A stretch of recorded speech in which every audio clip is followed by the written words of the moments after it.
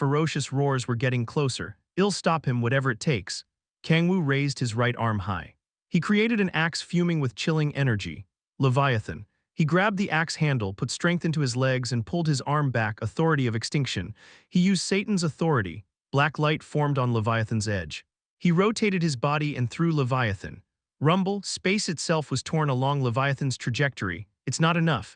Kang-woo knew very well that this would be nowhere near enough. He barraged Behemoth with skills through the key of the demonic sea. However, nothing he could dish out was powerful enough to penetrate Behemoth's skin. Kang-woo aggressively bit his lip. "I don't have enough firepower." Behemoth's physical specs were absolutely insane. His skin had even been perfectly fine after flicking aside Inferno's flames. There was no way that Kang-woo would be able to penetrate his defenses by just continuing to barrage him with attacks. Fuck, Kang-woo grimaced. His available choices were slowly but surely being reduced to opening the doors. That's the worst choice. Kang-woo was not able to retain his reason once he opened the doors, meaning there was a chance that he would continue fighting Behemoth without passing through the shrinking rift. And he'd be stuck in this world forever. That would be the absolute worst outcome. He shut his eyelids tight. There was no way to deal any proper damage to Behemoth using normal means. In the end, he would have to open the doors. Conflict boiled over within his head. Wait, just then a thought popped up in his head. Fuck, Kang-woo unconsciously chuckled. He did not like to make such gambles, but he could instinctively feel that there was no other way but this at the moment. Fucking hell, I don't really like doing shit like this. Kang-woo took a deep breath and spread out his arms wide. Foo, and then he breathed out. Woom, white light poured out from his left hand and black light from his right. Fuck it. Let's give it a shot. Kang-woo closed his eyes. There was no other time than now to test his uncertain hypothesis that relied purely on his senses. Molting. Kang-woo slightly opened the door of his 10,000 demon core. At the same time crash, he clasped his hands together, riving. You have completed the prerequisite quest of the demonic sea light-craving demon. You have acquired the fourth key of the demonic sea greed. You have learned Chaos Burst, a bottom-rank skill of chaos. A gray energy formed around his two clasped hands. Come at me, you fucking bull, let's see the marbling on you. Chapter 315 I am. Kang-woo clasped his hands together. He forced together the two energies that were violently rejecting one another, molting. And then, he slightly opened one of the doors of the 10,000 demon core. It did not take long for him to feel a response. Crunch, crunch, karg-herg, Kang-woo's vision flickered along with unimaginable pain. His skin was tearing open along with the chilling sound of breaking bone, fu-ook. He writhed in pain that he could never get used to, being put on the threshold of death. Please let me be right. He had realized not long ago that the opposing force from combining demonic energy and sacred power felt similar to when he used molting. Karg, he twisted around. Molting could not be considered a technique. To put it simply, it was a failure that had no positive effects, destructive capabilities, or degree of perfection. The only reason why he used it was because it improved his demonic energy control in exchange for being put on the verge of death. To give a comparison, it was like ingesting a deadly poison to raise one's poison resistance. But molting was indeed a failure. To be more precise, it was a technique that he had not been able to perfect. Heya, Kang-woo panted heavily. The demonic energy of the 10,000 demon core surged. He added sacred power to the extremely rampant demonic energy. The amount of sacred power added to his near-infinite demonic energy was like pouring a bucket of water into a gigantic sea. However, its effect had been far above his imagination. You have learned Chaos Burst, a bottom-rank skill of chaos. A message window popped up. Kang-woo smirked. Graya, boom, boom, boom. A giant bull charged toward him while shaking the earth. Two horns the size of a building, wrapped in black flames, pointed at Kang-woo. Up, Kang-woo inhaled. He imbued the gray energy that he had created by clasping his hands together on his right fist. The energy that he had never felt before raged within him. It was violent, disordered, and wild, truly befitting the name Chaos. I never thought there'd be energy more insane than demonic energy. Kang-woo smirked. The energy formed by combining sacred power and demonic energy was running wild, trying to separate like water being poured into boiling oil. But still, Kang-woo narrowed his eyes, gleaming with a strange sense of delight. This thing's really rousing my pride. The corners of his mouth went up as he stared at the gray energy on his right hand. He was extremely used to keeping in check energy that would burst as soon as he let up for even a moment. He had done so for 10 whole millennia without rest. Rumble, Hyung Nim, Kaya, Master Kang-woo, my king. Kang-woo could hear Kim Si-hun, Halcyon, and Balrog's shouts. Focus, he ignored them. He took a very deep breath and lowered his stance. He pulled back his right fist imbued with the gray energy, twisting his body even slightly raised the burden on his body in folds. And here, boom. Kang-woo aggressively stomped on the ground and used a technique that could be considered a martial art technique, despite him having absolutely no knack for martial arts. Skybreaker. He stepped forward with his left foot, twisted his waist, and swung his right fist with all his might. Graya, the 100-meter king of demonic beasts and the king of demons that wasn't even 2 meters tall clashed. Sound disappeared. The ground collapsed hundreds of meters and the atmosphere around them burned up so hot that it was bubbling. An overwhelming recoil shot Kang-woo away like a cannon. Kurg. He was shot back as he destroyed the ground that he skid over. Hyung Nim, Si-hun quickly ran to catch Kang-woo as he was blown back. Kang-woo grimaced while scrunched up and clenching his right arm. His right arm that had been imbued with the gray energy had been completely mangled. He instinctively used the authority of regeneration. Fuck. The wound was not regenerating. Kang-woo tried to get up while biting his lip but lost his balance. Are you okay, Hyung Nim? Si-hun shouted while tightening his hold on Kang-woo. Kang-woo was not only injured on his right arm. A fragment of Behemoth's horn was piercing his chest. Si-hun quickly grabbed the fragment and pulled it out, Kang-woo's blood pouring out like a fountain. Rip. Si-hun tore his clothes without hesitation to apply pressure on Kang-woo's wound. Heya, the authority of regeneration was activated as soon as the horn fragment had been taken out, but the deep wound that had been formed by it could not be healed. Cough, Hyung Nim, Kang-woo vomited black blood. He stood up while being supported by Si-hun. He was not the only one who was injured. Behemoth thrashed about, his left horn completely broken off. Kang-woo looked down at his right fist, which had been fully healed with the Authority of Regeneration, in surprise. I never thought his horn would break. Kang-woo had heard countless legends about Behemoth, especially about his horns, which had been known to be able to kill even gods.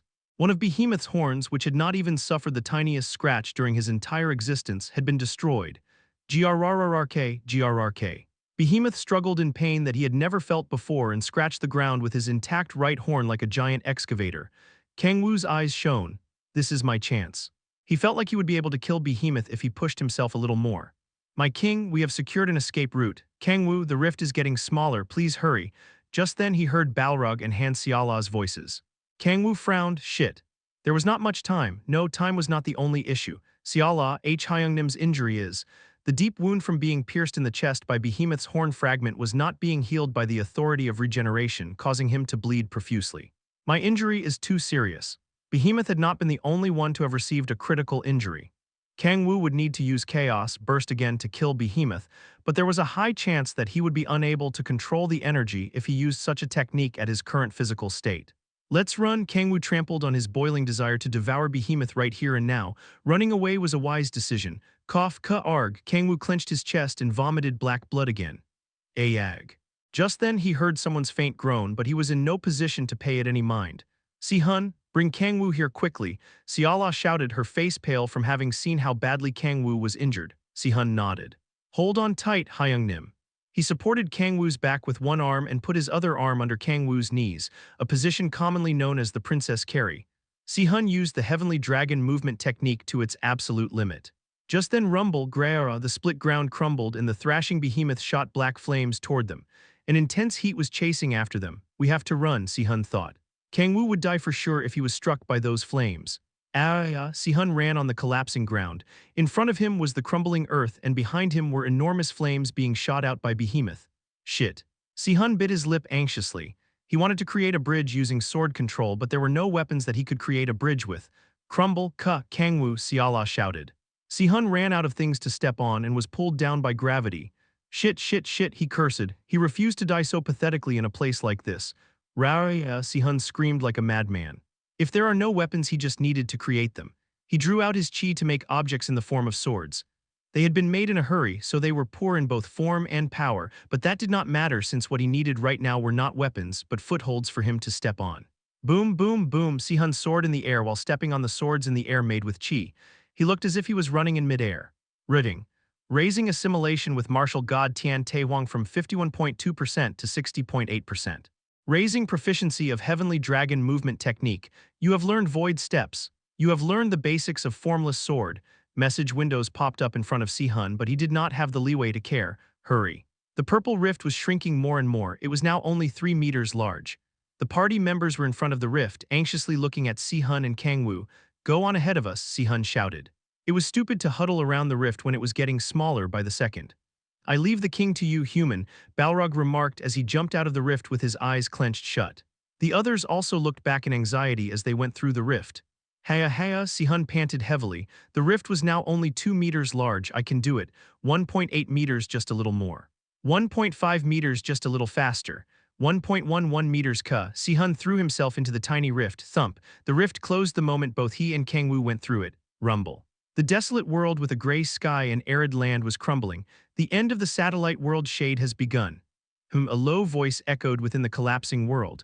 To think he would destroy Behemoth's horn, he sure is unfathomable. Step, a hunchback wearing a robe akin to a straw mat and holding a cane exuding black light was walking through the collapsing world. As he was leisurely walking on the violently shaking earth, he stopped in his tracks. It was the place where Kang-woo had coughed blood. Oh, eyes shone from within the old robe, ha. Wow, the Demon King is impressive, but so are you in your own right. The being put his hand on the black blood that Kang-woo had coughed out and grabbed a black gem made of crystallized demonic energy that had melted down to the size of a fingernail. Uerg, a groan came out from the back gem. I know very well who you are, the being snickered in an extremely displeasing way. It is an honor to see you again, Lord Satan. Chapter 316. The goddess opens her eyes. The rift has been successfully closed. The Gaia system has been partially restored.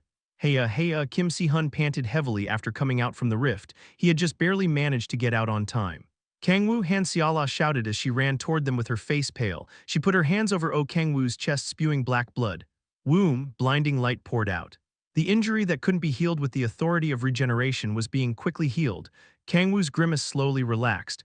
Heya, Kang-woo exhaled. Xiala grabbed his cheeks.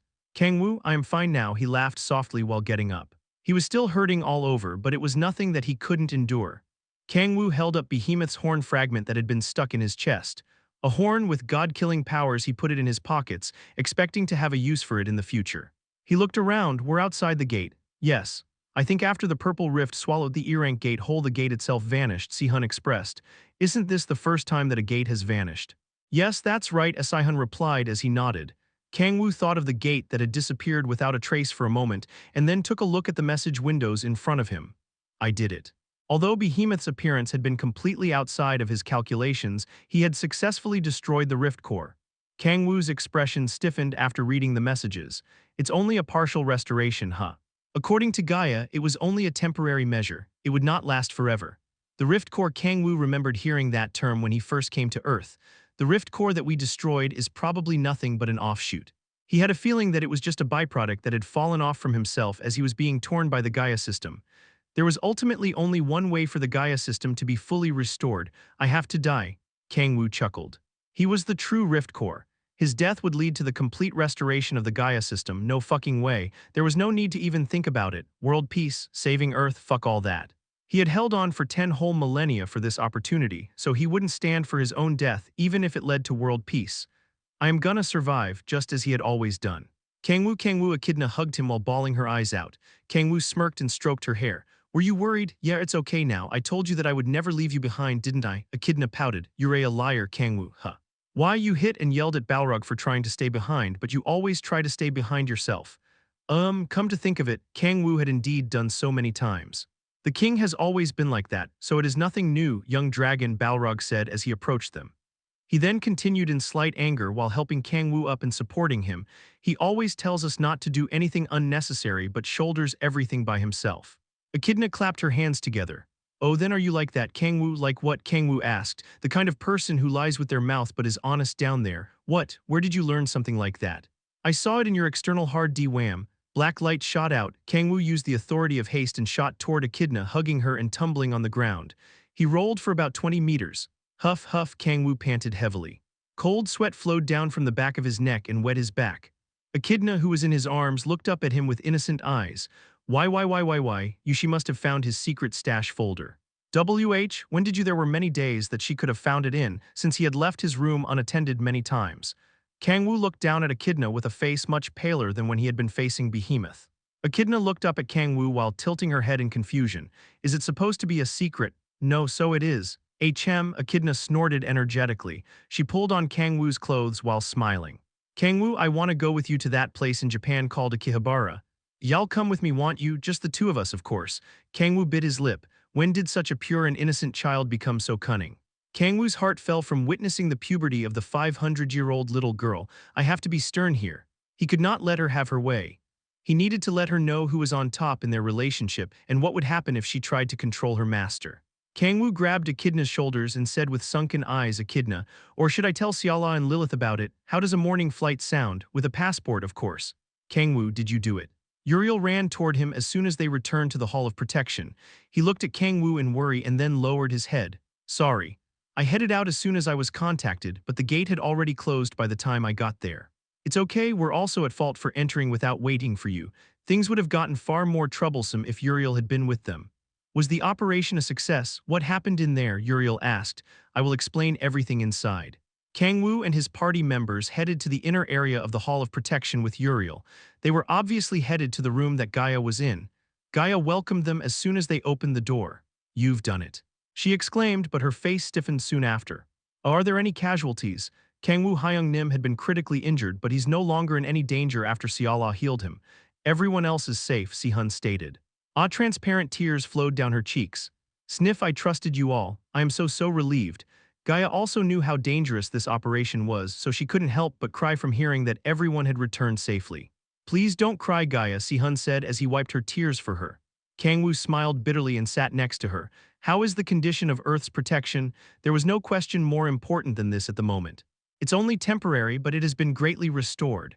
Lady Gaia's power will be returned to an extent for a while, and demonic beasts will no longer appear within gates. What a relief, Kang-woo expressed. It seriously was a relief. The fundamental issue had not been resolved, but they had successfully delayed the encroachment of Earth by the nine hells like what had happened with Shade. In that case, I will report everything that has happened in the rift, Kang-woo said. He explained everything without leaving anything out. Gaia was shocked from hearing about the appearance of Behemoth, but was brought to tears from hearing that Kang-woo had stopped him by himself. All of you, thank you all so much. As Gaia was thanking them repeatedly, she suddenly cut off her words with a blank face. She seemed to be getting another revelation. Lady Gaia says that she would express her gratitude to all of you at a later time since she is currently in the middle of recovery. Oh, I see, Kang-woo replied, expressing disinclination. I don't have any words to share with a useless troll, however she was still a goddess. Kang-woo nodded while clicking his tongue. Just then Woom, G Gaia. White light poured out of Gaia's body. It was a comforting light of a different kind from Seraph, akin to a vast expanse. And Gaia opened her eyes. Gaia, Sihun called. Gaia touched her eyes in disbelief. She slowly stood up from the wheelchair while trembling. Her two legs stepped on the ground on their own. Silence fell. Gaia looked down at her normally functioning legs and then looked at Sihun with her brown eyes. Sihun, Gaia, yeah. She caressed Sihun's cheeks with shaking hands. Tears flowed down her cheeks. Sniff, sniff. Gaia fell to her knees, unable to handle the surge of emotions. Wara, she bawled her eyes out. Gaia, who had been nothing but a normal girl before becoming an incarnation, had accepted the destiny of saving the world even while abandoning her own name. And then, she lost her eyes and legs. It was difficult to imagine the insane burden and solitude she must have felt, as well as the despair of losing her eyes and legs. Sihun, Kang-woo said as he put his hand on the shoulder of Sihun, who had been blankly looking at the crying Gaia. Well, go now, so console her the best you can. Sihun did not answer. Kang-woo took everyone else out of the room. Sniff, sniff. Gaia. Sihun got on one knee and embraced her slender body. There was no need for conversation. He grabbed her chin and slowly raised it up. Sihun carefully matched lips with the flustered Gaia. 3 days had passed since Gaia had opened her eyes. Sihun had brought many things into her room so that she could adapt to normal life again. Her room had been filled with all sorts of things that Sihun had bought for her, such as a desk and chair, various cosmetics, and even her own computer. Fu. Sihun stood in front of Gaia's room door in the middle of the night with a small box in his hand. Would it be rude to enter this late at night? It was getting close to midnight, but he wanted to give her this gift that he had secretly prepared no matter what. Sihun carefully opened the box. Inside it was a white pair of heels that would look very good on Gaia. His face reddened as he looked down at the box. He once again took a deep breath. Since it's a surprise gift, the way I give it to her should also be a surprise. Sihun had gotten her many things, but they had been nothing but supplies necessary for daily life. These heels were the first gift that he would give Gaia, the exchange of gifts between lovers. His heart beat faster. I should surprise her. Sihun thought about knocking but thought against it. He carefully opened Gaia's room door. Yahoo! There he saw Gaia raising her arms up while staring at her computer screen in her chair. On her screen was All Hail Hitomi. All Hail Hero Manga, thump. The box in Sihun's hand fell to the floor. Gaia quickly turned to where the sound came from. Her face paled. Sihun, Chapter 317, It's a Beautiful Name. Deathly silence continued. Gaia and Kim Sihun were seated together on the bed and were staring into nothingness as if they would die instantly if they were to say anything. The one who broke the silence that felt like it would last forever was Gaia. Step, I have no choice. She stood up and walked to her desk and said while grabbing the dagger that Grace McCubbin had given her as a gift for self-defense, but to kill myself. Gaia. Sihun moved at the speed of light and grabbed Gaia's hand, holding the dagger from behind her. Let me go. I can't bear to live any longer after experiencing such humiliation. Sihun grunted. He looked at her in shock while desperately stopping her from committing suicide with all his might. How is she so strong? Gaia, who was shining with dim light, was unnaturally strong, to the point that she was easily able to overpower Sihun, who had an assimilation rate of over 60% with martial god Tian Tehuang. He bit his lip in anxiety. It must be because Lady Gaia's power has been restored. That was the most likely, since the woman that he was holding from behind was Gaia's incarnation. She had regained her power as an incarnation after Gaia's power had been restored. Shit. There was no other way than to persuade her with words. I'm completely fine with it, please don't lie. Gaia shouted with her face as red as a tomato. Sniff why did this have to? She glared at Sihun with teary eyes. It's your fault for coming in without knocking. Yes, it's all my fault. Gaia pounded Sihun's chest with her fist. Her hands were so slender that her veins were easily visible, but the power imbued within her fists was no joke. Kurg, Si-hun crouched while clenching his chest. Gaia was beating the crap out of him while bawling her eyes out. At this rate he would actually die. Si-hun grabbed her wrists and yanked her toward him. Please calm down, Gaia, I really am fine with it. Rather, I am happy to have learned this side of you. Why you are, Gaia said with her eyes widened. Si-hun smirked and nodded. Yes, to be honest, I would have never expected you to have such interests. Uerg. Gaia lowered her head in dejection. Were you disappointed? Not at all, Si-hun softly laughed. I told you, didn't I? I am happy to have learned this side of you. Gaia sat back on the bed while pouting. Perhaps because the lowest side of herself had been exposed, her expression had become much lighter than usual. I also had a normal life before becoming Lady Gaia's incarnation. That's normal. Si-hun had many questions but knew to keep them to himself. He brought the chair over and sat in front of Gaia. The blushing Gaia in the dimly lit room looked highly alluring. Si-hun fell into deep thought while staring at her. Come to think of it, he did not know much about her. He didn't know about her life before she had become an incarnation, what she liked, her hobbies. Absolutely nothing. Si-hun chuckled in his mind. He swept his hair back with sunken eyes. After all that talk about falling in love with her at first sight, he had never once thought about getting to know her. Hyungnim would smack me if he found out. Si-hun smirked while thinking of Kang-woo. I want to know more, Si-hun expressed. Pardon, I want to know more about you, Gaia. Gaia averted her gaze with reddened cheeks. Why you want find it very interesting, I'd still like to know. Si-hun stood up from the chair and sat next to her on the bed again. He slowly reached out to grab her slender hand.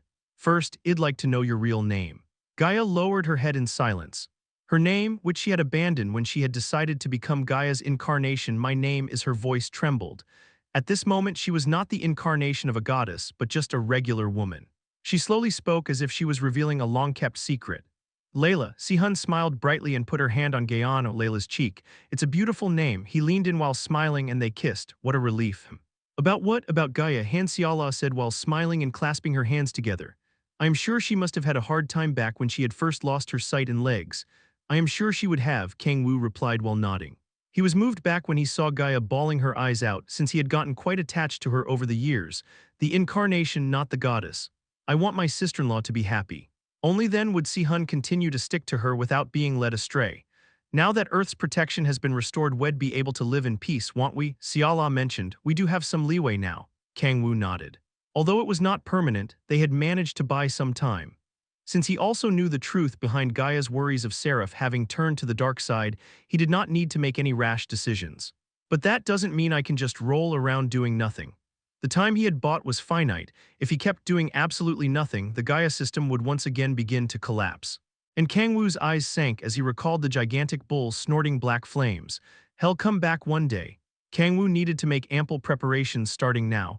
First off, he opened the status window to check the key of the demonic sea.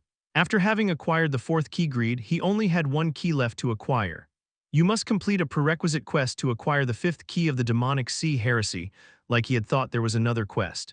Prerequisite quest, Demon of the Heavens. Learn a chaos technique of at least low rank. NGH. Kang-woo narrowed his eyes in irritation. He had successfully managed to win in his previous gamble and learned a bottom-rank chaos technique, but it had been nothing but a coincidence among coincidences.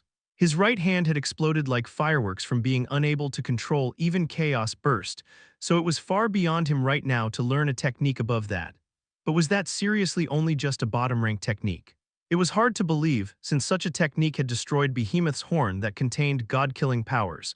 If I can use higher-ranking techniques, Kang-woo couldn't even imagine what he would be capable of. I guess I have no other choice than to train diligently. It was a huge risk to use the chaos techniques, since he also needed to slightly open the doors of the 10,000 demon core to activate molting, but it was absurd to neglect it after having witnessed its astounding power. He needed to make the technique fully his no matter the risk. Besides, I need to clear the quest too. There were several reasons for him to learn chaos techniques.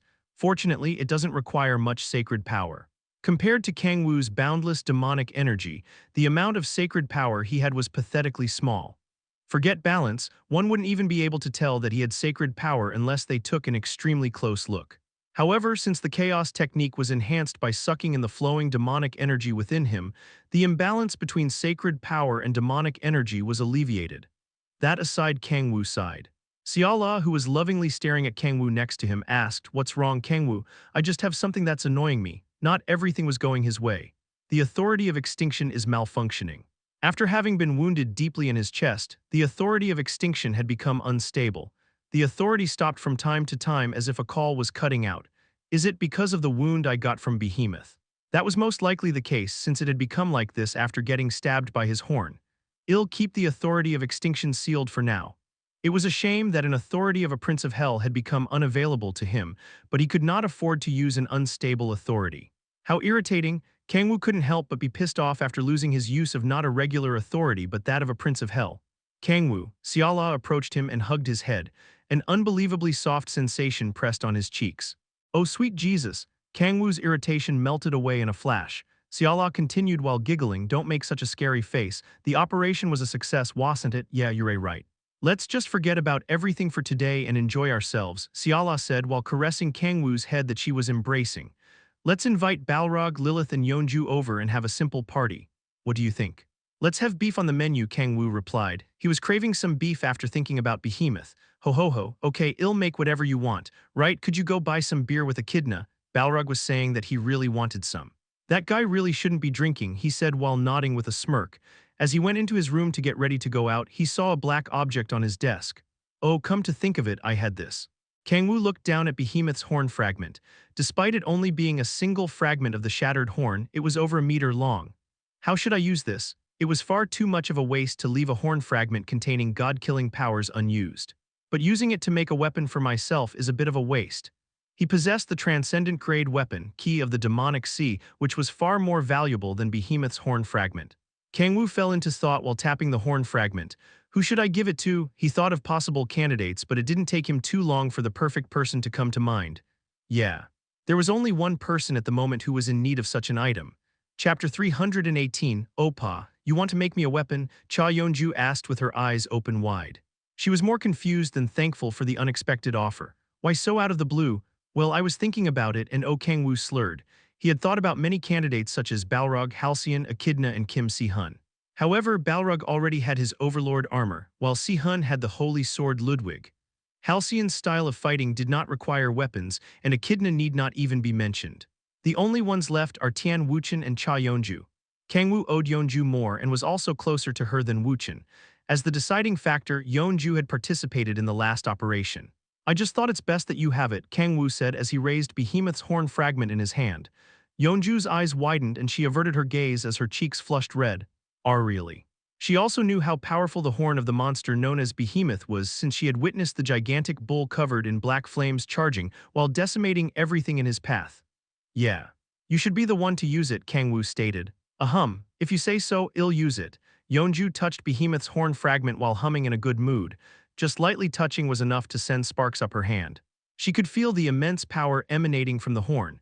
But are you sure you'll be able to process this thing? My weapon is a bit special, Yeonju asked in worry. Kang-woo nodded while smirking. Yeah, it's more than possible. Yeonju's weapon was chains with sharp thorns on them. The fragment is a bit too small to make chains from scratch, but he could imbue his demonic energy in the fragment and coat the chains with it. First, take out all of your chains, Kang-woo said. Okay, Yeonju extended both of her hands out and slightly twisted her wrists.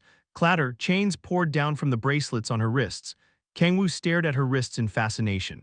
Is that also one of the bracelet's functions? Kang-woo asked. No, this is one of my traits. I can store chains in an equipment of my choosing and use them freely.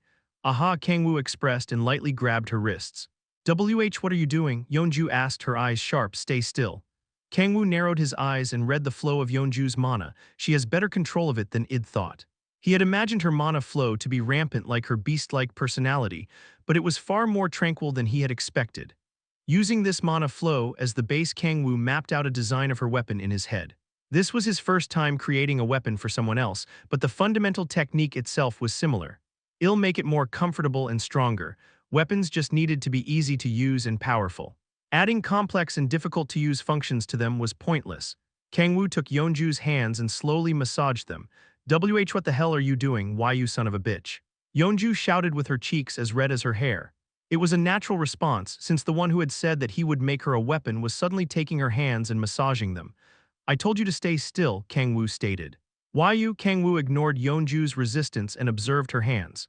The weapon should be a bit lighter since she controls the chains using mana instead of strength. I should raise its mana sensitivity as high as possible. He more or less had completed the design in his head. Kang-woo extended his hand toward the pile of chains and closed his eyes with Behemoth's horn fragment in his other hand. F-woom, great amounts of energy moved.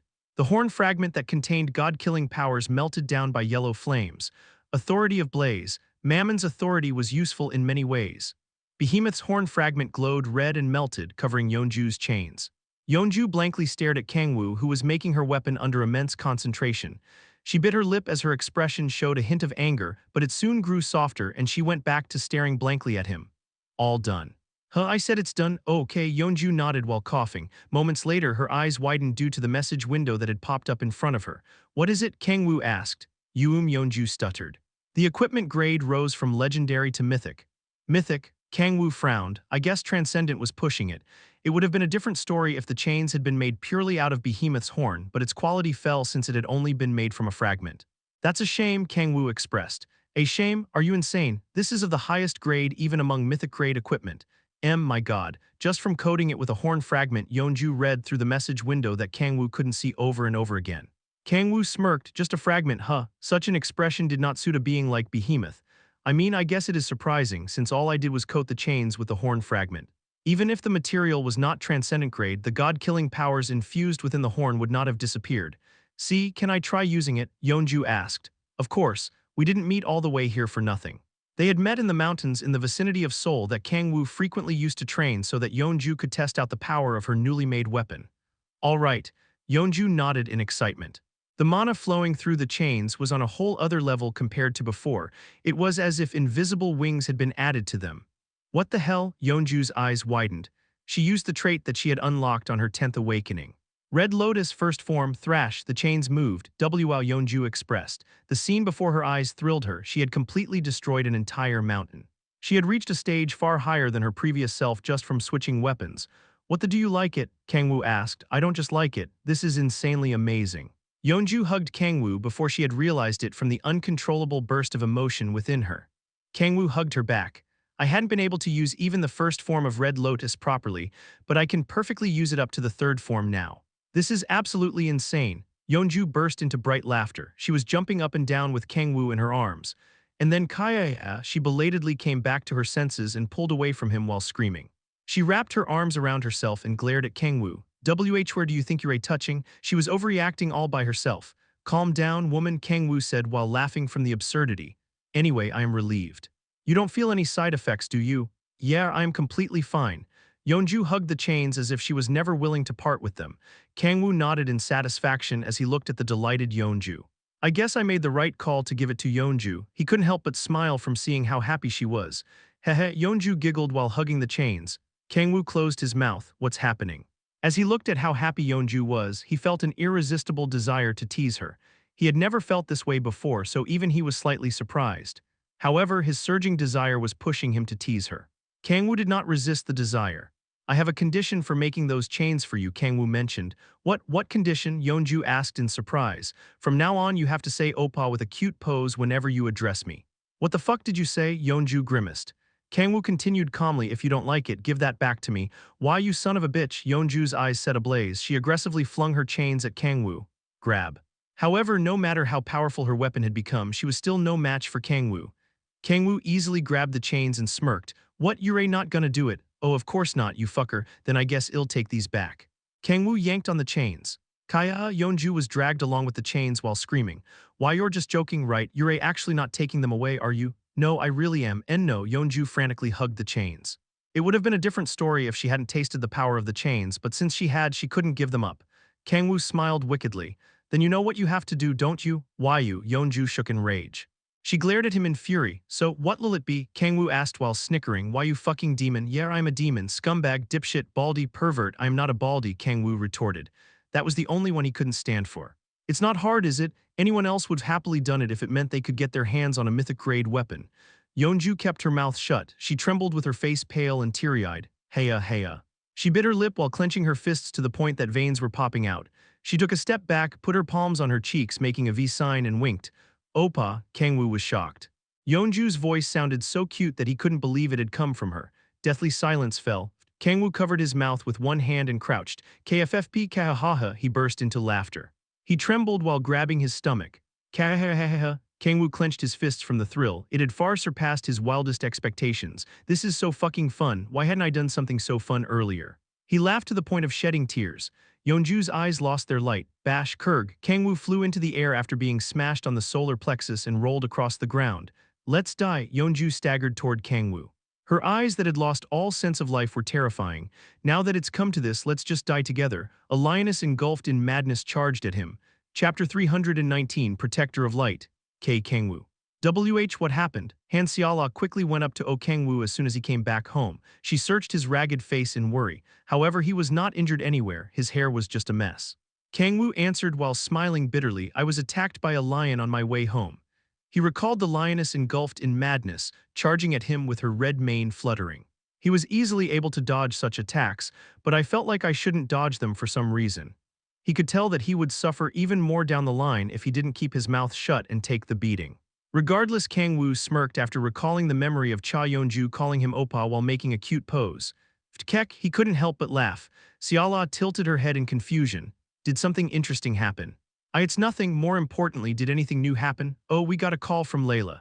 Layla? Kang-woo tilted his head from the name he had never heard before. Xiala grinned and answered, it's Gaia's real name, Si-hun told me.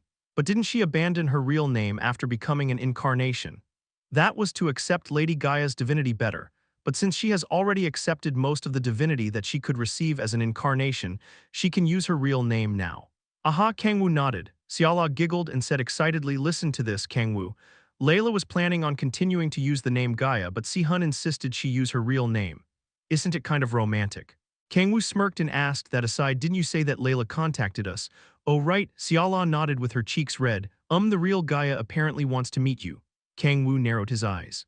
It was obvious who Xiala was referring to. Just me, he asked. No, she also called the other protectors. And also that brat. Xiala's eyes filled with chilling bloodlust. She still seemed to have some ill feelings toward Uriel.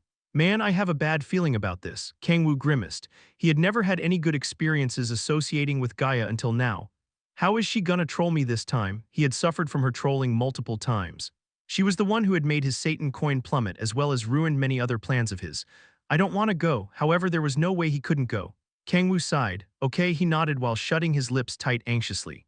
Welcome, my children. A comforting voice was heard as soon as Kang-woo entered the Hall of Protection. Gaia's will had descended into Earth by borrowing Layla's body through deific manifestation. Fuck. Kang-woo grimaced unconsciously. The enormous amounts of power flowing out from Gaia's body prickled his skin. She had descended using Layla's body before, but this could not even be compared to back then. This is the power of one of the highest gods. Cold sweat trickled down the back of Kang-woo's neck. He was smothered by the breathtaking energy as soon as he entered the room. The divinity of Gaia, who had recovered her power, was powerful enough to make Kang-woo anxious. Greetings, Lady Gaia. Kim Si-hun, who was standing at the front, said while kneeling on one knee. With him in the middle, the other protectors such as Yude Xian, Ito Shinji, Grace McCubbin, and others that were lined up next to Si-hun also kneeled on one knee. Kang-woo lined up at the far end, hoping to stay hidden. He could feel his heart beating like crazy. This is scary as hell. It felt as if he was a murderer called to the scene of his own crime. Kang-woo anxiously stared at Gaia. What should I do if she recognizes me? The possibility of that was low since she herself had said that she did not know who the demon of prophecy was. She also had not recognized him back when she had descended before. However, now that her power had returned after Earth's protection had been restored, it could be a different story. If I get exposed as the demon of prophecy here, everything would obviously be over. The sturdy tower of trust that he had built with difficulty would crumble. Fucking please, Kang-woo clenched his fists, desperately hoping that Gaia wouldn't say anything. However, contrary to Kang-woo's hopes, Gaia slowly opened her mouth. First, I would like to thank all of you, she said while smiling gently. If it were not for you all, this star would have been fully exposed to otherworldly interference and been destroyed. It could not have happened without your guidance, Lady Gaia, Si-hun answered calmly. Gaia smiled. Protector Kim Si-hun, yes, come closer. Si-hun expressed slight bewilderment but approached her. Successor of the Heavenly Dragon. You have no idea how reassured I am to have you with me. And not at all, Fufu. There is no need to be so humble. I have been reported of all your accomplishments through Layla. Si-hun lowered his head while blushing. Gaia gently caressed his cheeks. I am nothing but sorry for this child. Although it could not have been helped, I made her shoulder far too heavy of a burden. She sighed in sorrow. But my heavy heart has become at least a little lighter, seeing how happy this child has become from having met you. Lady Gaia Fufu. This child may have some quirks, but please give her as much love as you can, of course. Si-hun nodded without hesitation. And Gaia then shifted her gaze toward Uriel. I thank you, Wings of Seraph. Thanks to your assistance, we were able to chase out the darkness from this star. I only did my duty. Uriel bowed while maintaining his dignity as an archangel instead of his usual childlike self. He then added, from what I have heard, the restoration of your power is not permanent, is that true? Gaia nodded with a darkened expression. It is. As long as the demon of prophecy lives, Earth's protection will never be fully restored. Kang-woo's shoulders flinched from the sudden mention of the demon of prophecy, but do not fret. Tiamat has been bought thanks to your help, Gaia expressed, but trust me, I will personally stop the darkness from laying its hands on this star. Of course, it will not last forever, but I have come up with a plan in preparation for it. Silence fell. There was nothing else to say when the goddess in charge of managing Earth was going so far. What is this plan that you are referring to, Lady Gaia? Si-hun asked, breaking the silence. Everyone here was likely curious about it. Gaia nodded and replied, I have called you all here today to give you the details of that plan. But before I get into it, Gaia looked toward the protectors with sunken eyes. I have something to announce to all of you. She slowly turned her gaze toward Kang-woo. What? Why was she looking at him? Kang-woo's expression stiffened and he averted his gaze. I don't think she knows I am the demon of prophecy. So why was she looking at him so intently? Oh, Kang-woo, is it? Yes, Kang-woo slowly nodded. He was acting like he was perfectly fine on the outside, but a storm was raging within his head. Don't call me, don't even look at me. Please just pay me no mind, screw off. Kang-woo stared at Gaia in desperation. Come here, Gaia said. Yes, Lady Gaia. Kang-woo slowly got up and walked toward her. Just like she had done to Si-hun, she gently touched his cheek. Kang-woo's eyes widened, cold sweat flowing down his back. Fuck, he was scared shitless. He was at risk of being found out as the demon of prophecy just from being in the same room as her, but she was now making direct contact with him. It would not be strange if she found out that he was the demon of prophecy here and now. She's seriously a goddamn nuisance. The pains that he had gone through because of Gaia flashed before his eyes like a panorama. If it weren't for you, everything would have been resolved with just his Satan persona without ever having needed to create the Raquel persona. The demon of prophecy would have never needed to be revealed. No, Earth would have never needed to be in danger in the first place. You useless, frustrating, dumb, dim-witted bitch. She let the Gaia system be broken, unnecessarily wasted her divinity and asked for help from other worlds at random, and completely ruined his plans that were going well several times. Fucking troll. Kang-woo clenched his fists while suppressing his rage. Despite not being a chosen protector, you worked harder than any other protector to protect this star. Yeah, I worked hard as fuck, all because of you. Gaia grabbed Kang-woo's shoulders, which irritated him even more. Thank you very much. Oh yes, I am sure you would be thankful. Kang-woo slightly rolled his eyes. He understood why Gaia had asked to see him. It was for the completely meaningless act of a chief gathering their subordinates and naming one of them Employee of the Month, telling the other employees that they could also be praised like this if they worked hard. Enough with the bullshit. Kang-woo was not so easy to please. He lightly snorted and lowered his head. Just then, henceforth, I have decided to select you as a protector on the same level as Protector Kim Si-hun. Pardon, the fuck she say, woo-um. Bright light poured out from Gaia's hands and flowed into Kang-woo. Rijing, you have received Gaia's blessing. Raising all stats dramatically, demonic energy has surpassed 160. You can now partially use demonic energy from the abyss. The title Protector of Light has been generated. All beings of godhood will recognize you as a retainer of Gaia. Kang-woo's eyes filled with shock from the messages before his eyes. My demonic energy stat surpassed 160, and I can use demonic energy from the abyss. Not just that, all beings of godhood would recognize him as the protector of light. There's no way it'd get exposed now. Who in their right mind would suspect a retainer of Gaia to be the demon of prophecy? Yes, this is it. My life has completely turned around now. Kang-woo unconsciously raised his two arms high up in the air. Lady Gaia, I believed in you.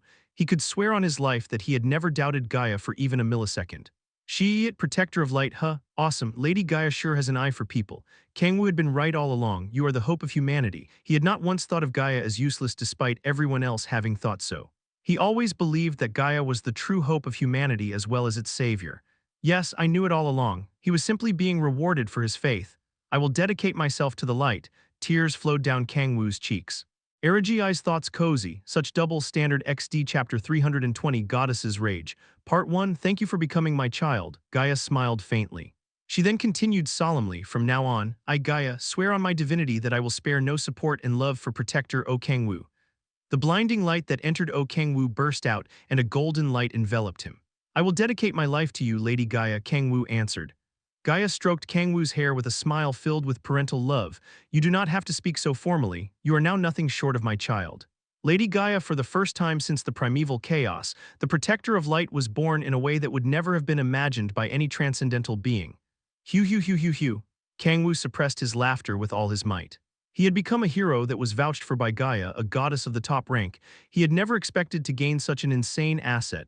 Congratulations, Hyung-nim. Kim Si-hun grabbed his hand with a bright smile.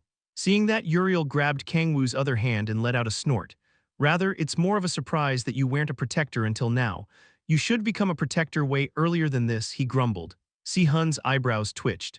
It could not have been helped since Lady Gaia was unwell. He then pulled on Kang-woo's hand that he was holding. It was like having flower stamens in each hand. Kang-woo frowned. Stop it, you sons of bitches, he aggressively shook them off. Gaia covered a hand over her mouth and let out a hushed giggle. Since the protector selection is complete, I will get to the main topic at hand. Yes, Lady Gaia, Kang-woo nodded. He was highly interested in what Gaia had to say and just as worried.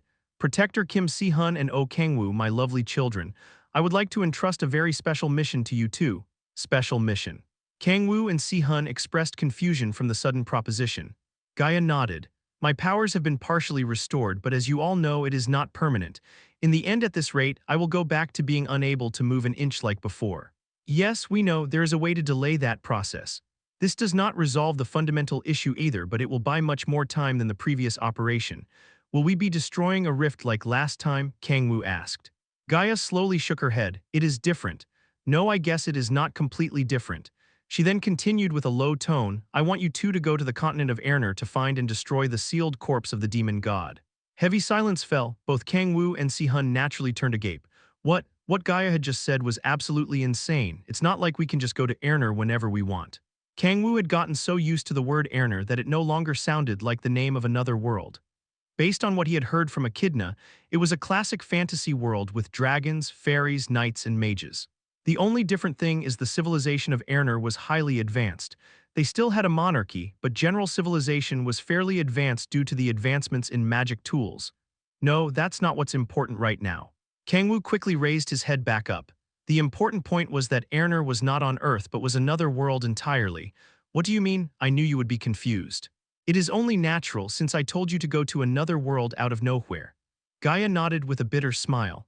She then pointed at Uriel and continued, however, I am not sending you to a land that you can never return from.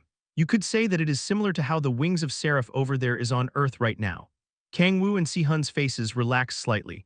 I guess it's something along the lines of going to a foreign country that you can't just come and go however you wish. Although Erner was another world, many beings from that world had come to Earth, such as Reynold, Lucis, and Lucifer, and Uriel. They were all residents of Erner. But even so, another world. It was definitely not someplace that one could go with light feelings. Is there a reason why we absolutely have to go? If there wasn't, I would not be sending my lovely children to another world. Gaia nodded with a heavy expression. You all may not know this, but Earth's protection is not confined just to the star known as Earth. It is deeply intertwined with the protection of the respective stars Erner and Huen. Kang-woo narrowed his eyes. His hypothesis when he had first heard that xperrif's seal was weakening had been confirmed. The protection of Erner and Huen have also become unstable due to the impaired protection of Earth, Gaia mentioned. Is that connected to destroying the corpse of the demon god? Gaia nodded. Erner's protection is not as specialized as Earth's protection in blocking otherworldly interference. It is more specialized towards stopping the demon god's revival. If the demon god's corpse is completely destroyed, Erner's protection can be used to block otherworldly interference. Kang-woo narrowed his eyes again. He more or less understood what Gaia was trying to say, but he had two questions. First, are the protections of each star not being managed by the respective ruling god of each world? Do you have the authority to modify Erner's protection, Lady Gaia? Good question. Gaia stared at Kang-woo in slight surprise. She nodded soon after and answered, long story short, I do. When xperrif sealed the darkness by sacrificing her divinity, she passed her authority over to me. In that case, I have one more question. This one was what Kang-woo actually did not understand. If there was a way to destroy the demon god's corpse, why have you not done it until now? Even if they were protectors, they were still only human. Although that was no longer the case now that Kang-woo had also become a protector, Gaia did not know that. Asking Kang-woo and Si-hun to destroy the demon god's corpse that even the gods had no choice but to seal was absurd. Gaia also answered this question without hesitation. After the demon god's corpse on Earth disappeared, Bali's divinity has become unstable. Now we should be able to annihilate his corpse. Kang-woo's eyes sharpened. So that's why he tried to take over my body. Bali had tried to get his hands on Kang-woo's body as soon as Kang-woo absorbed the demon god's corpse. If that had been to get his hands on the other portions of his corpse, it made sense for him to have acted so hastily. In that case, Kang-woo smirked. This could be a good opportunity. Eliminating the demon god's corpse was necessary in the sense that he would be eliminating future risk factors in advance. There's also the option for me to eat it instead of destroying it, but Kang-woo shook his head. It's far too dangerous. It was not that he didn't want the enormous demonic energy contained within the demon god's corpse, but it was way too risky. As long as Bali is within me, I can't eat his corpse. If he did, Bali's influence would grow bigger and could give him the chance to take over Kang-woo's body. He could obtain immense power by eating the corpse, but at the risk of his body being taken over. It was not even worth considering whether to take that chance or not. No matter how strong I become, it was meaningless if he would lose control over his body. I understand. I will go to Erner with Si-hun. Hyung Nim. Si-hun looked at Kang-woo in bewilderment. Kang-woo calmly continued, however, it is far too dangerous for just us two to go by ourselves. We need more help. I will leave it entirely to you two to choose who to take with you. My incarnation will also join you. It will be difficult for me to manifest through her like I am now, but I will be able to assist you through revelations. Kang-woo nodded. When will we be departing? For you to cross through Erner's protection without receiving any form of restrictions, it will take about half a year.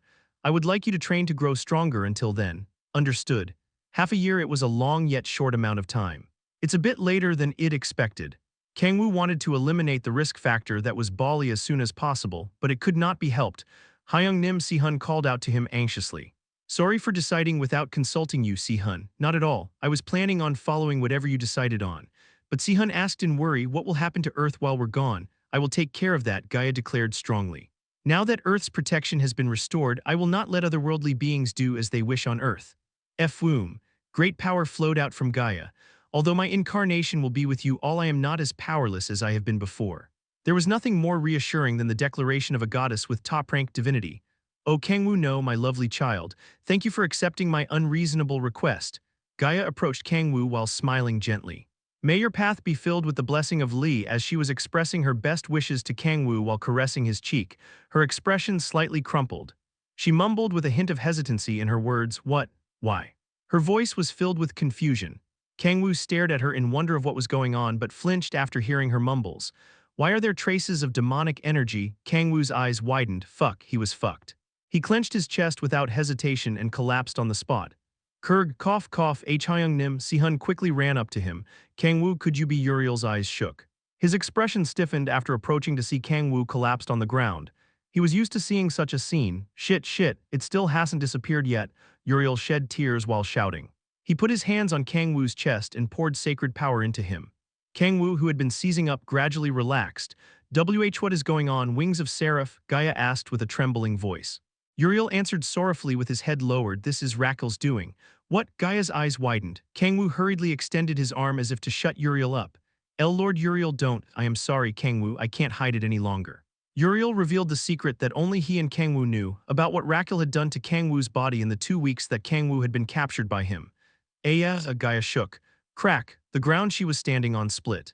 How dare he rumble? The entire hall of protection shook.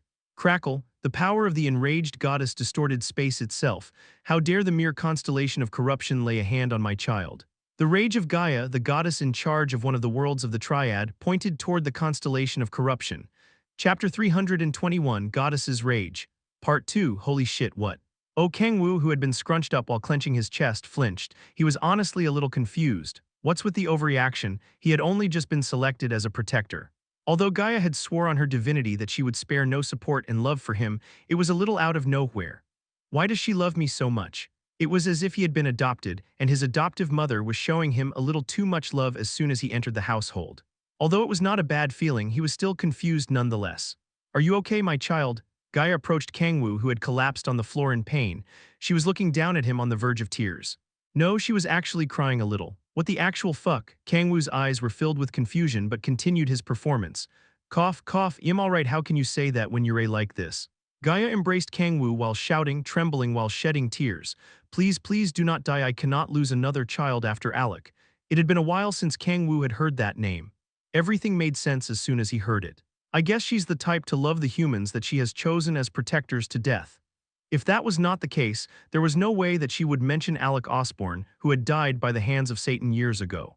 The fear in her voice, her genuine concern for her incarnation, Layla, as well as her attitude toward Kim Si-hun, all showed that she treated the humans that she had selected as protectors as her real children.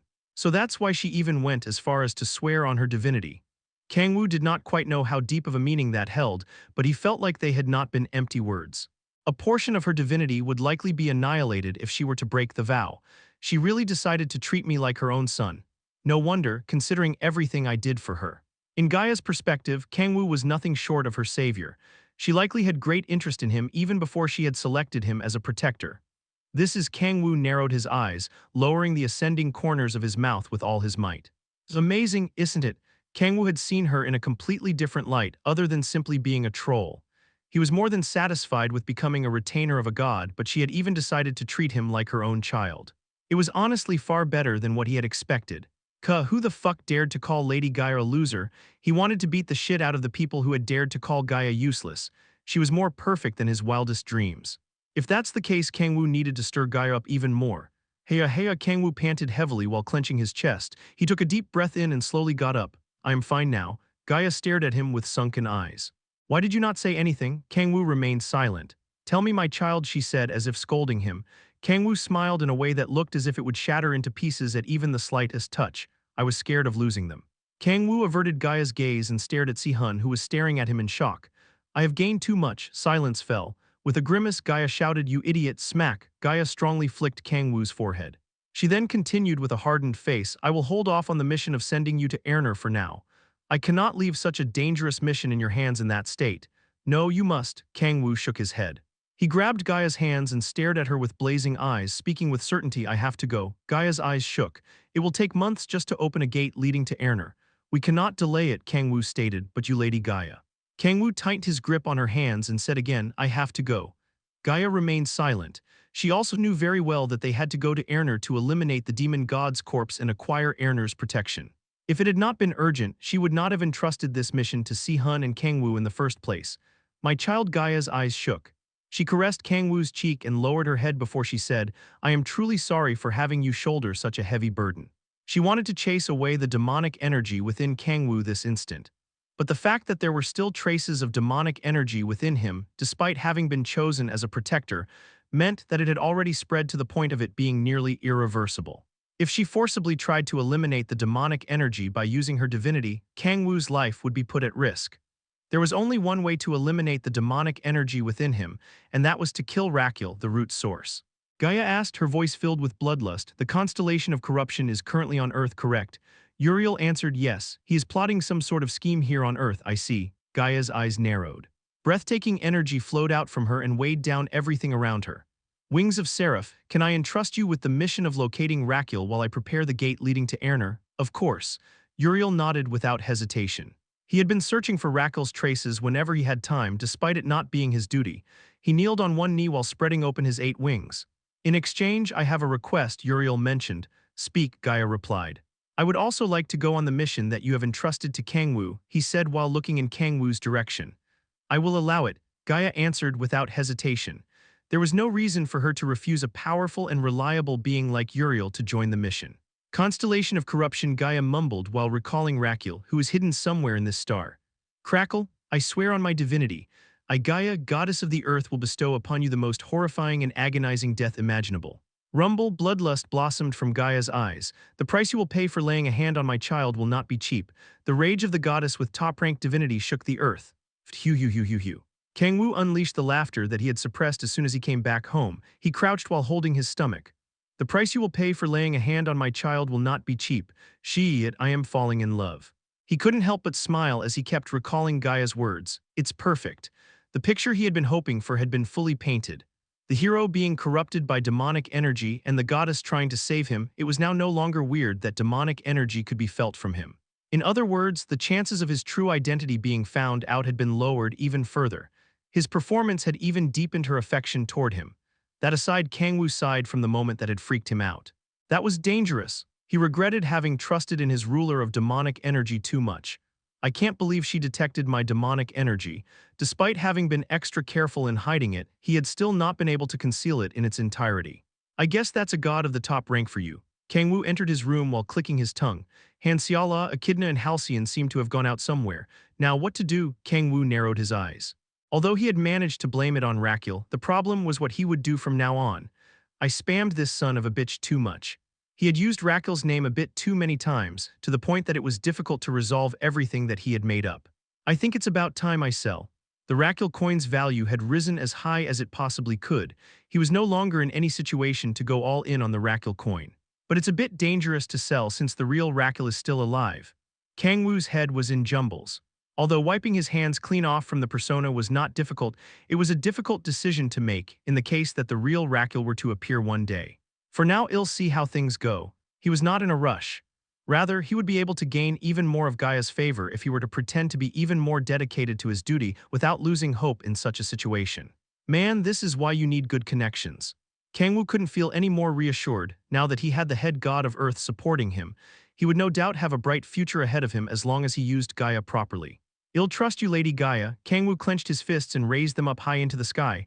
Whoosh, dust blew across a desolate land. Silence lingered between the distorted and split boulders. A being with 10 black wings slowly got up. Rakul, someone said from behind the being. The being known as Rakul slowly turned his head. There, a hideous monster whose face was covered in rotten mold was glaring at him. "Are you out of your mind?" Rakul looked up at the sky, died in darkness without a word. "No, I have been out of my mind until now." "Ha," the monster chuckled and then shouted, "The constellation of corruption has gone mad after his seal had come undone. You bring shame to Lord Bali." Rakul stared at the monster with sunken eyes. "Constellation of agony. No matter what you say, I will not change my mind." He spread out his 10 wings and black lightning sparked between them. The monster known as the Constellation of Agony gritted his teeth. "You dare betray us," he exclaimed in fury but smirked moments later. "Keha.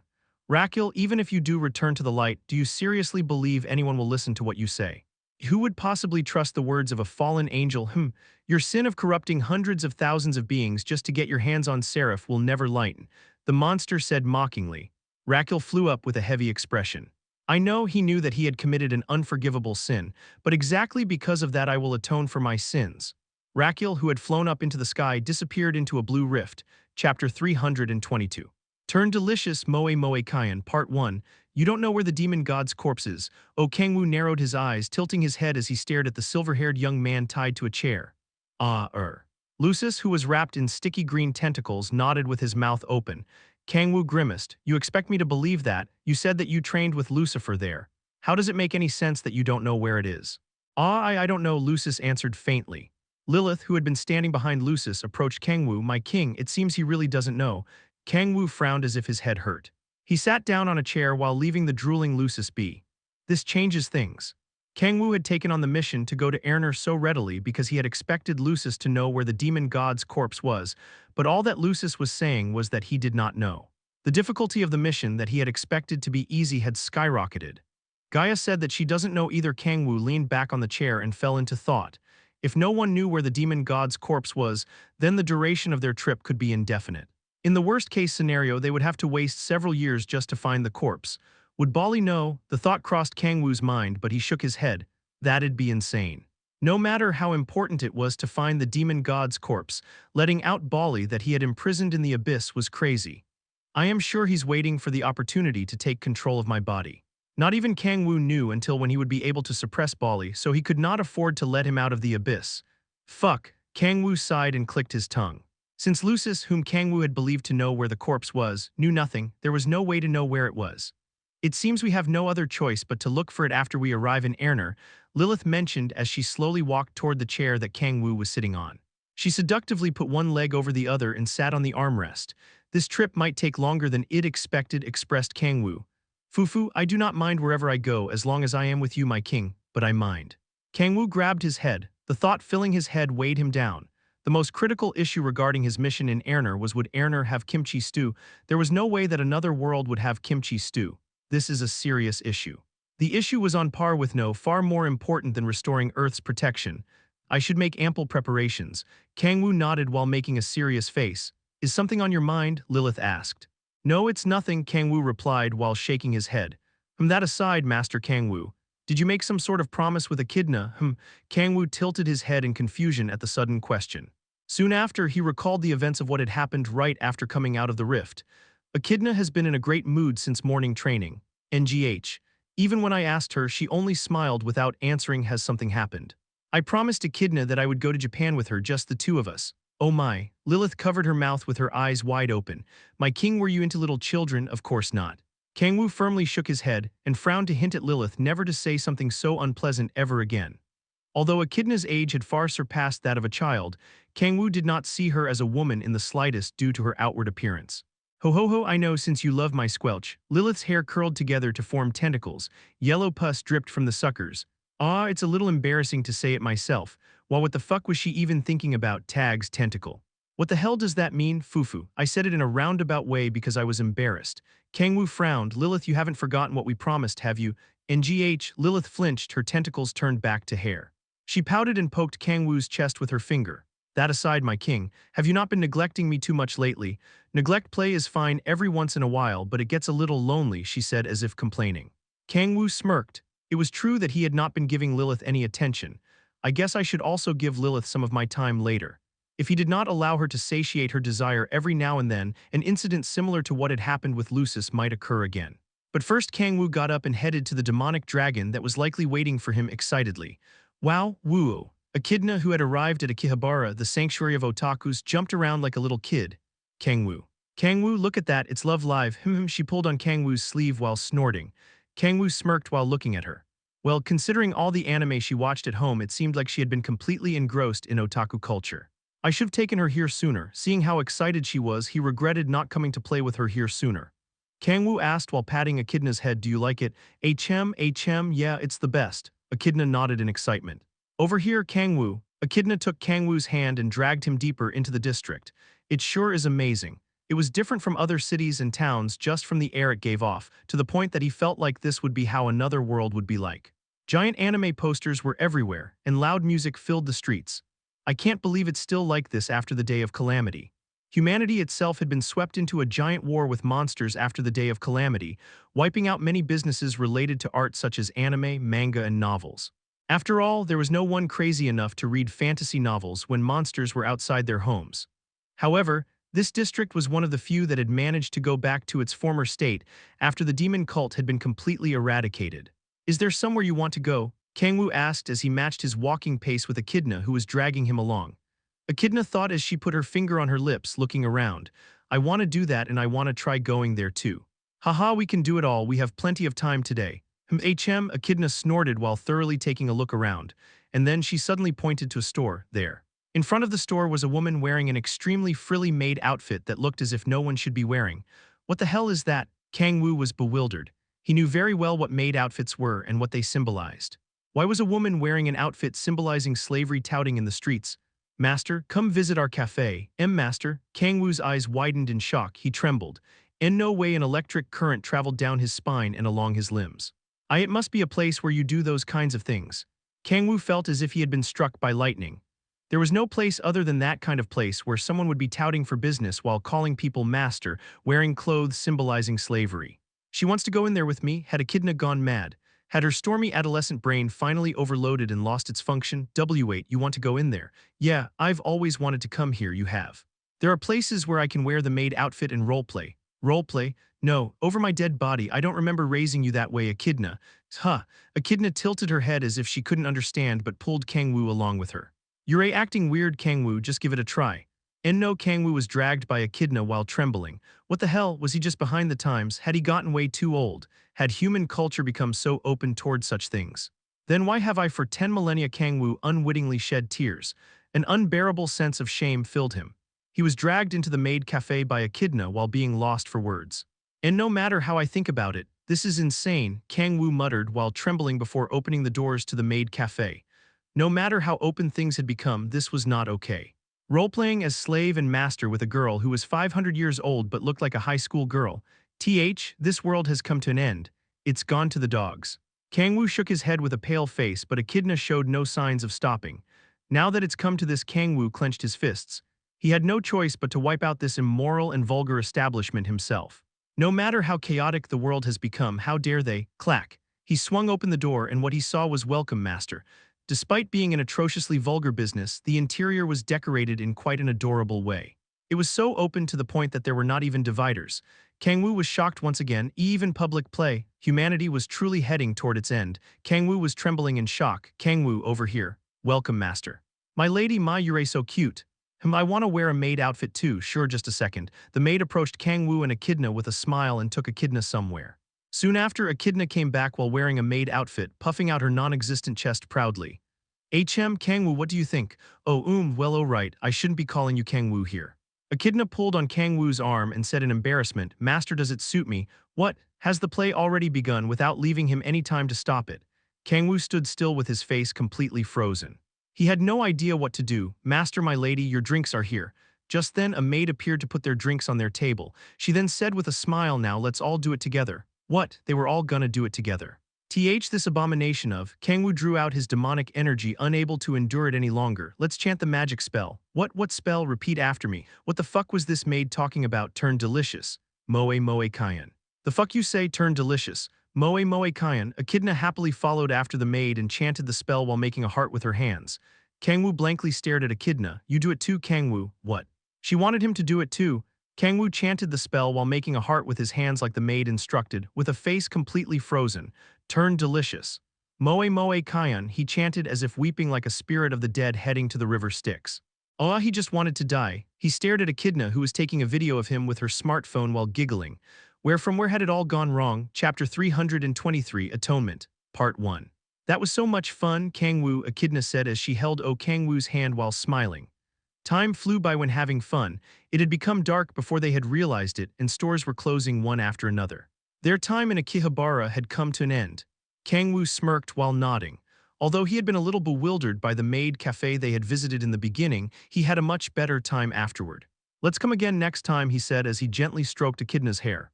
Okay, Echidna answered brightly. Seeing her radiant smile eased Kang-woo's mind. Shall we go home, he expressed. Although he had mentioned passports last time, they had not flown here. After all, they could literally go anywhere in the world through the Hall of Protection via gates that had been installed all over the world. Kang-woo went to an area with no people to open a gate leading to the Hall of Protection. Just then, Echidna hugged his arm as if dangling on it. Thank you, she said softly while smiling. If it weren't for you, I would have never known happiness like this, Kang-woo. Kang-woo turned his head to look down at her. Her smile momentarily felt extremely beautiful to him. Kang-woo scratched his cheek. He was not used to feeling such emotions. Let's go home. Okay, Echidna held his hand even tighter. Although Kang-woo was not used to such a feeling, it did not feel bad at all. The day after his trip with Echidna, Kang-woo arrived at the Hall of Protection after getting a call from Kim Si-hun. Si-hun, who had just come out of the training room, looked haggard. What's up with your face? Kang-woo asked while frowning. If a superhuman like Si-hun was in such terrible condition, it meant that it was about something serious. Hyung-nim, Si-hun called with a trembling voice. He bit his lip while on the verge of tears. I called you because I would like to ask you something. What is it? Lady Gaia probably doesn't know this, but you used to be a demon, right? Yeah, I used to be. Kang-woo actually was still a demon, although Si-hun thought that Kang-woo had returned to being a human after becoming the apostle of the god of heroes. Is it dangerous even for a former demon to be encroached by demonic energy? Si-hun stared at Kang-woo with desperation, hoping for him to answer no. Aha! Kang-woo finally understood why Si-hun was so haggard. Cute little bastard, Si-hun had been worried about him. Kang-woo fell into thought while suppressing the corners of his mouth from curling up. How should I handle this? He thought whether or not he should specially tell Si-hun, who had become a complete mess but lightly shook his head. Si-hun is too close to Layla. After Grace McCubbin had become the public leader of Guardians, Si-hun had been staying in the Hall of Protection and assisting Layla in her place. Although Layla no longer needed protection now that Gaia had regained her power, Si-hun still assisted her for various things in the Hall of Protection. I feel sorry for Si-hun, but he could not afford to shoulder the risk of the truth being exposed in this situation. Yeah, my body has practically become that of a human, Kang-woo answered. Then if the encroachment of demonic energy continues, will you become a demon like before? No, Kang-woo shook his head in sorrow. Si-hun's face paled. There were only two outcomes for a human that had been encroached by demonic energy. If they did not become a demon are you saying Ya'll become a demonic beast? Si-hun now knew the difference between demons and demonic beasts very well. Demons possessed intelligence, but demonic beasts I am not sure either, but considering the symptoms it's likely, Kang-woo replied while smiling bitterly. That can't be. Si-hun quickly approached Kang-woo and grabbed his shoulders. His head was in jumbles. Why did Kang-woo of all people have to endure such suffering? Si-hun knew how difficult to endure the encroachment of demonic energy was, since he also had the seed of Satan within him once. After all that Hyung had sacrificed, Kang-woo had sacrificed more than anyone else to protect Earth, so why? Si-hun grit his teeth. The shame of being powerless, sympathy toward Kang-woo, and his rage toward Rakul for causing all of this intermingled and heated his mind. Among the countless emotions swirling in his heart, there was just one emotion that stood out among the others. "Why didn't you tell me?" Si-hun asked. "That angel knew. He even said that you two searched for Rakul together, so why?" It could have been jealousy or a sense of inferiority. The thought of him being worth less to Kang-woo than an arrogant angel caused him to have strange thoughts. Did he trust that angel more than me? If that hadn't been the case, there was no way that only Uriel would have known about Kang-woo's condition. Si-hun bit his lip while trembling. He knew that the emotion he was feeling was childish, but why did you tell me? It was difficult to suppress his overflowing emotions. I can also. Si-hun could also protect Kang-woo. He had worked extremely hard to grow stronger to be able to protect his Hyung. No matter how difficult the training was or how life-threatening the danger he was in, he had endured it all with the pure thought of wanting to repay Kang-woo. Si-hun. Kang-woo looked at Si-hun in sorrow. He carefully grabbed Si-hun's hands that were on his shoulders. "I want you to be happy. I want you to smile without a care in the world. Hyung, although we're not related by blood, I still consider you to be my little brother."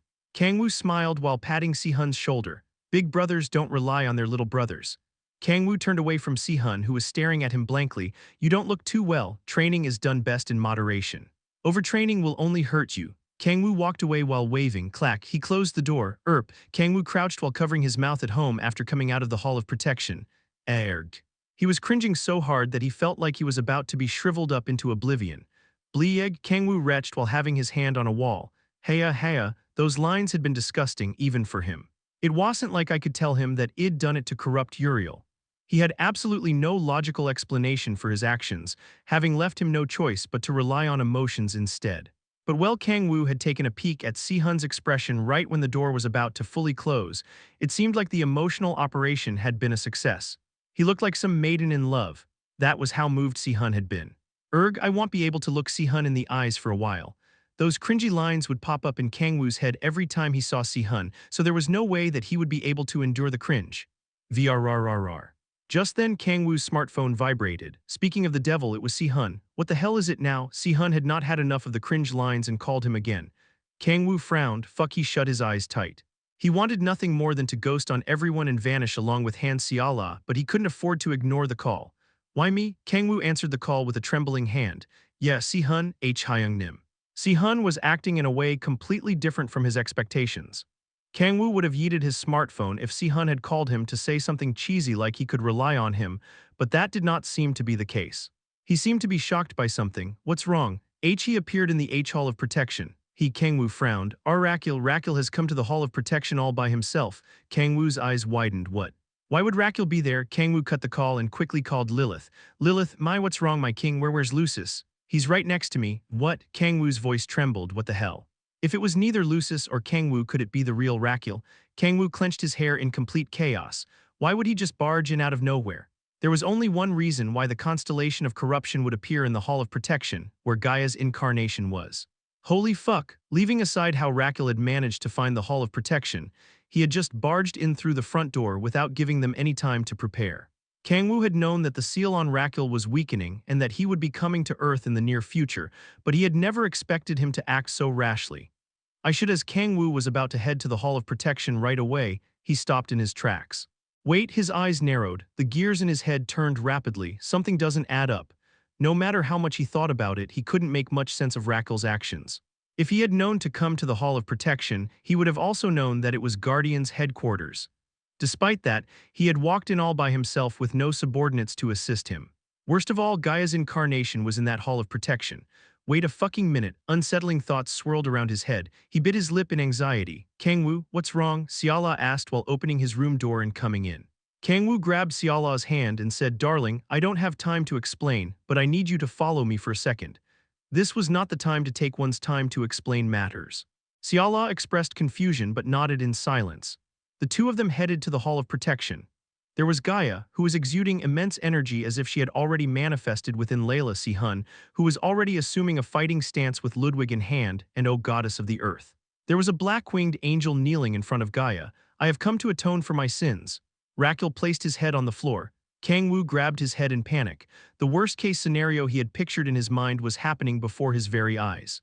Fucking son of a bitch, this was not good at all, shit. Kang-woo grimaced from the unexpected turn of events. He glared at Raquel with sunken eyes. You want to atone for your sins? The corners of his mouth curled up and he licked his lips. Over my dead body. Chapter 324, Atonement. Part 2, let me ask you something, the hideous monster with pus flowing from his face said while staring at Raquel. It was the constellation of agony, a comrade who had stood with demon god Bali alongside Raquel in the battle against the gods of the Triad. No, Raquel shook his head. The term comrade was not appropriate among constellations of evil. They had absolutely no sense of camaraderie for one another, they had simply fought together because they had been on the same side. Why have you turned toward the light all of a sudden? The constellation of agony asked. Raquel remained silent. He then asked back with empty eyes, why did you serve the demon god? What? I wanted xperrif, I wished to have her in my hands. Raquel's eyes gleamed sharply. The demon god used that obsession of mine. He turned my obsession into madness and made me accept his demonic energy. It was a past that he could never revert. He was an angel that had fallen for the temptations of a demon. I stained my hands with an immeasurable amount of the blood of my comrades at his command. My sins can never be washed away. Raquel bit his lip. Only after the demon god had died and the woman that I had desired sacrificed herself to seal the darkness was I finally able to understand. He had been controlled by the demon god, and he had committed an irreversible sin after being tricked by the demon god's whispers and drunk on the infinite power and desires that his demonic energy gave him. I will atone for my sins. Raquel clenched his fists. You want to atone? Gaia asked as she looked down at Raquel, who was bowing while lowering his head. Her pupils were shaking as if she was suppressing her surging emotions with all her might. Yes, Raquel answered shortly. Gaia laughed in absurdity. It was a very cynical response for a goddess that was considered the goddess of parental love just like xperrif. Raquel flinched but closed his eyes and lowered his head. It is only natural, he would have reacted the same way if he was in her shoes. After all, he was none other than the constellation of corruption. Do you have any idea what you're saying right now? Gaia asked in exasperation. Yes, I do. In that case, you must have gone mad. You would never have dared to even talk about atoning for your sins if you were in your right mind. Raquel could not refute her in any way, he could only lower his head in silence. Gaia narrowed her eyes. Tell me the truth, why have you so confidently appeared before me? Have you taken the humans of this star hostage? My desire to atone is not a lie, I swear it on my divinity. What? Gaia wavered for the first time. She knew very well how great of a meaning that a vow with one's divinity on the line held. However, even so, do you truly believe you will be forgiven for your countless sins? Grit. Gaia glared at Raquel while exuding immense energy. Raquel slowly raised his head. I do not, he said calmly. Raquel knew that he would never be forgiven for the sins that he had committed and that the blood on his hands would never be washed away. But he clenched his fists. Although he knew better than anyone else that he would not be forgiven, at the very least, he wanted to apologize from the bottom of his heart. He at least wanted to be understood why he had committed such grave sins. And if possible, he wanted to atone for them, although it might be too late. He wanted to clean up even a little of the mess that he had made. Then why have you come to see me? Gaia asked, her tone still as cold as before. At the time, I was being controlled by the demon god. He dominated my mind and made it so that I would corrupt my precious comrades. So you are saying that you have done nothing wrong? Raquel shook his head. No. That is not what I am trying to say. Although my mind had been taken over by the demon god, I still remember all the sins that I had committed. And I know that such sins cannot be forgiven from just saying that I had been controlled. He continued while biting his lip. But I thought that I should at least apologize from the bottom of my heart for every sin, for the countless comrades that had died because of me. Raquel was speaking in a low voice, his eyes shaking plaintively. Gaia kept her silence from seeing Raquel's appearance. She knew he was telling the truth. Womb, enough of your lies, Kim Si-hun shouted while infusing his holy sword with chi. His deeply instilled rage filled the room. That human Raquel momentarily expressed surprise from seeing the human that he had never met before. He could feel the blazing rage in the human's eyes. Raquel's thoughts were jumbled. I see my sins have been this large. An immeasurable amount of time had passed since the war between the demon god and the gods of the Triad. Not even the father of that man's father would have experienced the war, so Raquel's heart grew even heavier from witnessing the intense rage from the human. Wait, my child, Gaia interrupted while raising her hand to stop Si-hun. As Si-hun turned his head toward Gaia to say something, he was left speechless from seeing Gaia's eyes, which were as chilling as frost. You just said that you remembered all of your sins, did you not? She asked. Raquel nodded. I did. Although the memories were from when he had been controlled by the demon god, he vividly remembered what he had done. Confess your sins to me, the goddess commanded. Raquel hesitated for a short moment. It was as if a murderer had been told to recite his exact crimes. He hesitated not because he did not remember, but rather because he remembered it all too well. He regretted the fact that he had said that he remembered his sins. No, Raquel shook his head. Although his self-remorse was eating him away, that was all the more reason to say it himself. I was not able to overcome my obsession toward Lady Seraph. I lost to the demon god's temptations and accepted his demonic energy, he confessed. I corrupted my comrades at his command and burned countless angels to death. No, not just angels, tears flowed down Raquel's cheeks. The tears of a fallen angel was just as transparent as that of a human. I have corrupted humans, fairies, all with my own hands. I tempted them and trampled over them. Raquel's shoulders trembled. His confession sounded more like he was weeping. I am truly, truly sorry for all the sins I have committed. Raquel felt as if his heart was being put on fire. The memories from back then, laughing as he stared at the beings that had failed to overcome their desires and killing his own kind from being controlled by the demon god, were vividly replaying in his head. The fragments of such memories were slicing up his brain. If I had been able to escape from the demon god's influence, I would have never had such thoughts. Raquel knew very well that making an excuse like he had been controlled was cowardly, but there was no other excuse to make. He had actually been controlled. If it had not been for the demon god, he would have never fallen from grace in the first place. Bali, he recalled the titan enveloped in the chasms of darkness. His rage blazed as greatly as the self-remorse weighing down on his shoulders. I am sorry.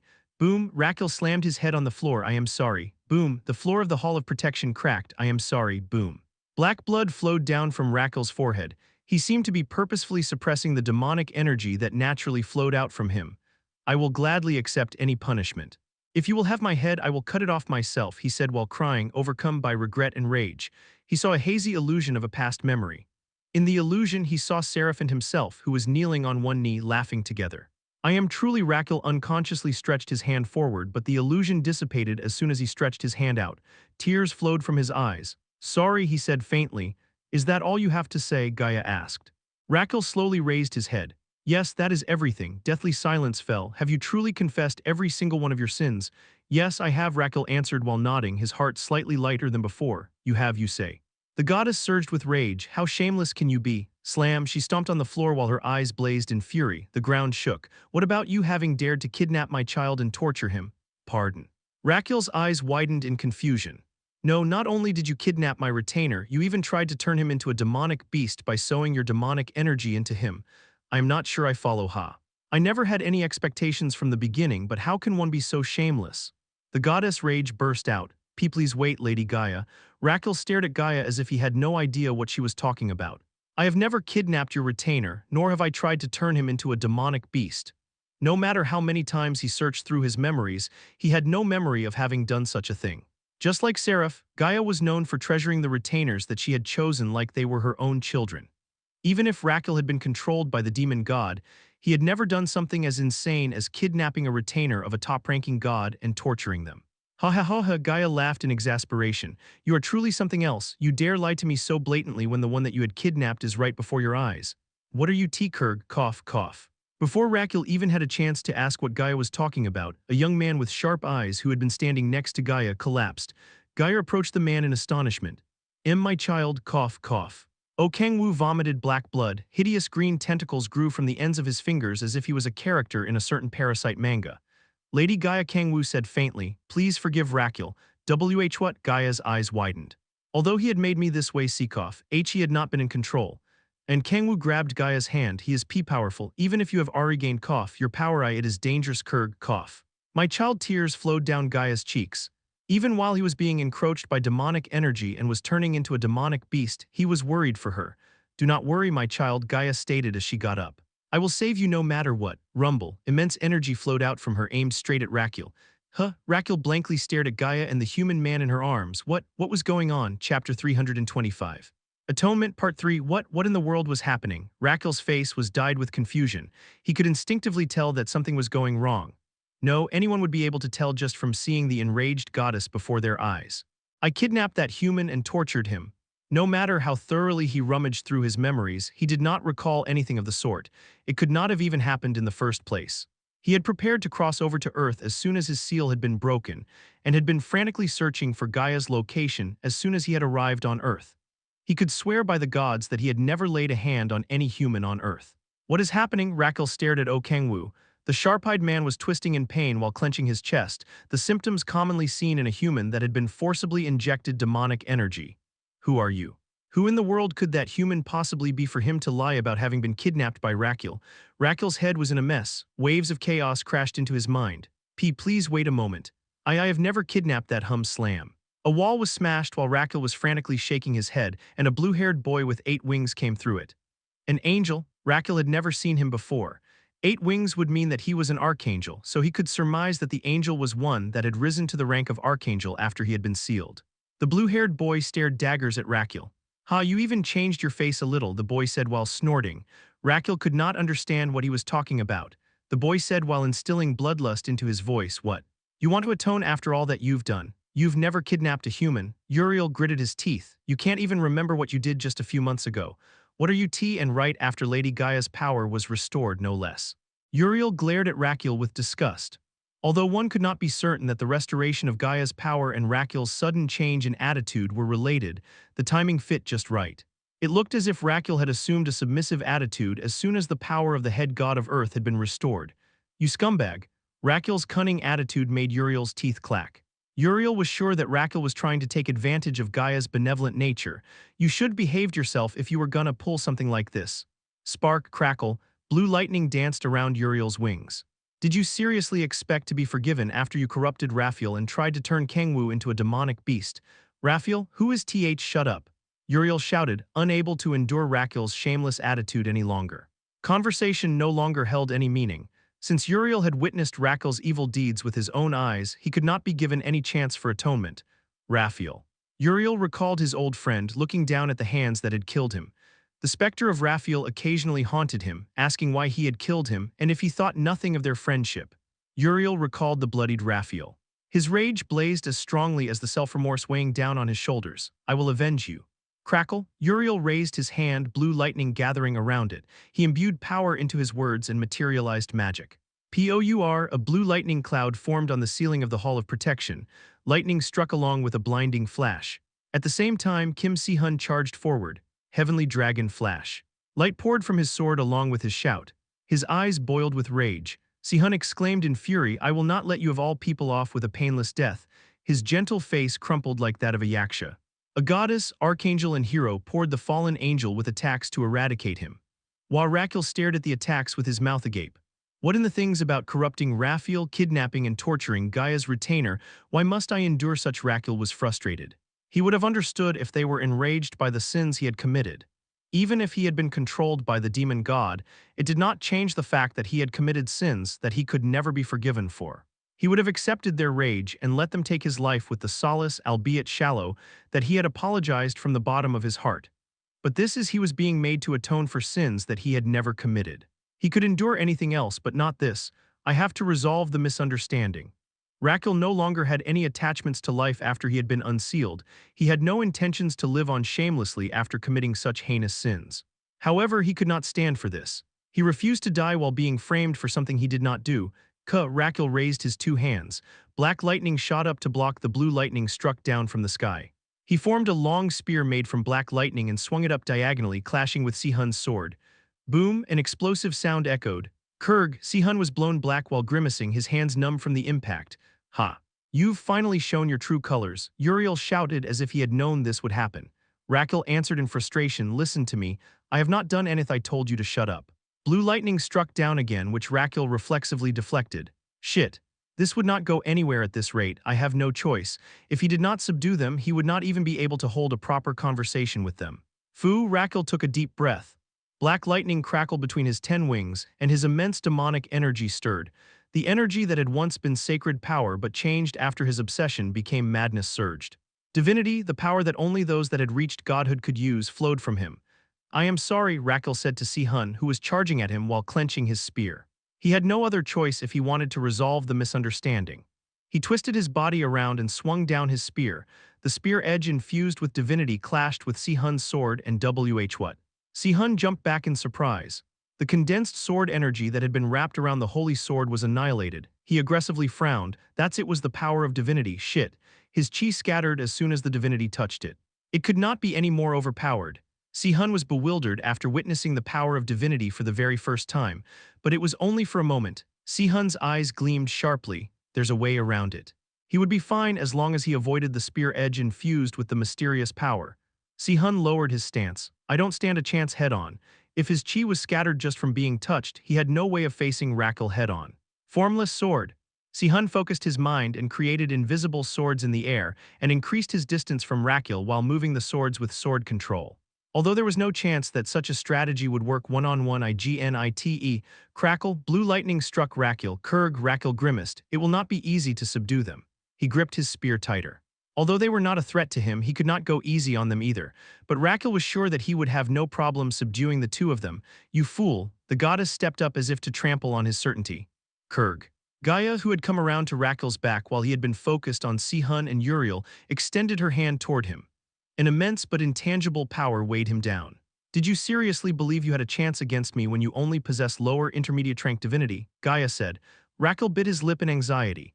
Gaia was right. She was a goddess of the top rank, a being in charge of a star. Although she was nowhere near her true power at the moment, that did not change the rank of her divinity. She was in a whole other league from a mere fallen angel, but Raquel kept his mouth shut and clenched his fists. He had a way to turn the situation around, the power of the demon god. It was the power that Bali had sown into him, as well as the power that had dominated his body. If he used the power of the demon god, who possessed divinity of transcendent rank surpassing the top rank, he would be able to break through this crisis, albeit only momentarily. Shit. However, Raquel would have to give up on resolving the misunderstanding with Gaia if he did that. He shut his eyes tight. Wham bash kurg, he was barraged with attacks from Gaia, Si-hun and Uriel even while he was hesitating. Cough. He no longer had any more time to hesitate. He was on a forked road. And no, Raquel could not afford to die while falsely accused of a crime he did not commit. Shit. Raquel stepped back in anxiety. Just then, a human that was looking his way came into view. It was the human that had claimed to have been kidnapped and tortured by him, as well as apparently turning into a demonic beast after having been injected with demonic energy. Raquel frowned. He had not been able to think properly at the time due to the sudden flow of events, but the man known as Kang-woo was highly suspicious. In that case, Raquel came to a decision. He placed his right hand on top of his heart. Badump, his heart beat strongly. The demonic energy that the demon god had sown within him spread across his body aggressively. Rumble, pitch-black demonic energy swept the surroundings. The eyes of Kang-woo, who had collapsed on the ground, twisting while grabbing his right arm as if suppressing the dragon of the darkness flame, sparkled. A chilling sensation traveled down his spine. The space around them was distorting as soon as pitch-black demonic energy had burst forth from Raquel. The hell is this? A powerful force pulled him in as space was being torn. Kang-woo, Han Xiala quickly embraced him. The torn space was approaching them as if to swallow them whole with its giant entrance. Kang-woo narrowed his eyes. Raquel was looking his way and space had been torn apart as soon as he had unleashed his power. I see how it is. Kang-woo smiled, having easily figured out Raquel's intentions. He wants to take me. Kang-woo also wanted nothing more. He smiled and grabbed Xiala's arm as she was embracing him. It's okay, so don't worry and follow me, darling. Kang-woo. Kang-woo jumped into the torn space while staring into Xiala's wide eyes. The space was completely black and endless in a single direction as if it was a giant tunnel. Kang-woo was rather familiar with such a space. Ridding, you have entered a dimensional crack connected to the continent of Aerner. It was the same place where Lucis had held Lilith hostage. Heya, Raquel, who had dragged Kang-woo into the dimensional crack, panted heavily. He glared at Kang-woo. The human that had been twisting on the floor while clenching his right arm earlier was leisurely smiling. Who are you? Raquel was able to figure out from the human's complete change in attitude that all this had been orchestrated by him. Who are you, and why have you framed me for crimes I have never committed? Raquel screamed like a madman. Me. Kang-woo pointed at himself while snickering. He had been asked who he was countless times to the point he was sick of it. He used to hesitate to answer, but he no longer had the need to. I am the demon of demons, the hell of hells, the predator of predators or not. The protector of light. Immense demonic energy exuded from Kang-woo. Oh fuck, hold on, he made a mistake, he did a redo. The protector of light. Brilliant golden energy exuded from Kang-woo and illuminated the dark space. Raquel's mouth fell open, deathly silence fell. What? Kang-woo asked shamelessly. What? Got a problem, fucking bitch. Chapter 326, Atonement. Part 4, Raquel trembled. The human was blatantly making fun of him. There was no way that a self-proclaimed protector of light would exude demonic energy by mistake. Who the hell are you? Raquel stared daggers at Kang-woo. He had felt a familiar feeling as well as chilling fear when Kang-woo exuded demonic energy. That was how enormous the demonic energy that he had released had been, but it's gone. The demonic energy had vanished without a trace when Kang-woo had exuded golden energy. No, it had been completely replaced with sacred power, an energy of the complete opposite nature to demonic energy. That's impossible. Raquel placed his hand on his forehead. The being that had released enough demonic energy to give him chills had also instantly released sacred power of the same amount. Since it was impossible for the body to contain both sacred power and demonic energy, there was only one possibility. I see, that ability must be how you managed to fool Lady Gaia, Raquel's eyes set ablaze. An ability to mask demonic energy as sacred power. If even Gaia had been unable to see through such an ability, it was not weird for her to have been deceived. However, that did not answer all of Raquel's questions. Why was it me? Raquel asked while biting his lip.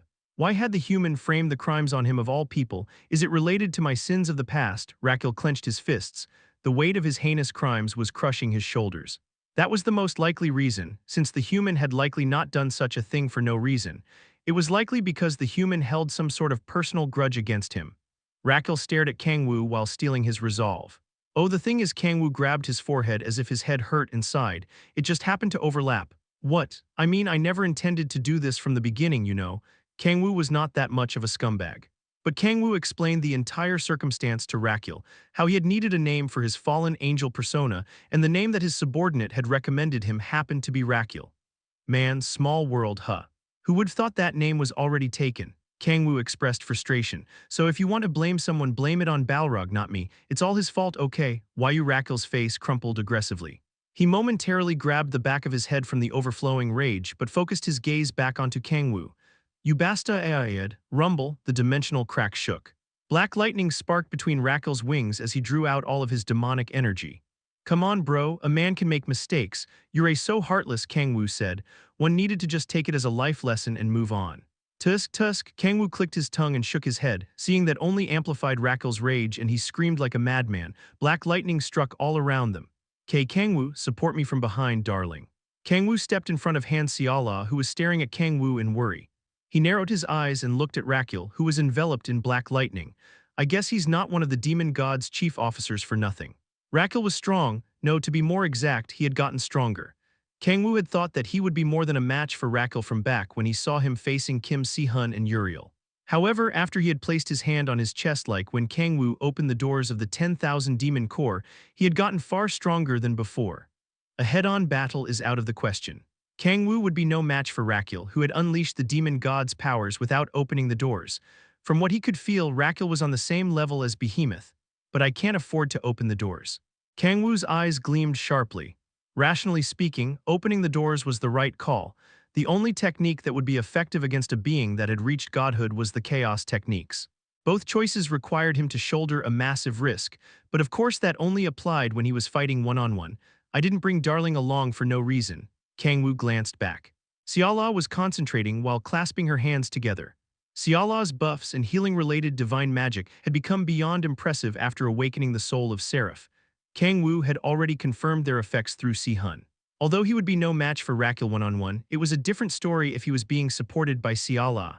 Furthermore, cough, he doesn't seem to have long. Raquel looked to be in terrible condition.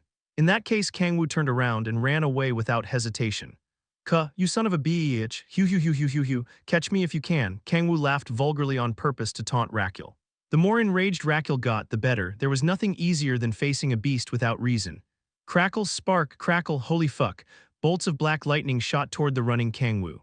Chills ran down the back of his head from the blinding speed of Raquel's attacks. That's way too fast. Although Kang-woo was running at supersonic speed, Raquel was accurately shooting lightning bolts at him. Kang-woo just barely managed to dodge the bolts by tumbling on the ground. Rumble, the black lightning infused with divinity struck the ground, making a hole that was hundreds of meters deep. Damn rat. Raquel exclaimed while gripping his spear. He twirled the spear like a windmill and thrusted it in the direction of the running Kang-woo.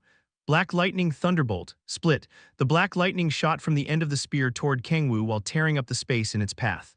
Kang-woo flinched. Shit. The attack was far too fast for him to avoid. He raised his hands in a hurry, authority of invulnerability. Kang-woo gathered demonic energy into the form of a shield that was more the size of a wall, Aegis. He grabbed Aegis with 2 hands, lowered his stance, and poured the demonic energy of the 10,000 demon core into Aegis. However, it was nowhere near enough to block an attack infused with divinity head-on. Blessing of the celestial goddess. Just then Kang-woo heard Siala's sonorous voice. The giant shield made of demonic energy was enveloped by brilliant light, and the black lightning struck the shield moments later. Rumble, gurg. The enormous impact shook Kang-woo. Unable to handle the immense pressure, he was pushed back despite his legs digging into the ground. Sizzle, the ungodly heat of the black lightning burned his hands as he was holding Aegis. His flesh melted in an instant and he could see his bones. Fuck, I can't even use the authority of regeneration right now. Kang-woo grimaced. He did not have the leeway to treat his wounds. Attacks imbued with divinity annihilated all forms of energy. The only way for Kang-woo, who was still not able to use divinity, to block an attack imbued with divinity was to pour even more demonic energy than what the divinity was annihilating. What in the Rakul expressed shock. He could not believe that Kang-woo was blocking an attack imbued with divinity by pouring stupid amounts of demonic energy. It was theoretically impossible to block an attack imbued with divinity without divinity of one's own. It was as insane as deflecting a giant water cannon with the swing of a single blade. Kurg. Although Kang-woo was blocking Rakul's attack in an unreal way, it was only a matter of time until Kang-woo reached his limit. Rakul drew out even more power while staring at Kang-woo's melting flesh. Healing Ray. As soon as Siala cast another skill, Kang-woo's melting hands began to revert to normal as if time was being rewound. Kang-woo smiled brightly. Darling, he knew that it had been the right call to take Siala with him. Rakul expressed confusion. He stared at Siala in disbelief. Why, how he trembled. Lady Seraph, no, it can't be. Rakul had gone pale. Kang-woo's eyes shone. Oh, come to think of it, Rakul had mentioned that he had fallen for the demon god's temptations to make Seraph his. Kang-woo smiled wickedly. What an interesting turn of events. It was an unexpected profit. Kang-woo asked slyly, what, is there a problem? Why is Lady Seraph here? We're together obviously because we're lovers. What? Rakul's eyes widened. He stared at Siala blankly, even ceasing his attack at Kang-woo. Lovers, you say? Yup. Kang-woo walked up to Siala and embraced her with one arm as if showing off. Siala was slightly bewildered but accepted his embrace with reddened cheeks. Rakul trembled. The world reflected in his eyes was falling apart. He lost strength in his legs and fell to his knees. Lady Seraph was alive, revived to be more exact by borrowing the body of a human. Rakul gritted his teeth and chilling bloodlust filled his eyes. She is not someone you may dare lay your hands upon. That noble and beautiful angel, don't you dare lay your filthy hands on her. Rakul bellowed while crying. The woman that he had wanted to the point that he was willing to let his wings darken and sacrifice countless comrades, the target of his obsession. Who was more high, noble, and beautiful than anyone else. He felt like he was going insane from the fact that she had fallen into the hands of an irrelevant and vulgar demon. What did you say? The one to reply to Rakul had not been Kang-woo. Siala's expression turned cold, glaring at Rakul while frowning aggressively. Rakul froze from seeing her bloodthirsty glare. Why do you believe that Kang-woo can't lay a hand on me? Siala brought Kang-woo's hand to her chest as if telling Rakul not to talk nonsense, and then raised her left hand for Rakul to see. We are already engaged to each other. We've promised to never be apart from one another. Siala then slightly turned and hugged Kang-woo, so don't you dare say such nonsense again. She got on tiptoes and kissed Kang-woo as if to show Rakul. Rakul turned pale. His heart felt as if it was burning to ashes. His vision was getting blurry and his head was getting hot. The events playing out before his eyes felt so unrealistic that he felt like he was dreaming. No, this couldn't be happening. No, his world was shattering into pieces. The essence of his being that he had kept precious was being destroyed by something. And no, my ass, Kang-woo said while snickering, just acknowledge it already. Everything you've done until now has all been for naught. Rakul froze. Kang-woo continued his mockery. What was it you said? That I can't lay my filthy hands on her? I would think that you had lived an incorruptibly pure life if I hadn't known any better. Why you want to atone for your sins? You were being controlled by the demon god. Enough of your bullshit. Kang-woo chuckled from the absurdity. Why did you fall for his temptations in the first place? Wasn't it because you wanted to fuck Seraph, huh? But after all this time, you say that you were being controlled. That it wasn't your will at all. Enough with the pity show, dickhead. You seem to be trying to sugarcoat it as best you can, but you're just trying to kill yourself after lightening the load of your self-remorse since every single one of your advances on Seraph failed, aren't you? Aren't you? Kang-woo clicked his tongue and shook his head in disappointment. There's a limit to how unsightly you can be. Rakul trembled. Kang-woo's razor-like words were slicing away at him, and then something inside him snapped. Rakul's sense of reason blew away and madness took its place. Why you fucking bastard? His fury surpassed its critical point.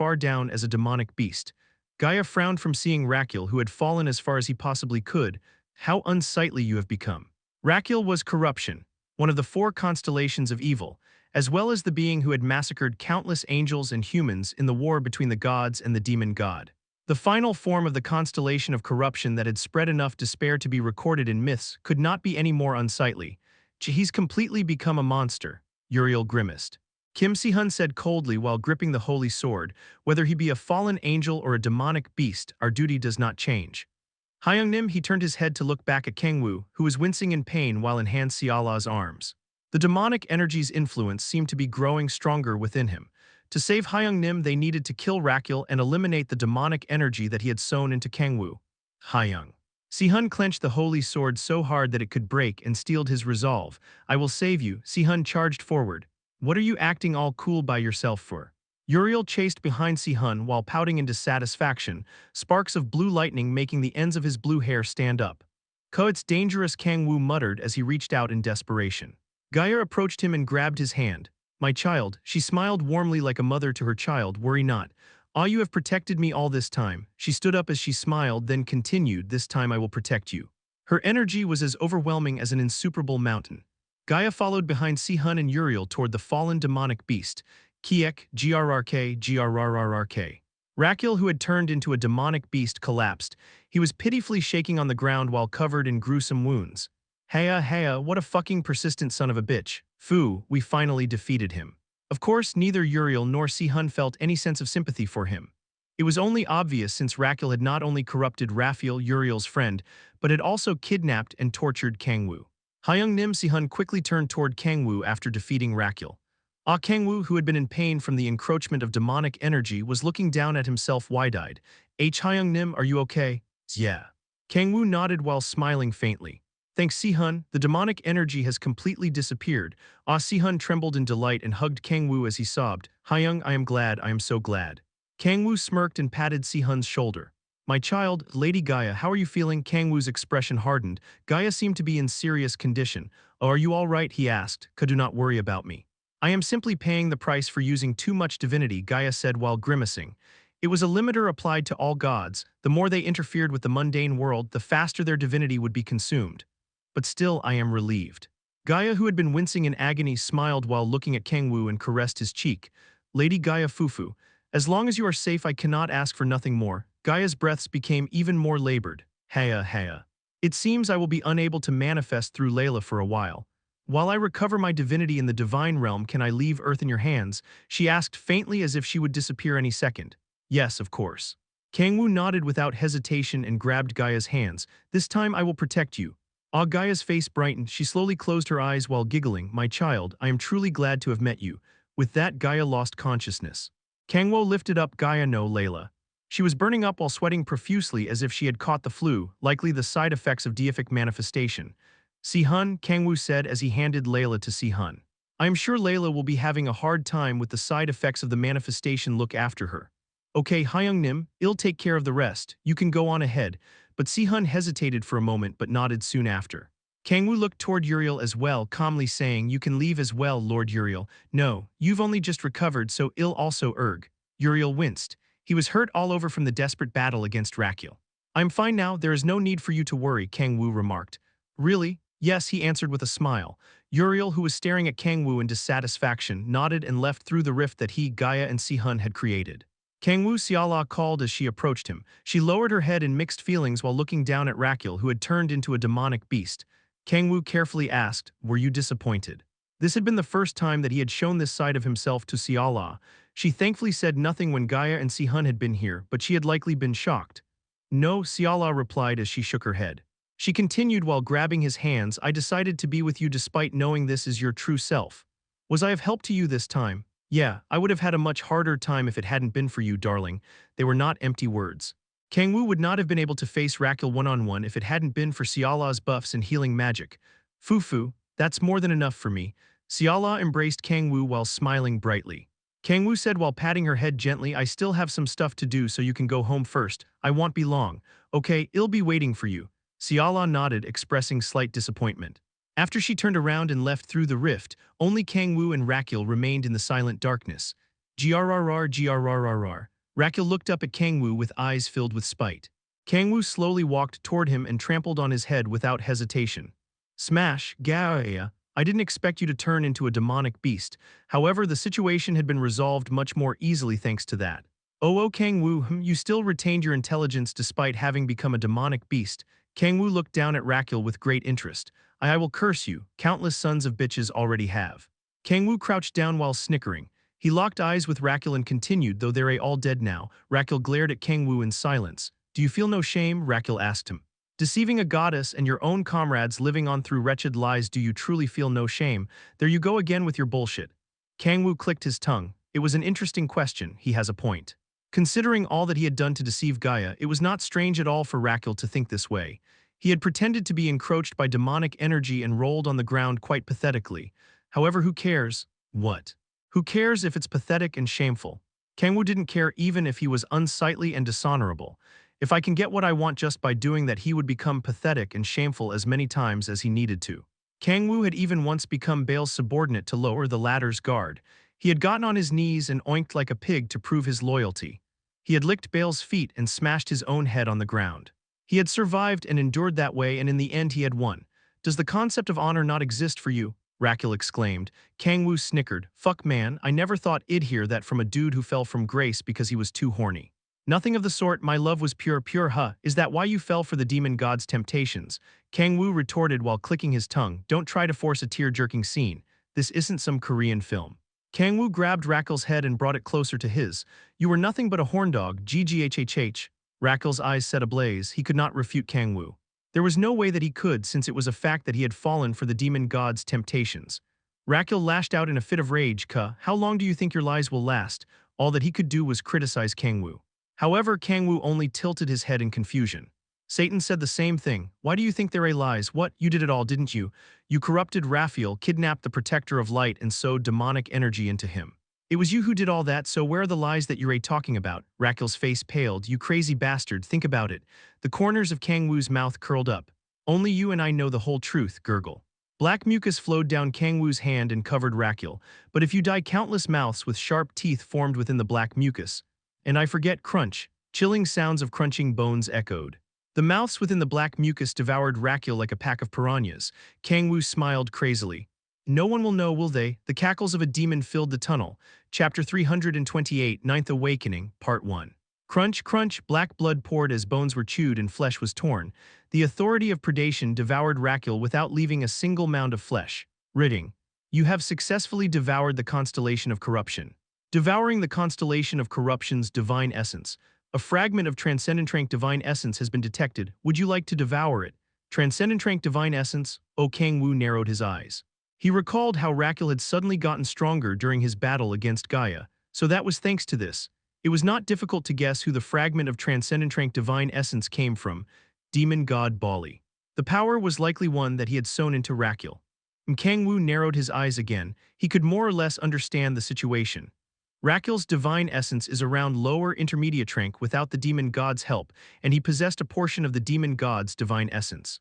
If that was the case, he needed to make a decision. Should I eat only Rakul's divine essence or eat the demon god's divine essence along with it? He did not have to think for very long, since he had thought something similar back when he had received the mission to go to Erner from Gaia. I don't have to go out of my way to risk danger. The divine essence of the demon god was more valuable than anything else in the world, even if it was merely a fragment. But I don't see a need to eat it while risking my body being taken over. It was a completely different case from improving his demonic energy control through molting. Although molting was a high-risk, high-return training method, he had already gone through it dozens of times in hell, and even in the worst-case scenario, it would only end with him dying. But this doesn't end with just me dying. Although Kang-woo had no idea what Bali had in store, it was an undeniable fact that everything around Kang-woo would get caught up in it as soon as his body was taken over. I don't need a ticking time bomb in my hands. There was absolutely no merit to having power if it was uncontrollable. Kang-woo absorbed the divine essence of only Rakul, excluding that of the demon god. You have devoured the divine essence of the constellation of corruption. The divine essence absorbed through the Authority of Predation is interfering with the limits of the system, raising level cap from 79 to 86. What? Kang-woo became wide-eyed from seeing the message that had popped up in front of him. Oh, I completely forgot that I was a player. It had been so long since he had been stuck on his level cap that he had even forgotten he was a player. In novel terms, it had been roughly 165 chapters since his level cap has been broken. I had pretty much half given up since it didn't break even after becoming a protector. Kang-woo had thought at first that the Gaia system was what had been preventing him from leveling. After all, his cap had broken after killing Alec Osborne. However, he had realized from the unchanged level cap, even after becoming a protector, that the Gaia system was not the only problem. The Gaia system is but a tiny portion of a colossal system. It was highly likely that the power that the gods called Providence was putting a cap on his level. Come to think of it, the other gods aside from Gaia also had limiters placed on them by the system. Although they were not limited in the form of a level cap like Kang-woo, they were also unable to use their powers recklessly in the mundane realm. Although it's different from god to god, it doesn't change the fact that they have limits placed on them. The only beings that were free from the system's restrictions were the outer gods that the goddess Binagoa had mentioned. So why had his level cap been broken from absorbing Rakul's divine essence? Kang-woo fell into thought while narrowing his eyes. Oh, I get it, he said as he snapped his finger. It had not been difficult to figure out the reason. Divinity has the power to interfere with the system. If that was the case, it also made sense that divine essence also alleviated the restrictions of the system somewhat. Divine essence could be considered a classification of rank that only those that wielded divinity could earn. In terms of magic, divinity was like mana and divine essence was like the mana circles. Lower intermediate rank is about third circle. He was not sure if it was accurate, but it was likely something along those lines. If lower intermediate divine essence gives me this much, Kang-woo's desires surged. He wondered how far his level cap would break if he absorbed Transcendentrank divine essence. No, he might be able to gain far more than just that. Tusk, Kang-woo clicked his tongue. He created a dagger with the authority of blades and stabbed it into his left collarbone without hesitation. Crack, crack. He forcibly twisted the dagger, his flesh ripped apart and black blood poured out. Heya, Kang-woo sighed. The searing pain of his collarbone suppressed his surging desire. I can't believe I'm still not used to it yet. Controlling his desire was still hard to do despite 10 millennia having passed. Kang-woo did his best to think about other things. Thankfully, message windows popped up just in time. Your level has risen to 86 due to the accumulated EXP. You have reached level 80 and have achieved your 9th awakening. You have acquired a new trait. Whoa, the news was so great that it quelled his surging desire almost instantly. Traits are absolutely amazing. It was no exaggeration to say that he had surpassed his former self in hell thanks to the power of traits. Even his key of the demonic sea had been crafted with the power of one of his traits. The only SSS-rank trait Kang-woo had at the moment was Ruler of Demonic Energy. Considering how useful the trait had been, he couldn't help but hope for another of the same rank. Right, let's get another SSS. Kang-woo exclaimed energetically while opening his status window to check his 9th Awakening trait. 9th Awakening trait Chaos Control rank. This trait raises the control and destructive power of the player's chaos techniques. This is Kang-woo's eyes widened. Although its description and effect was simple, its contents were not simple in the slightest. Jackpot, he had wished for an SSS rank but had gotten something even better. I absolutely need this. Kang-woo clenched his fists. He needed to raise his proficiency in chaos techniques to acquire the 5th key of the demonic sea. No, even if it wasn't a quest, he needed to learn the insanely powerful chaos techniques. A bottom-rank skill was able to destroy Behemoth's horn. Although it came with its risks, it was not as risky as opening the doors of the 10,000 Demon Core. It was more than good enough to have in hand as a trump card during combat. This must be what it's like to have pigeon meat.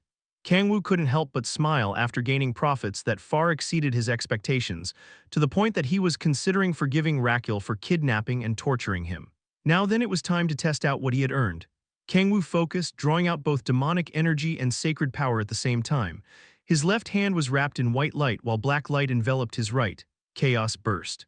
Kang-woo slowly clasped his hands together. The two energies clashed against each other along with enormous repulsive force, activating the effect of trait Chaos Control. The repulsion of the two energies lessened along with the activation of the trait. Kang-woo stretched out his arms forward with his hands clasped together. A giant explosion that engulfed even its own sound shook the dimensional crack, vaporizing the ground as if a nuclear bomb had blown up. Its destructive power was truly outstanding.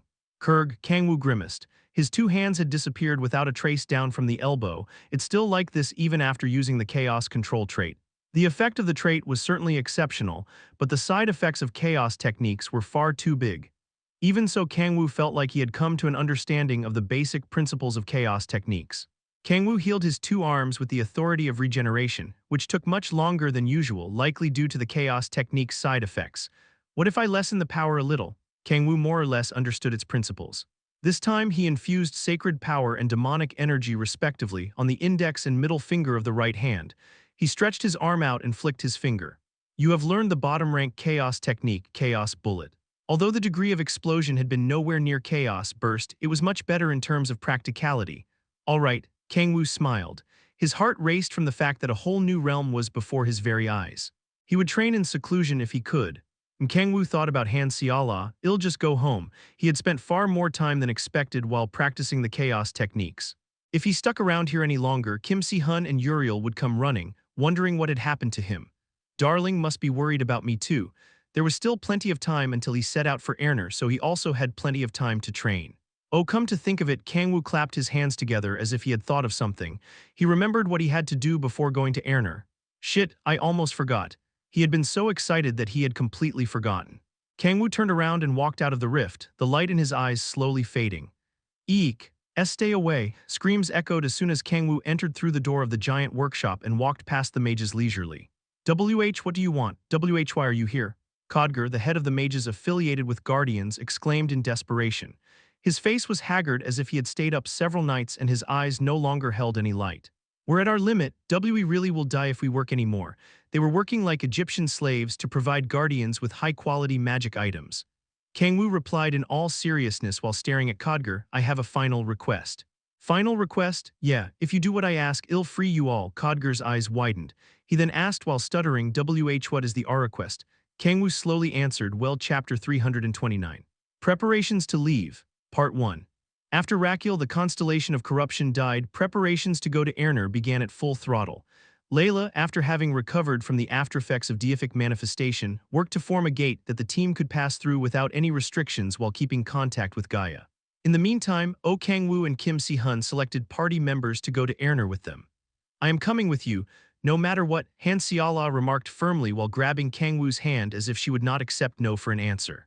She was exuding chilling energy as if chaos would ensue if Kang-woo did not ask her to come with him.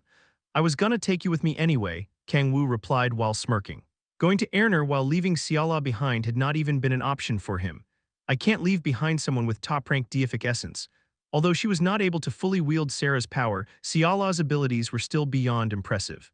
She was not very useful in terms of combat prowess, but she possessed buffs and healing magic so exceptional that it didn't matter in the slightest. And just sleeping with Siala improved his demonic energy control severalfold compared to simple training. She was like an EXP potion that allowed one to level up automatically in terms of RPGs, so there was no way that Kang-woo would leave her behind. I mean, I don't plan to be apart from Darling even if that was the case. Siala had already become the most important portion of his life. He would not be apart from her even if the world would end due to it. Phew, Siala sighed in relief. She had been slightly worried since Kang-woo was one to frequently act on his own. What would you have done if I said no? Kang-woo asked teasingly. If you did, the light in Siala's eyes disappeared momentarily, exuding thick, chilling bloodlust. I'm not sure, right? I'm not sure how it would feel to be apart from you either, Kang-woo replied while laughing. No, Siala shook her head. She continued in a low tone, I'm not sure what I would do. What's happening? You're scaring me, darling, Kang-woo, Siala called out. Yeah, Siala reached out to slowly caress Kang-woo's shoulders, neck, and thigh in order. Do you think limbs are necessary? I beg your pardon, just think about it. If you don't need to use them, there's no need to have them, is there? What are you talking about? Oh my, we've gone off topic. If you said that you weren't going to take me with you, I would have been sad. Yes, very sad, I see. Kang-woo nodded in puzzlement. He wasn't sure what he was feeling, but one thing was for sure. I can't leave Darling behind. He felt as if something irreversible would happen if he did.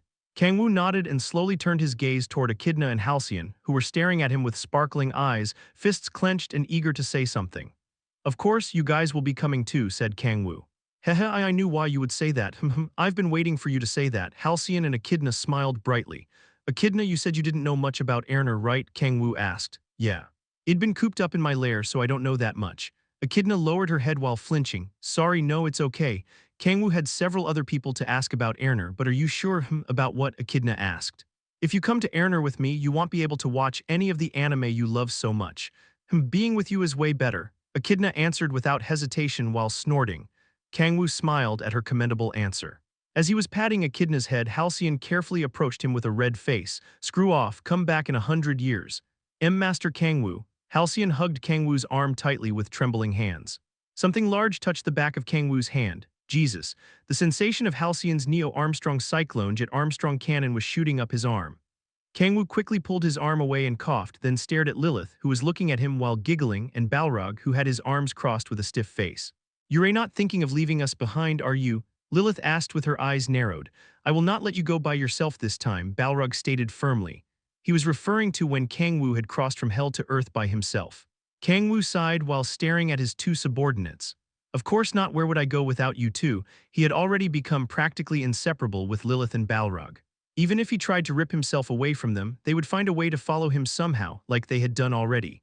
Kang-woo remarked while clicking his tongue. Balrog, train Halcyon and Echidna like you had done last time. Take Val-Zahak with you too. Will Val-Zahak be coming as well? He's from Erner after all. He was also known as the Demon King there, so I am sure he knows a lot about Erner. Understood, and Kang-woo turned to Lilith. Lilith, amplify the effects of Siala's pendant before we leave for Erner. Raquel had mistaken Siala for Seraph as soon as Siala used her power. In other words, she was fine in daily life, but she would be found out as soon as she used buffs or healing magic. Considering what they would have to do in Erner, Siala's identity had to be hidden even when she was using her power.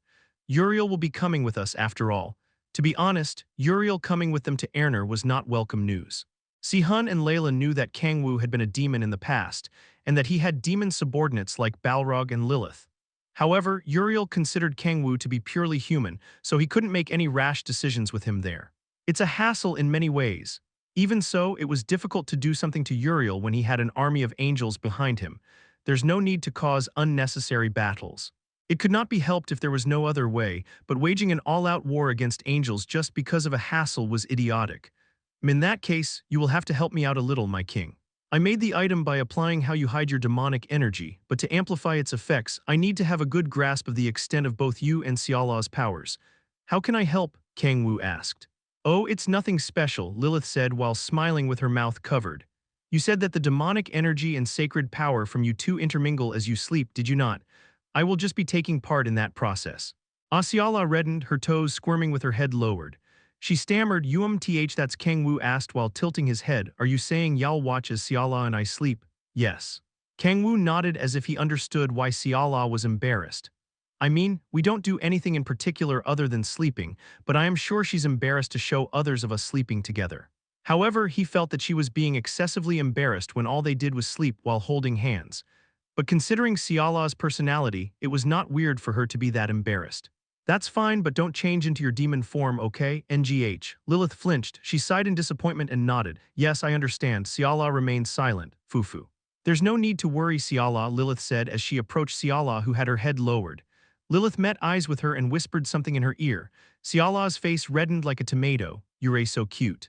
I'll teach you all kinds of things. Lilith smiled as she lightly embraced Siala. I'll be in your care, Siala replied in a very small voice. Kang-woo tilted his head in confusion, unable to follow what the two women were talking about. Well, I am sure it's nothing.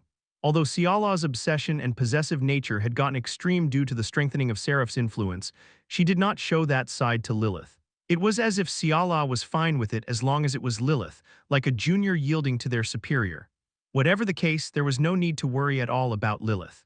Right then, let's all make preparations from today onward, Kang-woo stated as he turned around. He took out his smartphone and called Si-hun. Oh, Hyung-nim, yeah, I have everyone we need. Kang-woo named every single member that would be coming with them. Of course, since Si-hun and Layla both thought that Valzahak was a servant of Satan, Kang-woo altered his name a little. Vernak. Si-hun tilted his head in confusion from hearing a name that he had never heard of. Yeah, he used to be one of my subordinates back in Hell, and he apparently knows a lot about Erner. He's very capable too.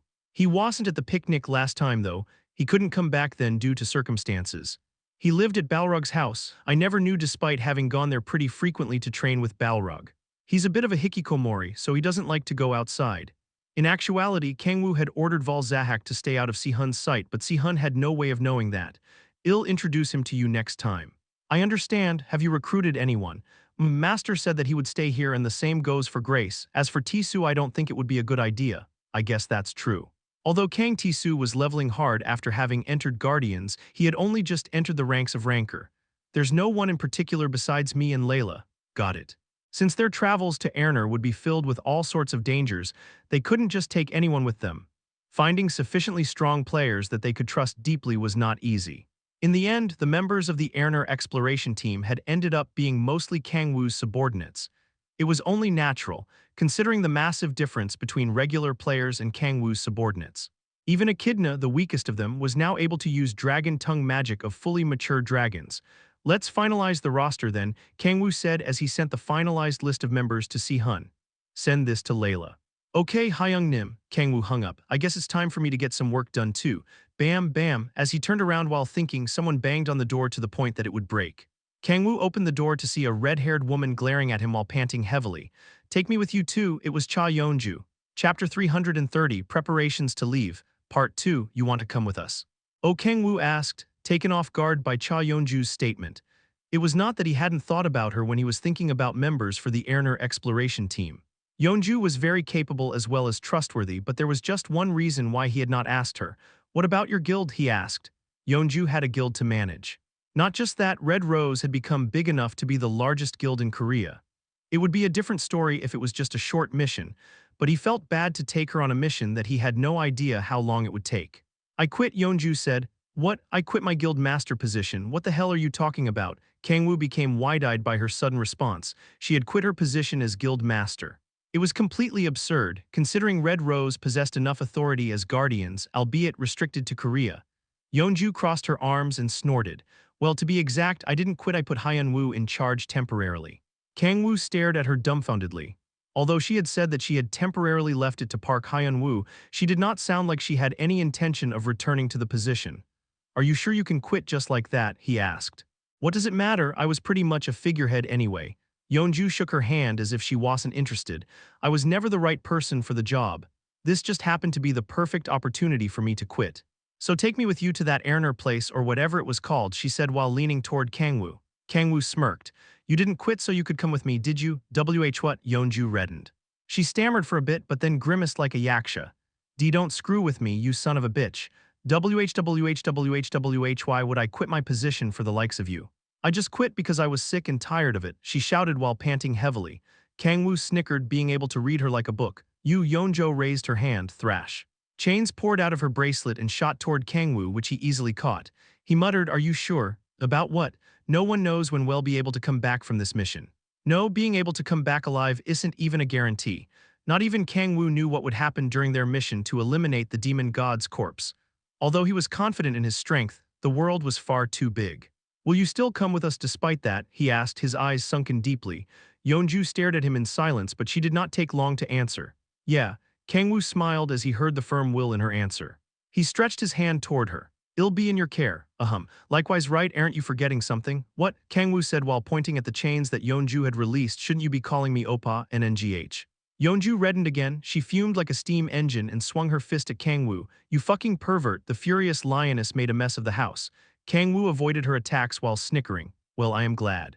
He had been hoping for Yeonju to come with him. After all, unlike Han Seala and Lilith, Yeonju felt more like a female friend.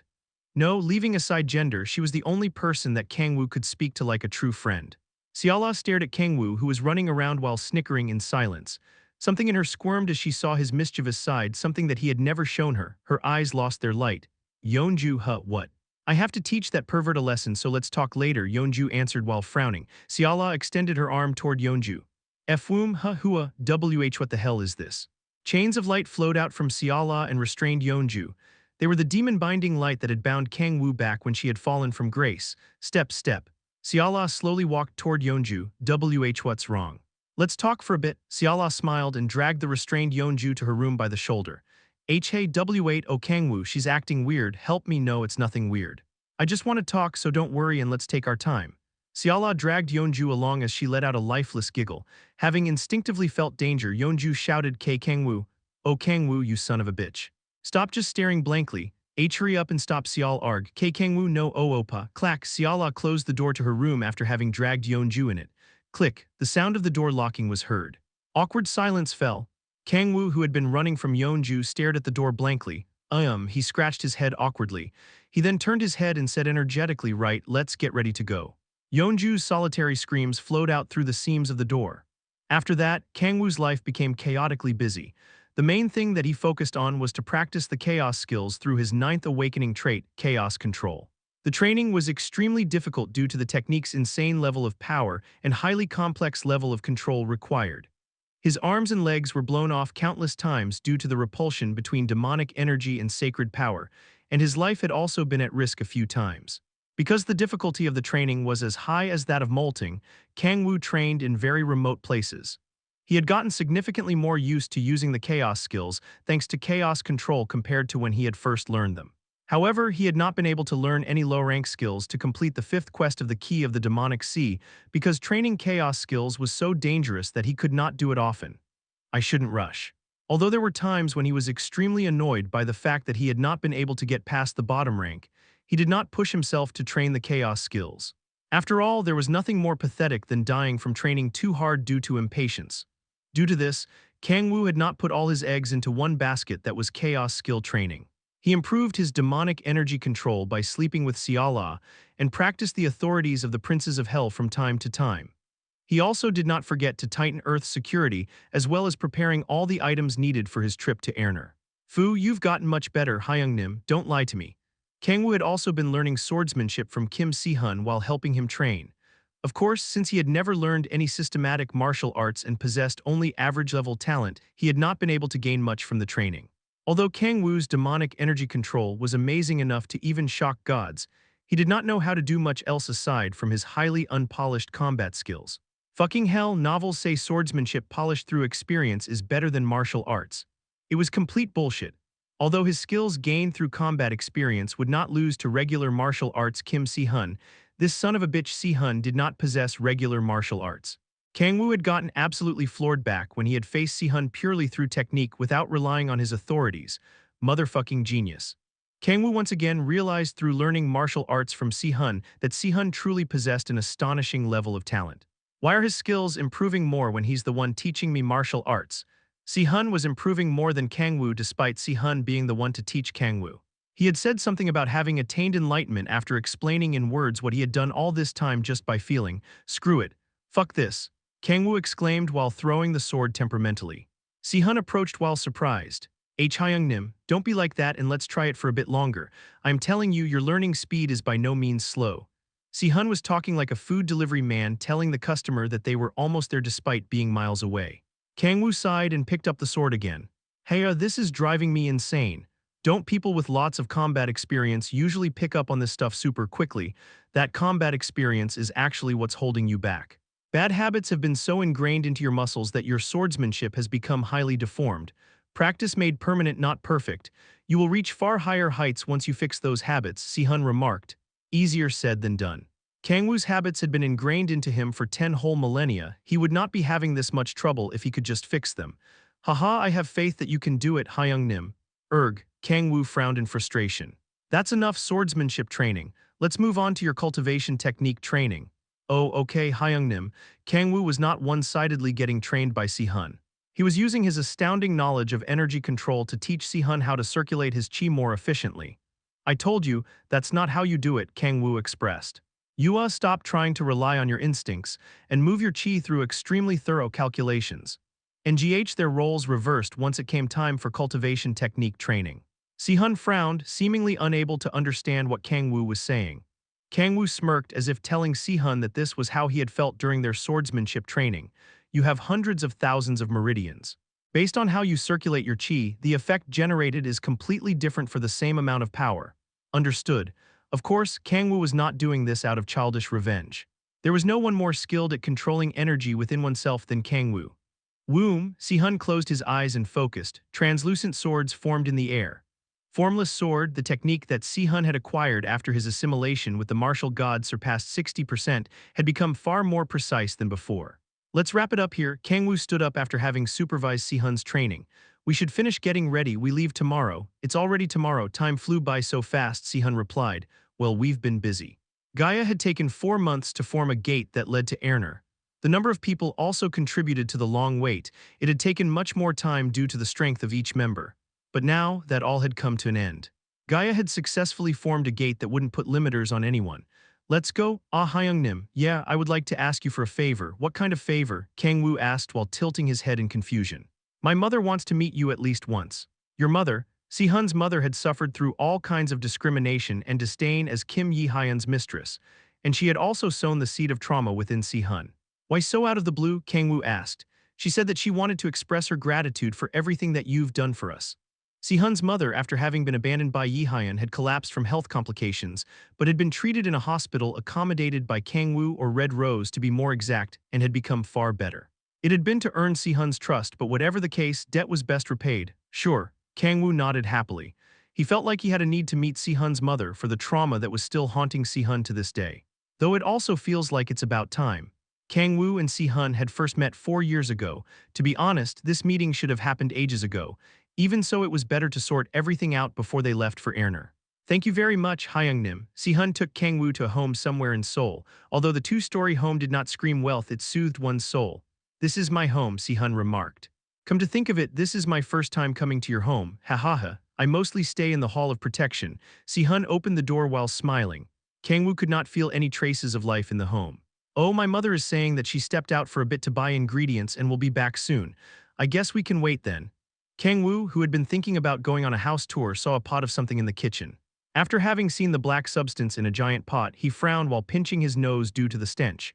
What the hell is this culinary crime? It's my mother's kimchi stew. What the hell is this criminally delicious-looking kimchi stew? It looked extremely delicious. Oh, that's what you meant, Si-hun said. I can already feel my mouth watering, man, ha. Kang-woo laughed while patting Si-hun's shoulders. Chapter 331, Preparations to Leave, Part 3. I'm so sorry.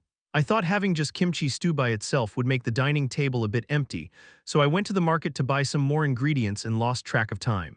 A middle-aged woman with short light brown hair, beautiful enough to be worthy of being Kim Si-hun's mother, lowered her head. She was likely at least in her 40s considering Si-hun's age, but she could even be mistaken to be in her 30s, to the point that no one would use the term middle-aged to describe her if they did not know any better. No, it's all right. Kang-woo shook his head and flashed a smile. Although he was smiling, his eyes were pointed at the abomination on the dining table. That's supposed to be kimchi stew, why was it black? How could she do such a thing to kimchi stew? It was worse than sacrilege. Kang-woo wanted to flip the table, but he couldn't bring himself to in front of Si-hun's mother. I'll whip something up right away, the mother exclaimed, please don't. Just by looking at the state of her kimchi stew, Kang-woo could not expect anything from her other dishes. No, it's okay, I don't have an appetite. Oh, is that so? Yes, so there's no need for you to worry about it. More importantly, Kang-woo slurred as he looked toward Si-hun, gesturing him to hurry up and introduce him to the mother. Si-hun got back to his senses and walked toward the two of them. This is my mother, he introduced. My name is Jeong Seoha. Mother, this is I've heard a lot about Kang-woo. Seoha grabbed Kang-woo's hands while smiling brightly. Thank you for taking care of my son, not at all. I simply did my duty as his Hyung, Kang-woo replied. Seoha's expression froze from the mention of Hyung. She then sent Si-hun a gaze filled with guilt. Why don't we have something to eat first? Yim, fine. Like I mentioned before, I don't really have an appetite. Oh, that's right. I heard you love kimchi stew. What a shame, Seoha said while staring at the black kimchi stew in disappointment. She then turned to Si-hun after a short moment of silence. Si-hun, could you give us a moment? I have something I need to talk with Kang-woo about in private. Si-hun looked at her in confusion. It's nothing serious, so don't make that kind of face. No, but please, for me. Si-hun reluctantly nodded and went up to the second floor. Kang-woo stared at Si-hun climbing up the stairs and then used the authority of silence to block all sound from escaping the living room. Si-hun's superhuman senses would allow him to hear a conversation in the living room from the second floor with ease. What could she have to say to me? He had no idea, but since Si-hun's mother wanted to talk in private, Kang-woo felt like he shouldn't let Si-hun hear. What did you want to talk about? Kang-woo asked. Oh, Seoha, who had been thinking about something absorbedly, turned around. Let me make you a cup of coffee first. Oh, thank you very much. Kang-woo nodded softly, unable to refuse a cup of coffee on top of kimchi stew. Seoha headed to the kitchen. Click, clack, the fragrance of coffee flowed all the way to the living room. As Seoha was making coffee, Kang-woo slowly took a look around the living room again. It's a nice place. He was not talking about extravagance nor that it looked pricey. Despite Seoha mostly living by herself in this home, the place was very clean and tidy. No, clean was not the right word to describe it, it feels homely. The feeling of coziness coming from the entire home felt quite nice. Clack. Here you go, Seoha said, thank you very much. Kang-woo sipped the coffee that she had made. It tasted normal, unlike her kimchi stew. All hail instant coffee. The guaranteed sweetness enveloped his tongue. First of all, Seoha stood up and politely bowed toward Kang-woo. Thank you very much. If it hadn't been for you, Si-hun and I would have never dreamed of having such a life. Si-hun has great talent as a player. Even if it hadn't been for me, he would have been able to earn enough for the hospital bills and this house all on his own. No, that's not what I meant. Seoha smiled faintly. If it hadn't been for you, Si-hun never would have been able to smile like that. Kang-woo remained silent, thinking about what he should say. Seoha bowed toward Kang-woo again. Thank you so very much. Kang-woo could hear how heartfelt she was. In the end, he said the same thing that he had said earlier. I simply did my duty as his Hyung. Ho ho ho, Seoha giggled. I am relieved to see that you truly care for Si-hun, but of course. Although we're not related by blood, I consider him to be family. Seoha stared intently at Kang-woo and then sighed in relief. She continued, to be honest, I was very worried.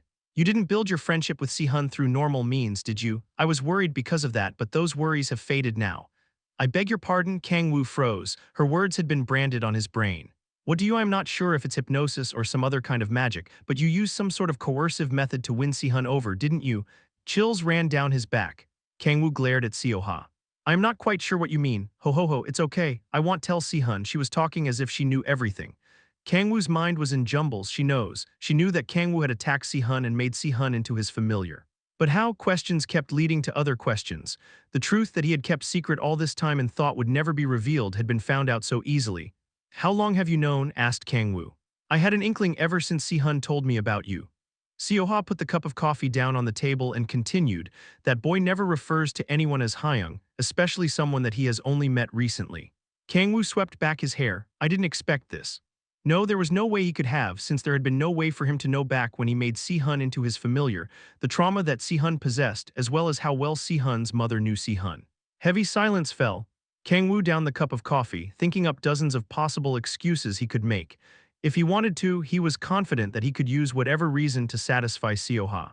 He could even argue that she couldn't base anything off just from the fact that Si-hun addressed him as Hyung. However, clack.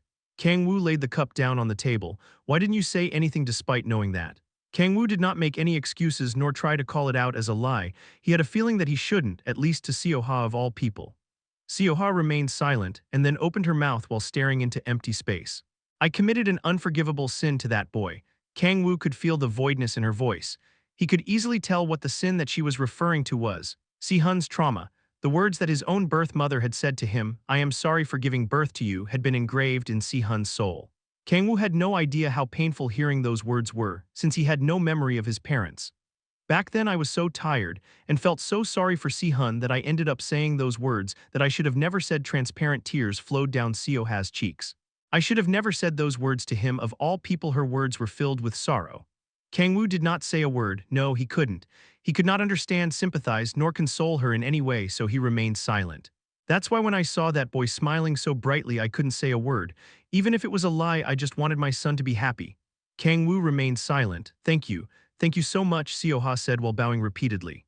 She continued to thank Kang-woo for making her son happy, again and again and again.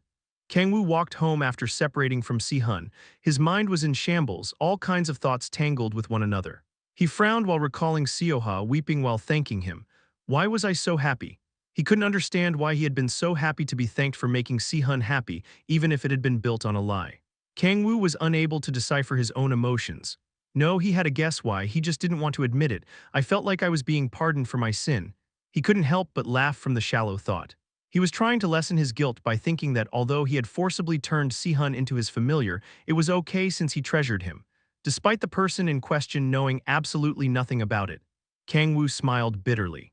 Got it? He clicked his tongue and sat down on a bench in front of the apartment complex before heading inside. Tomorrow they would be leaving Earth. Although they were not leaving forever, he was sure that it would be a long journey. Fuck.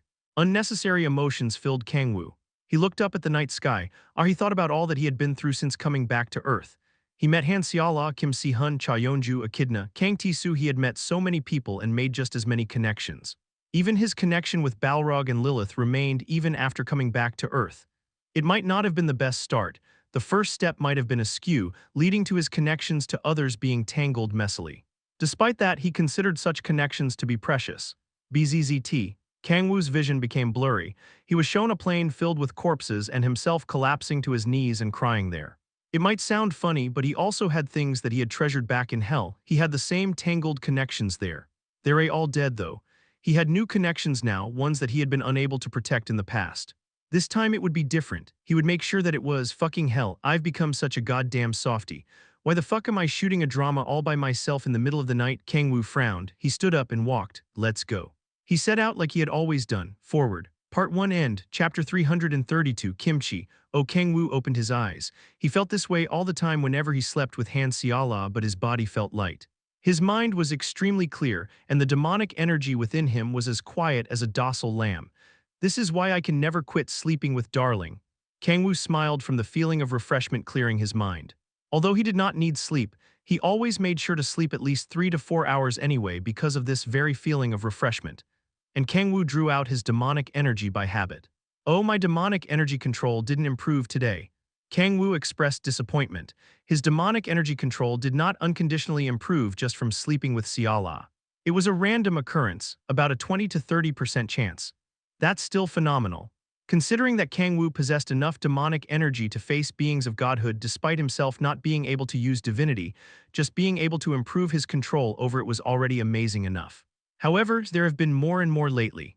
Kang-woo frowned from seeing the red spots all over his upper body. Ever since Lilith joined their chambers with the excuse of needing to make a magic tool that would conceal Seola's powers, he saw more and more red spots on him every time he woke up, to the point that it was abnormal. It's sometimes on a very specific area too. Kang-woo lifted his pants and checked between his legs. Kurg.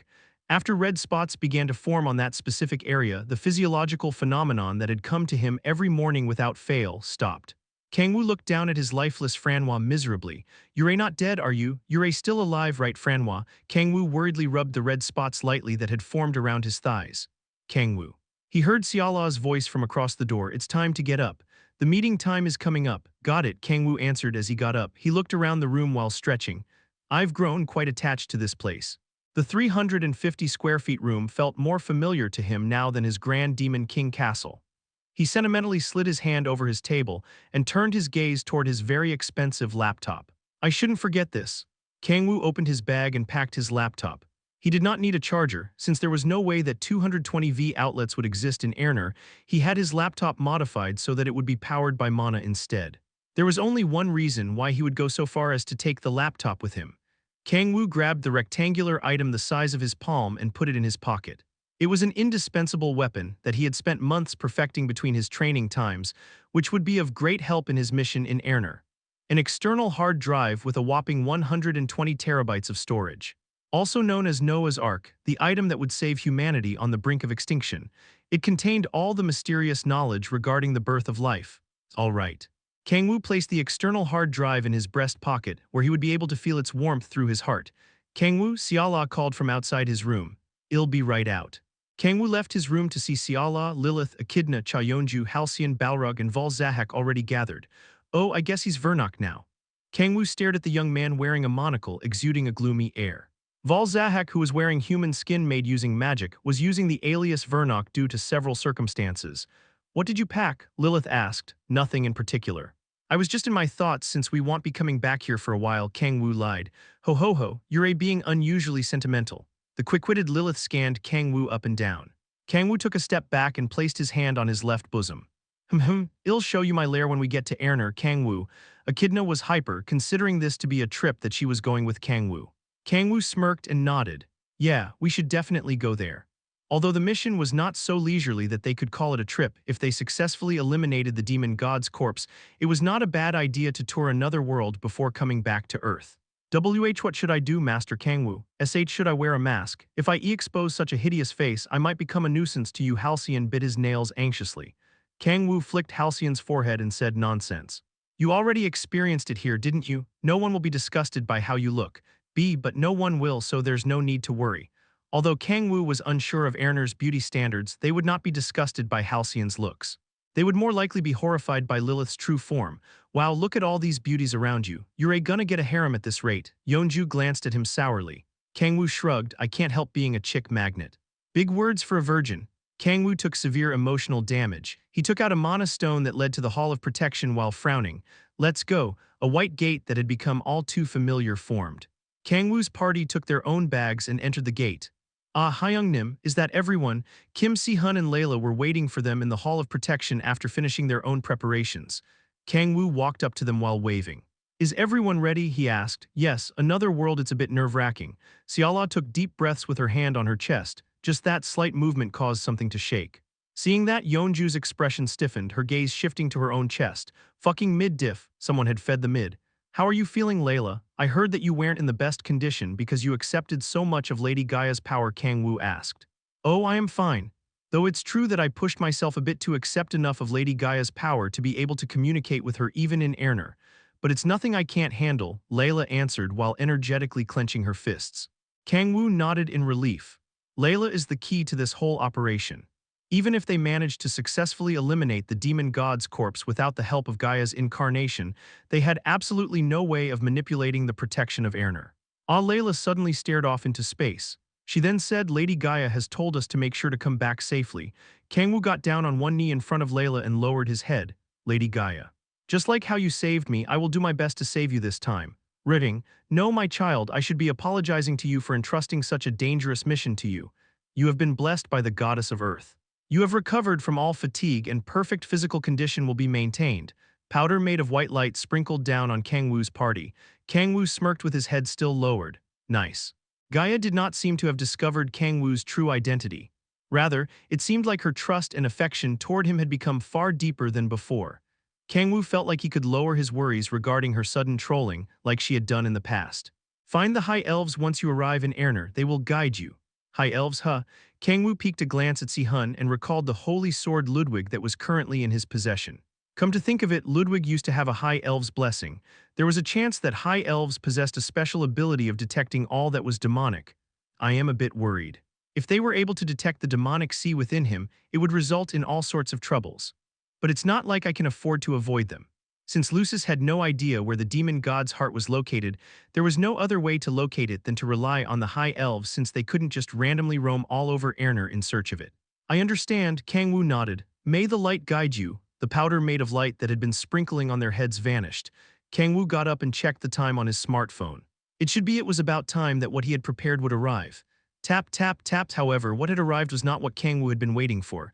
"Hey, hey, you gotta take me with you too," Uriel shouted while hurriedly running. He sighed in relief after seeing that the party had not left yet and then glared at Kang-woo. "You didn't forget about me, did you?" "Of course not, we were waiting for you," Kang-woo answered. Didn't you guys gather way too early for that? Pardon, even Kang-woo had been a little later than the scheduled meeting time. Xiala clicked her tongue from behind. Kang-woo more or less had an idea of why Uriel had been late. Layla walked forward and said, since we've all gathered, let's wait. Kang-woo interjected. My order still hasn't arrived yet, so let's wait a little longer. Your order? Yes, it's a necessity for our mission to Erner.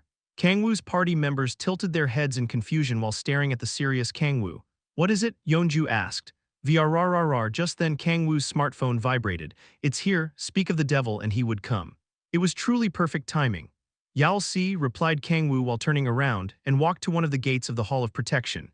It was the one that led to the Grand Canyon, the place that Balrog, Kang-woo and others often used as a training area since they could let loose as much as they wanted there. What did you? As Yeonju was talking, her mouth fell open after going through the gate. What the hell is all this? An enormous number of boxes were piled up to the point that one would think they were at a warehouse or a harbor. Yeonju approached one of the boxes and checked the English text written on it. Kimchi. Yeonju froze. Don't tell me I told you. It's a necessity, Kang-woo replied while smirking and triumphantly revealed what was in the boxes. 100,000 tons of pork and kimchi, various vegetables and spices. I also prepared 10,000 tons of tuna, beef, eel and mackerel since it might be tiring to have just pork all the time. Kang-woo trembled from delight as it was perfect. This was the definition of heaven. Although he had prepared it himself, it could not have been any more perfect. Yeonju stared at the gigantic pile of boxes with her mouth agape. How are you planning on taking all this with you? I prepared this, answered Kang-woo as he took out a bag. It was a magic item that he had asked from Kodger in exchange for his freedom. It was the ultimate item that could not only store an enormous number of ingredients, but could even maintain their freshness as well. That's not the end of it. Kang-woo had even prepared for the worst-case scenario and prepared live pigs as well as seeds for various vegetables and spices. Ha, he could not help but laugh. He clenched his fists and shouted toward the sky, never again will I make the same mistake. This time it would be different. Kang-woo recalled the vow that he had made last night. Fuck, Yeonju grabbed her head. Why the fuck did I quit my guild master position to follow this goddamn lunatic who sold his soul to kimchi stew? She felt like she was going to cry. It felt like her heartfelt decision had been stained after kimchi stew had been poured on it. You fucking kimchi stew maniac. Yeonju's voice spread throughout the empty space in vain. Chapter 333. Continent of Erner, Part 1. The party traveled through the Blue Gate. Their vision was distorted and they ended up in a silent darkness as if they had been thrown into space. Kang-woo was reminded of when he had entered the dimensional crack. Womb. The only thing different from back then was that it was not an endless tunnel. They were slowly but surely nearing the end of the tunnel. Their vision turned back clear as they were enveloped in the blue light. Arg, I feel dizzy, Cha Yeonju said, putting her hand on her forehead after going through the blue gate. This is the continent of Erner, Kang-woo said as he looked around. The gate had been opened in a gigantic forest. I can't really tell based on the surroundings. He was not a botanist, so he had no idea of whether these trees could only be found on Earth or Erner. Kang-woo. Han Xiala called out to him. What is it, darling? Over there. Kang-woo turned toward the direction where Xiala pointed, while Kang-woo unconsciously chuckled. I guess we're not on Earth. Xiala had been pointing at a giant tree that had pulled out its own roots from the ground and was walking. Damn, it even has eyes and a mouth, Kang-woo expressed. Oh, th, that's. Yeonju clapped her hands together as if she had realized something. That's Maokai. What the hell is that? Kang-woo asked. It could even become a world tree if grown to its full potential. No matter how Kang-woo looked at it, the tree did not seem like it would grow as large as a world tree. Anyway, he was at least sure that such a tree did not exist on Earth. A monster like that hasn't been discovered in Gates either. Kang-woo stared at the walking tree while having his arms crossed. It was not the only tree that was moving. There were thousands of trees that were baring their sharp teeth as they pulled out their roots. Any normal person would have run away in shock. I will take care of them, Hyungnim, stand aside. I will be the one to take care of them. Si-hun and Balrog stood in front of Kang-woo while glaring at each other just like dogs that wanted to be praised. Kang-woo smirked and waved his hand. Sure, go for it. Oh, why don't you guys make a bet about who can kill more of them? Kang-woo suggested. Oh, sounds good. Balrog and Si-hun's eyes shone from the intriguing suggestion. You are arrogant, Balrog said. Right back at you, answered Si-hun. They were emitting bloodlust at each other instead of the tree monsters. Whoever wins gets a dedicated one-day training session with Hyungnim. What, kaheha deal? Deal my ass, you fucker. Who do you think you are to put me up as a prize? What the hell are you two talking ob wham? Si-hun and Balrog charged toward the tree monsters before Kang-woo even had a chance to stop them. Crunch. Crush, scree, sounds of trees being smashed along with the screams of monsters were heard from their surroundings in an instant. Kang-woo grabbed his hair as if his head hurt and then turned to Uriel. Lord Uriel, do you know where we are? We seem to be in the nightmare forest in the southern region of the continent. Kang-woo fell into thought with his arms crossed, wondering what should be done first. They needed to find the High Elves. Do you happen to know where the High Elves are? He asked. No, I'm not sure either, Uriel answered while shaking his head. Angels have a policy of staying away from Airner matters as much as possible. We usually stay in a fortress called Sant'Angelo and only come out to perform missions. Does that mean you know barely anything about the continent?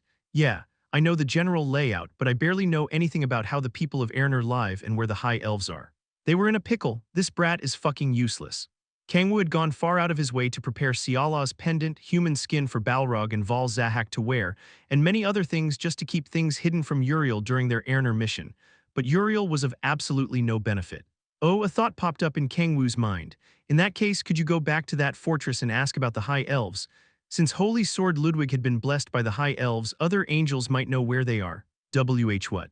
You want me to go to Sant'Angelo? By myself? Sant'Angelo, the fortress of the angels, was located high above the northernmost region of Airner. Just flying there from the Nightmare Forest, located in the southern region, would take an enormous amount of time. Yes, please, we barely know anything about this place, so we would appreciate it if we could get help from the angels. Uriel bit his lip. His expression clearly showed that he did not want to part from Kang-woo. Just then Siala hugged Kang-woo's arm and said, "You're right, Kang-woo, I am honestly a little scared. Trees suddenly moved and attacked us, and we have no idea where this place is and what we should be doing." Siala stuffed herself in Kang-woo's embrace and gave Uriel a look as if telling him to go away already. Uriel glared at Siala while baring his teeth, but he could not object since he had been just as confused when he crossed over to Earth. For them to adapt to a world that they knew nothing about, Uriel needed to be the one to provide them with the information. Oh, then Kang-woo, you should come with them. No, I can't. I am the leader of this party, it was a fair point. The leader of the party that was responsible for command could not be absent. In that case, I'll just call them. I believe it would be wise to go there directly to give an official report regarding this mission as well as about us. It was more efficient to call them if it was just to ask for information regarding the High Elves, but Kang-woo's true objective was to get this nuisance of an angel out of his hair temporarily. Fine. In that case, I'll head to Sant'Angelo to get information regarding the High Elves. Uriel nodded in dejection. Kang-woo smiled and grabbed Uriel's hands. Thank you very much. There would be nothing better than having the help of the angels in this operation. Uriel's cheeks reddened as he was joined with Kang-woo by hand. Siala stared icy daggers at Uriel. All right. I'll go make an official report to Lord Michael and request for reinforcements. Thank you very much. Kang-woo smiled. Uriel spread out his wings and flew up into the air. I'll call you as soon as I arrive in Sant'Angelo, so make sure you keep your crystal orb with you at all times. Okay. With that, Uriel disappeared. As soon as he disappeared, Balrog unleashed his true form as if he was waiting for it and began to wipe out the tree monsters even faster. Graya, I refuse to lose to the likes of you. I will not lose my one-on-one training session with my king. Balrog seemed to have been falling behind Si-hun in his human form. He rampaged like a beast and wiped out the monsters at incredible speed. Hahaha, we certainly can't show that to Lord Uriel, said Layla while scratching her cheek. Kang-woo mentioned while staring at her, this needs to be kept a secret even to Lady Gaia. Layla answered while nodding yes, of course. Oh, but shouldn't we tell her one day? I am sure that Lady Gaia will understand your circumstances. We should, but not now. Let's tell her together once we finish this mission. Kang-woo had fallen into hell in the past and turned into a demon against his will and had been the demon king until he lost to Satan. He had managed to overcome demonic energy and turned back into a human with the help of Tyrion, god of heroes, and even the demons that served as his retainers back in hell were with him. Although there was no need to tell Uriel, he needed to tell Gaia sooner or later. Well, I'm pretty sure she'll buy it considering the trust I've built with her. However, one never knew how anything would turn out. One could never be too careful, hee. It's so much nicer now that the bothersome brat is gone. Siala smiled brightly. She still seemed to bear hostility toward Uriel. Kang-woo smiled bitterly and turned around. Vernok. Yes, Master Kang-woo. Val Zahak. No, Vernok approached. Do you happen to know where the High Elves are? Kang-woo asked. Although he had no idea if it was true or not, Vernok was apparently the demon king of Airner. In other words, he likely knew much about this continent and possibly even knew about the location of the High Elves. My apologies. I also have not heard about the location of the High Elves. Vernok shook his head contrary to Kang-woo's hopes. Kang-woo narrowed his eyes. Although Echidna also used to live in Airner, there was no way that she would know where they were since she had never left her lair. This is a bit of a predicament. Kang-woo frowned. They needed the help of the High Elves to find the demon god's heart, but they had no way of knowing where the High Elves were. What a catchment is 22. They had to go through too many hoops to do anything. I guess there's no other choice but to gather some information in a city. It had not even been 30 minutes since they arrived in Erner. There was no need to be hasty. In that case, do you know if there are any cities near the Nightmare Forest, Vernok? Kang-woo asked. None near the Nightmare Forest. As for city closest to the forest, there is a city called Velen north of here. How far is it? 2 weeks by carriage. After we get out of the Nightmare Forest, that is, really. Kang-woo leisurely turned around. 2 weeks by carriage was by no means short, considering how developed Erner's civilization was. Not just that, it was 2 weeks after getting out of the Nightmare Forest. If they were a normal party, they would have had to go by foot, but Echidna. Kang-woo had a retainer that could fly. It'd be faster if I flew by myself, but it was better for every party member to go together since not all of them could fly. Yeah, Echidna asked, turn back to your true form and take us to Velen. Got it. Finally having gotten something to do, Echidna clenched her fists and nodded. Just a second, Kang-woo. Black light poured out from Echidna, which turned even brighter as she grew bigger. Once the black light disappeared, all that was left was the intimidating demonic dragon. It had been a while since Kang-woo had seen Echidna's true form. Huh. Is it just me or have you grown? Kang-woo asked. It's all thanks to you. Likely having been influenced by Kang-woo's growth and power, Echidna was far bigger than what she used to be when he first met her. Right, let's go. Kang-woo's party climbed onto Echidna's back and grabbed hold of her scales that popped out like thorns on her back. Yeonju's face paled. She said anxiously, don't fly so rough this time, okay brat. She seemed to have recalled the nightmare of when she got on Echidna for the very first time. I am not a brat, Echidna said angrily as she spread her wings out. She soared into the sky at incredible speed. Kaya, Yeonju screamed. Let's see, Kang-woo hit Echidna using an authority and looked down at the forest that was stretched out endlessly, befitting the name of Nightmare Forest. The forest was being destroyed at breakneck speed. Kurg, move. I will be with Hyung-nim, my Ki-yang. Si-hun and Balrog were running amok to the point that the entire forest would be destroyed. Kang-woo could feel their blazing passion from all the way up in the sky. Oh, come to think of it, I forgot to wait for Go, Kang-woo said while sensing their blazing passion. Just go. Leave them behind, please. Chapter 334. What the hell is this food waste? Wind blew past them at great speed. The city came into view just a few hours after Echidna took flight. That place must be Velen. Oh, Kang-woo looked down at the city with great interest. Although it was nothing compared to civilization on Earth, Erner's civilization was nothing to scoff at either. It's not as bad as the Middle Ages at the very least. The streets were clean, and lamps were installed to illuminate the streets during the night. It felt more like a rural European town instead of a fantasy world. Take us down near the city, Echidna, Kang-woo said. Okay. Echidna began her descent while flapping her wings. Although the sudden appearance of a dragon in the city's vicinity would usually cause panic, nothing happened thanks to the authority of concealment. Bleeg. Cha Yeonju threw up on the ground as soon as they landed and glared at Echidna in resentment. HMPH. Echidna returned to her human form while snorting. Do you all have your interpretation devices? Asked Kang-woo. Yes. Kang-woo placed a sticker that looked like a nauseous skin patch behind his ear.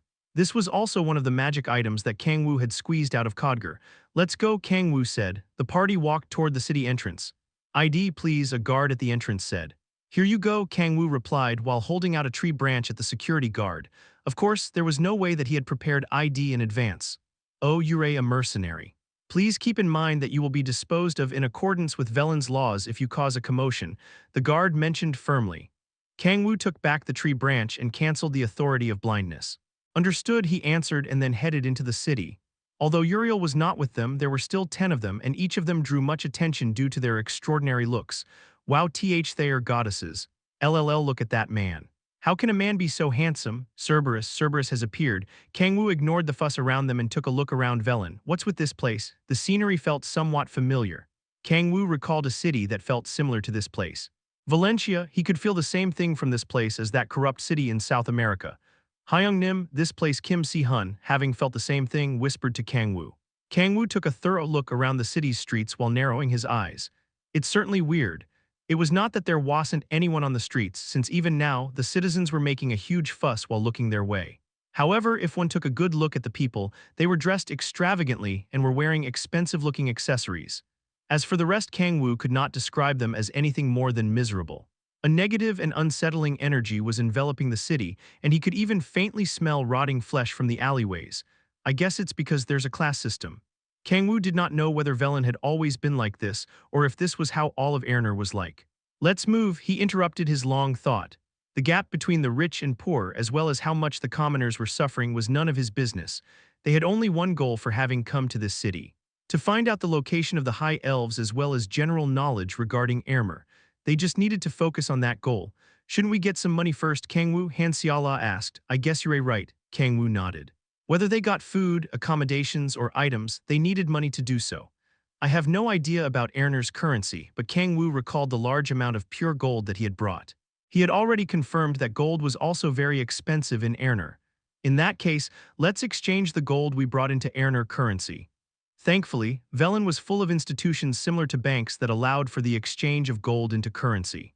The unit of currency was Arnon, and the rate of currency seemed to be about the same as the Korean one. One was roughly 1 Arnon.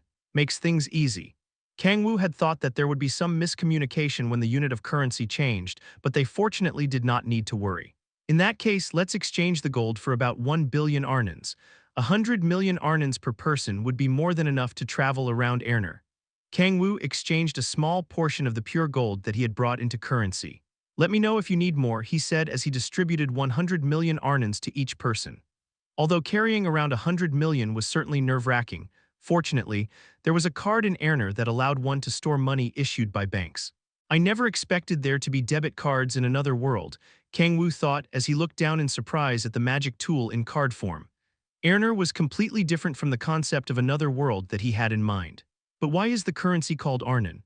Are there no other nations in Ermer besides the Arnon Empire or whatever it was? Cha Yeonju asked. There are, but the Arnon Empire is so powerful and magically advanced that other nations also just use the Arnon as the currency, Vernok answered. Whoa, Yeonju fiddled around with the card in fascination. Shall we find accommodations first? Vernok suggested. Sounds good. They would not be able to gain all the information they needed in just one day. Kang-woo nodded and looked around the area for accommodations. There was an extravagant-looking inn next to a castle that seemed to belong to the lord of the territory. No. Kang-woo, who was about to head there, narrowed his eyes and shook his head. Since my objective is to gather information, anywhere else is better than there. The places he had in mind were those that had a bar on the first floor and lodgings on the second floor and up. The quality of the accommodations would obviously fall behind compared to the extravagant inn, but it would most definitely be a better place to gather various kinds of information. Kang-woo got off of the main street and found an inn with a bar on the first floor and lodgings from the second floor and up, just what he had wanted. Heya, this is driving me insane. How is Princess Iris doing these days? How else? Shit, if only it weren't for that bitch. Watch your mouth, damn it. Even if there aren't any nobles here, you need to be careful. Oh right, my bad. Just like Kang-woo had hoped, he heard interesting information before even opening the door of the inn. I guess there are some issues in the Arnon Empire. If there were not any, there was no way that people would be badmouthing the imperial family despite this being a backwater bar. I'll take my time collecting more info. It was important to know how Ermer was running since they were here now. Kang-woo went upstairs and unpacked first.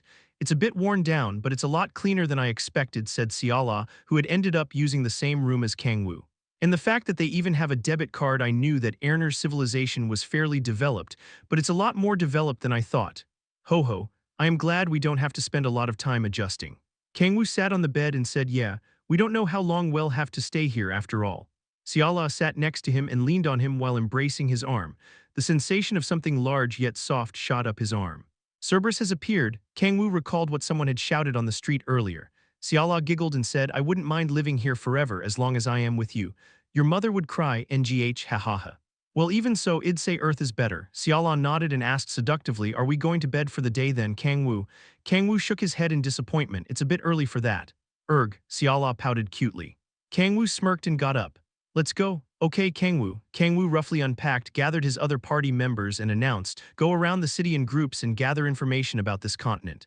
Anything is fine, whether it be information about Arnon's political landscape, or even better, information about high elves. He then made the groups himself since it was obvious what would happen if they were left to make their own groups.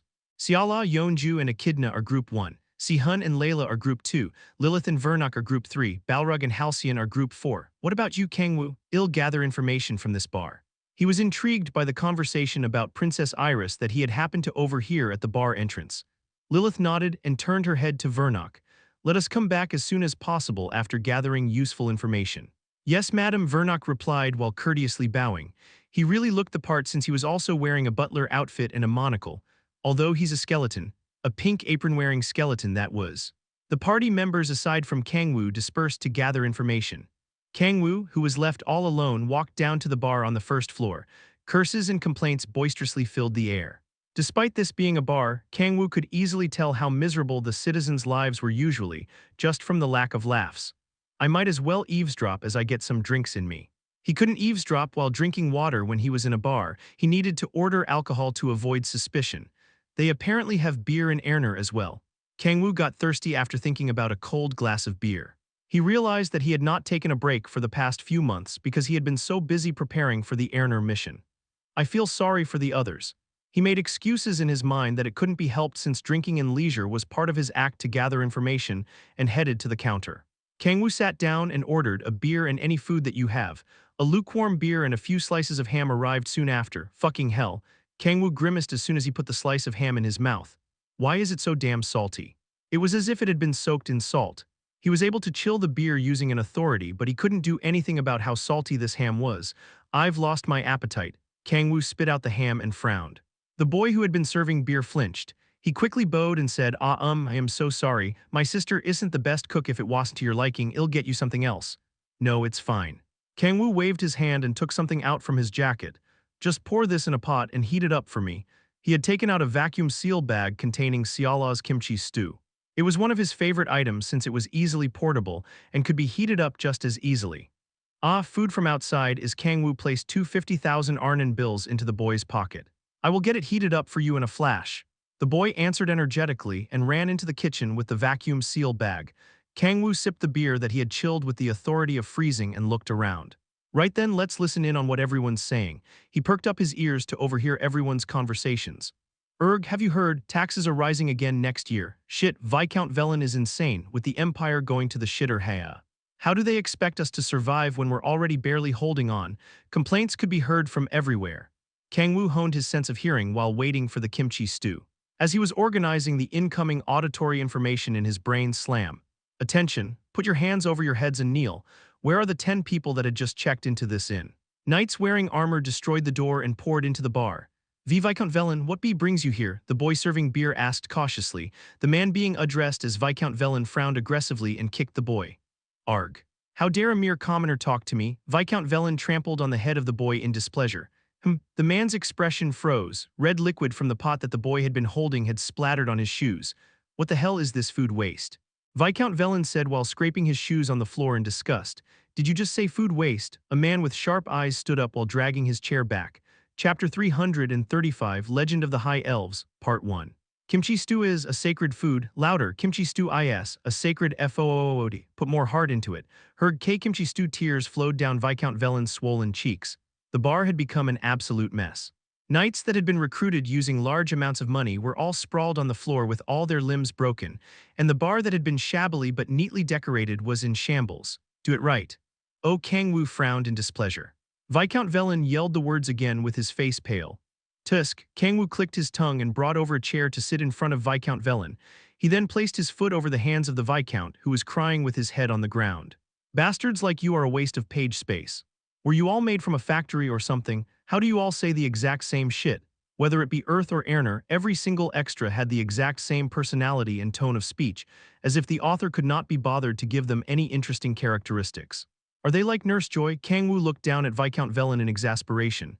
Crunch, he trampled on the back of the Viscount's hand. Screams echoed out. Stricken by fear, Viscount Velen said, Please listen to me. There is a reason why I know. Don't say anything. Just keep your mouth shut. It was a waste of page space.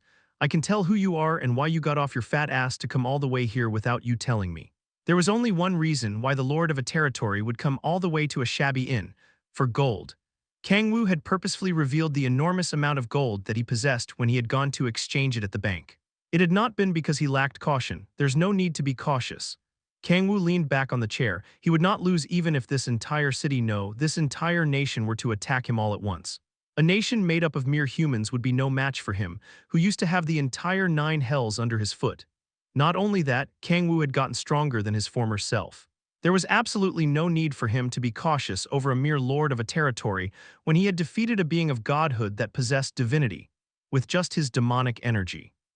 There seems to be a misunderstanding. I told you to shut up, my fucking friend. Apologies. Kang-woo put one leg over the other and crossed his arms.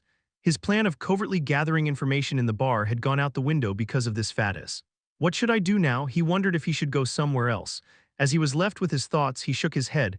No, I should make use of this opportunity. Kang-woo looked down at the trembling Viscount Velen. He could gather information at a bar anytime he wanted. It would be more effective at the moment to rip high-quality information off of a man in a leadership position. Let me ask you a few things, Kang-woo expressed. Why yes, anything. What are your thoughts on Princess Iris? Pardon, Viscount Velen became wide-eyed at the unexpected question. I believe she is worthy of respect. She is fair and just and is taking care of the Empire's citizens in the place of the bedridden emperor. I can hear the gears turning in your head from here, man, Kang-woo smirked. Viscount Velen seemed to have mistaken Kang-woo for someone associated with the imperial family. She is fair and just, you say? Kang-woo asked, Why yes, that's correct, Viscount Velen answered between coughs. It was obvious to anyone that he was lying. I guess I have my answer just from his reaction. Princess Iris did not have a very good reputation among common folk and even among the nobles. Since the emperor was bedridden, it was highly likely that Princess Iris was the one handling political affairs. In that case, could Princess Iris be why the Arnan Empire is in such a terrible state? Kang-woo could not be sure. Whatever the public thought, one could never have the whole truth unless they met with the person directly. I mean, it's none of my business. He already had his hands full in search of the demon god's corpse. He did not have the leeway to meddle with the Empire's affairs, but it doesn't hurt to know. Since he was in this world, it was better to know how it was turning. In other words, you're saying that you nobles are having a blast thanks to the incompetent princess. And not at all, I would not dare say such a thing about her hind bullshit. Kang-woo chuckled. I actually had an inkling from the moment I heard what the guard said. The guard at the entrance of the city had told them that they would be disposed of in accordance with Velen's laws if they caused a commotion. That was weird, it wasn't the laws of the Empire but Velen's laws. In other words, Viscount Velen had created laws of his own preference to be followed in his territory. It made no sense that a mere lord of a remote territory would have enough authority to wield laws however they wanted. This nation is going to the shitter. Kang-woo did not know why, but he could clearly see the signs of the Empire's imminent collapse. It could not be called anything else, since a mere Viscount was acting like a king in his own remote territory. Tusk, Kang-woo clicked his tongue in displeasure. Erner's bad political state was not good news for him in the slightest. It might become a hassle while going around.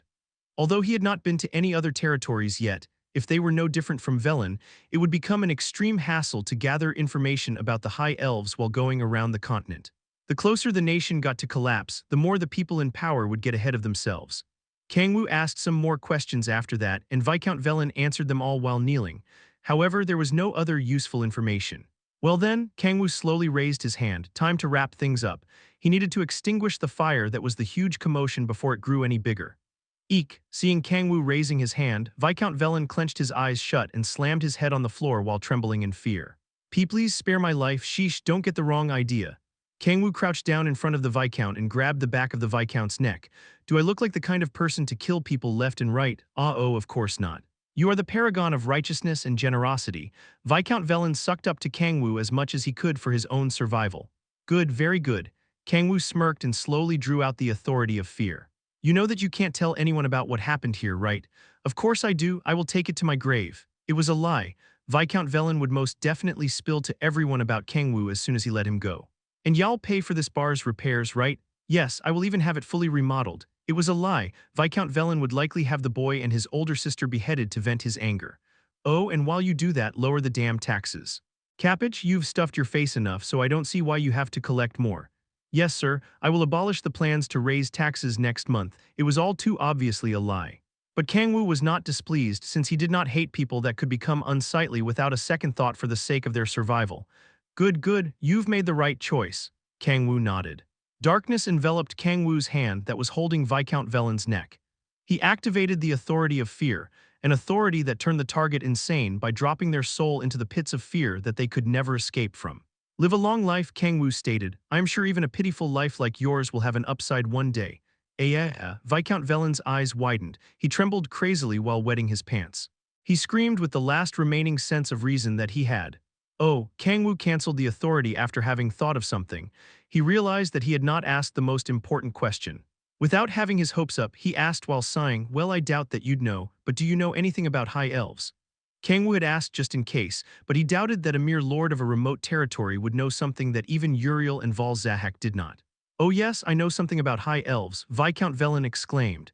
Yer, I didn't think you wait, what did you say? To be more exact, I know a mage that knows much about high elves. He spent decades researching high elves, so I am sure he would know a lot about them.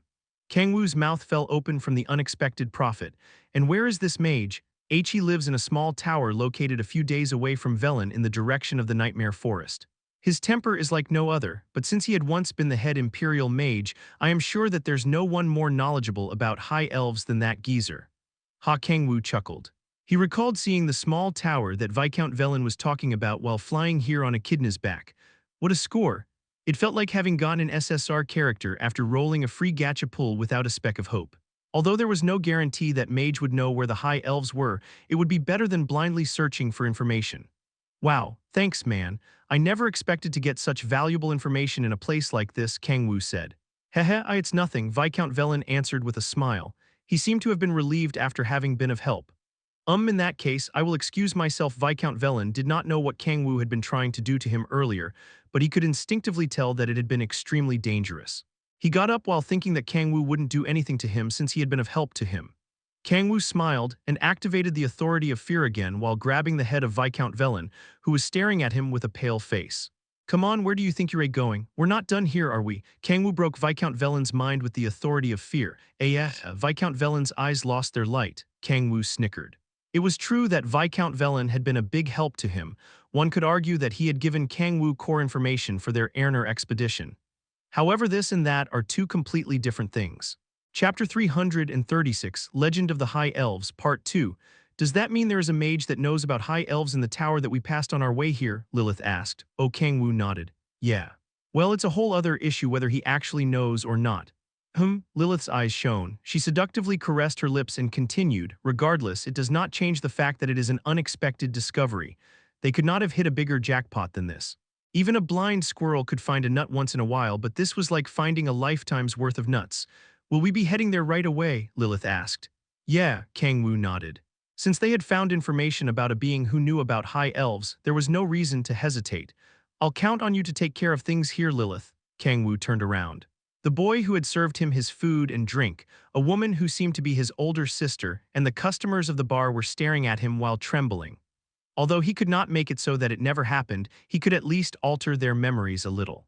Yes, Master Kang-woo, Lilith nodded and walked toward them. Although there had been a short fuss, they soon turned silent after Lilith lightly snapped her finger. Before we go to the tower. Kang-woo turned toward his party members who had gathered after receiving his call. He asked, have you guys found any useful information? Nope. How could we have gathered anything useful after only an hour? Cha Yeonju complained. They had been summoned back to the inn after barely having done anything, so there was no way that they had gathered any useful information. All that we noticed was that the people lack energy compared to the level of civilization. The streets were super gloomy. Oh, and security isn't all that great either. A few men tried to drag Xiala away while we were walking around, Yeonju mentioned. What? Kang-woo frowned in displeasure. How dare they lay their hands on my darling? He looked behind Yeonju to see Han Xiala slightly trembling in shock. Are you okay, darling? I was so scared, Kang-woo. Xiala walked up to Kang-woo and entered his embrace. Kang-woo's expression crumpled as he stared at Xiala's shaking shoulders. Nothing probably happened considering Xiala's strength, but being physically strong and being resilient to clear impure intentions were completely different things. Taking Xiala's personality into account, she likely did not have any resistance to such blatant vice. Kang-woo hugged Xiala even tighter and asked softly, where are those sons of bitches? Well. Yeonju hesitated. You didn't let them go, did you? I mean, we did, but you let them go. You should have at least broken their arms and L's. Their dicks were ripped off. Yeah, or at least their D. What ripped what off? Xiala got pissed and ripped their dicks off. I beg your pardon, Xiala. Why Yeonju, why you said you would keep that a secret? Xiala, who had been in Kang-woo's embrace, sprang up while as red as a tomato. She was completely fine as if she had never been trembling in fear in the first place. Kang-woo reflexively closed his legs. Xiala shouted, why you've got it wrong, Kang-woo, I didn't do anything, it was Yeonju. What? You're blaming it on me, what the fuck? Yeonju yelled. You're the one who ripped it all off before I even had a chance to stop. Why, that's enough of that. Kang-woo shook his pale head. He looked at Xiala, darling. I haven't done anything bad, right? I'm all good, right? He stared at Xiala with shaking pupils. Xiala, who met his gaze, smiled. All right, I think I'm good. What about you guys, Sihun and Balrog? Anything? We have not been able to gather anything of value. Balrog shook his head. Kang-woo turned toward Kim Si-hun, who seemed to be in thought. Si-hun stated, "I'm not sure if this information is worth anything, but—" "Anything is fine," Kang-woo replied. "I heard that the princess of the Arnan Empire is passing through a city not far from here. Princess Iris?" "Yes, that's right. I'm not sure why an imperial princess is all the way out in this remote region, but she's apparently going back to the imperial capital while taking a detour to this area." Kang-woo nodded. Princess Iris, huh? He had wanted to meet her at least once. "It would be nice if I could form an amicable relationship with her." Kang-woo was aiming for her immense power. He couldn't care less whether she was wicked, a saint, or an absolute fucking bitch. There was no one more useful than her as long as he was able to bring her to his side. I'll put it aside for now. Although it would be nice if he had her as an ally, it did not mean that she was a necessity. He had no need to go out of his way to bring her to his side. "Well then, let's move," Kang-woo expressed. Lilith was on the verge of finishing up. Kang-woo got up, packed his things, and headed toward the tower that Viscount Velen had mentioned. Kang-woo's party arrived at the rundown tower. Kang-woo lightly knocked on the door. The door was very worn down and weeds were growing from between the bricks. It was so dreary that it was a wonder if someone actually lived here. "Anyone home?" Kang-woo asked. There was no reply. Kang-woo lightly clicked his tongue. "I have come in hopes of asking you something." He had already confirmed with the authority of the beholder that someone was inside. Kang-woo continued calmly, "I would like some information regarding High Elf." Wham! The door swung open aggressively, and out came an old mage that looked as if he would appear in a fantasy film about a ring. The mage glared at Kang-woo temperamentally. "Who are you all?" the mage asked, and then sniffed them with his eyes narrowed. "Ha, you don't seem to be from Erner." The mage scanned Kang-woo and the others in surprise. Kang-woo was just as surprised. He found out as soon as he saw us, and by smell no less. Kang-woo was highly curious about how the mage had found out. "Yes, you're correct," Kang-woo answered while nodding. The mage's eyes were dyed with even more suspicion. "You want to know about high elves?" "Yes. Why, may we come in and explain ourselves slowly?" The wary mage slowly nodded. Unlike its shabby outer appearance, the tower's interior was rather clean. The mage took them to a study filled with books. "My name is Douglas. It was a long time ago, but I used to work under His Imperial Majesty as a mage. I am Kang-woo." Douglas lightly grabbed the hand that Kang-woo had extended. "So why do you want to know about high elves?" Douglas stared at Kang-woo in suspicion. Kang-woo remained silent for a short moment and calmly scanned Douglas while the gears in his head turned rapidly. Now, what should I say to alleviate his suspicion and gain information? He thought up a few ideas. Number 1, to tell Douglas the truth that they were looking for the High Elves for their mission to eliminate the demon god's corpse. No goddamn way he'd believe that. It sounded so insane that it would be a relief if Douglas did not consider them to be crazy. Number 2, simply because of curiosity, it's too vague. Kang-woo continued to think. He thought up a few other ideas, but none of them were good enough. How about I just force him to talk using the authority of fear? He thought about it for a moment but shook his head. It's too risky. The authority of fear was not omnipotent. The chances of its success fell drastically even if the target possessed even a little demonic energy resistance. Worst case scenario, Douglas's mind would break completely and they would not be able to gain any information from him. Besides, he used to be the head Imperial Mage, so there's no way that he'd be weak. Using forceful methods was far too risky. In that case, the only things I can do are to alleviate his suspicion with a believable reason or eliminate his caution altogether. Either one did not seem easy. No, the latter actually might be possible. Kang-woo could form a bond with Douglas and lower his caution. This mage has a very high interest in high elves. If he did not, there was no way that he would have spent decades researching them. No, his great interest in high elves was obvious from how he had run out of the tower immediately after Kang-woo had mentioned high elves. Kang-woo organized his thoughts and slowly answered, "Because we are highly interested in them." "You are?" "Yes, I guess you could say that we like them." Oh, Douglas began to show interest. He coughed and then asked, "Are there records of high elves even in your world?" "Somewhat. Most of them were out of imagination, but one could technically call them records." "How interesting," Douglas expressed in great interest. He then asked excitedly, "What kind of records? How are high elves recorded in your world? Have the differences between elves and high elves been clearly defined? How have their appearances been recorded?" He was like an otaku talking about their favorite anime with a fellow otaku. Kang-woo smiled widely. "Nice," Douglas had taken the bait. "Ha ha ha, I'll go through everything with you slowly," Kang-woo said. He recited all the information that he knew about elves from a fantasy novel he had read long ago. "They have been recorded to possess great beauty, a long lifespan, and eternal youth. That's more or less based on the truth. Also," Kang-woo fervently continued, "they are depicted to have exceptional archery skills in other novels." I see. They have also been recorded to have great affinity with spirits and are vegetarian because they cannot eat meat." I see. However, the longer Kang-woo explained, the less interested Douglas became. Kang-woo could instinctively tell that these were not the kind of records that Douglas had in mind. Kang-woo frowned. What the hell, what was he doing wrong?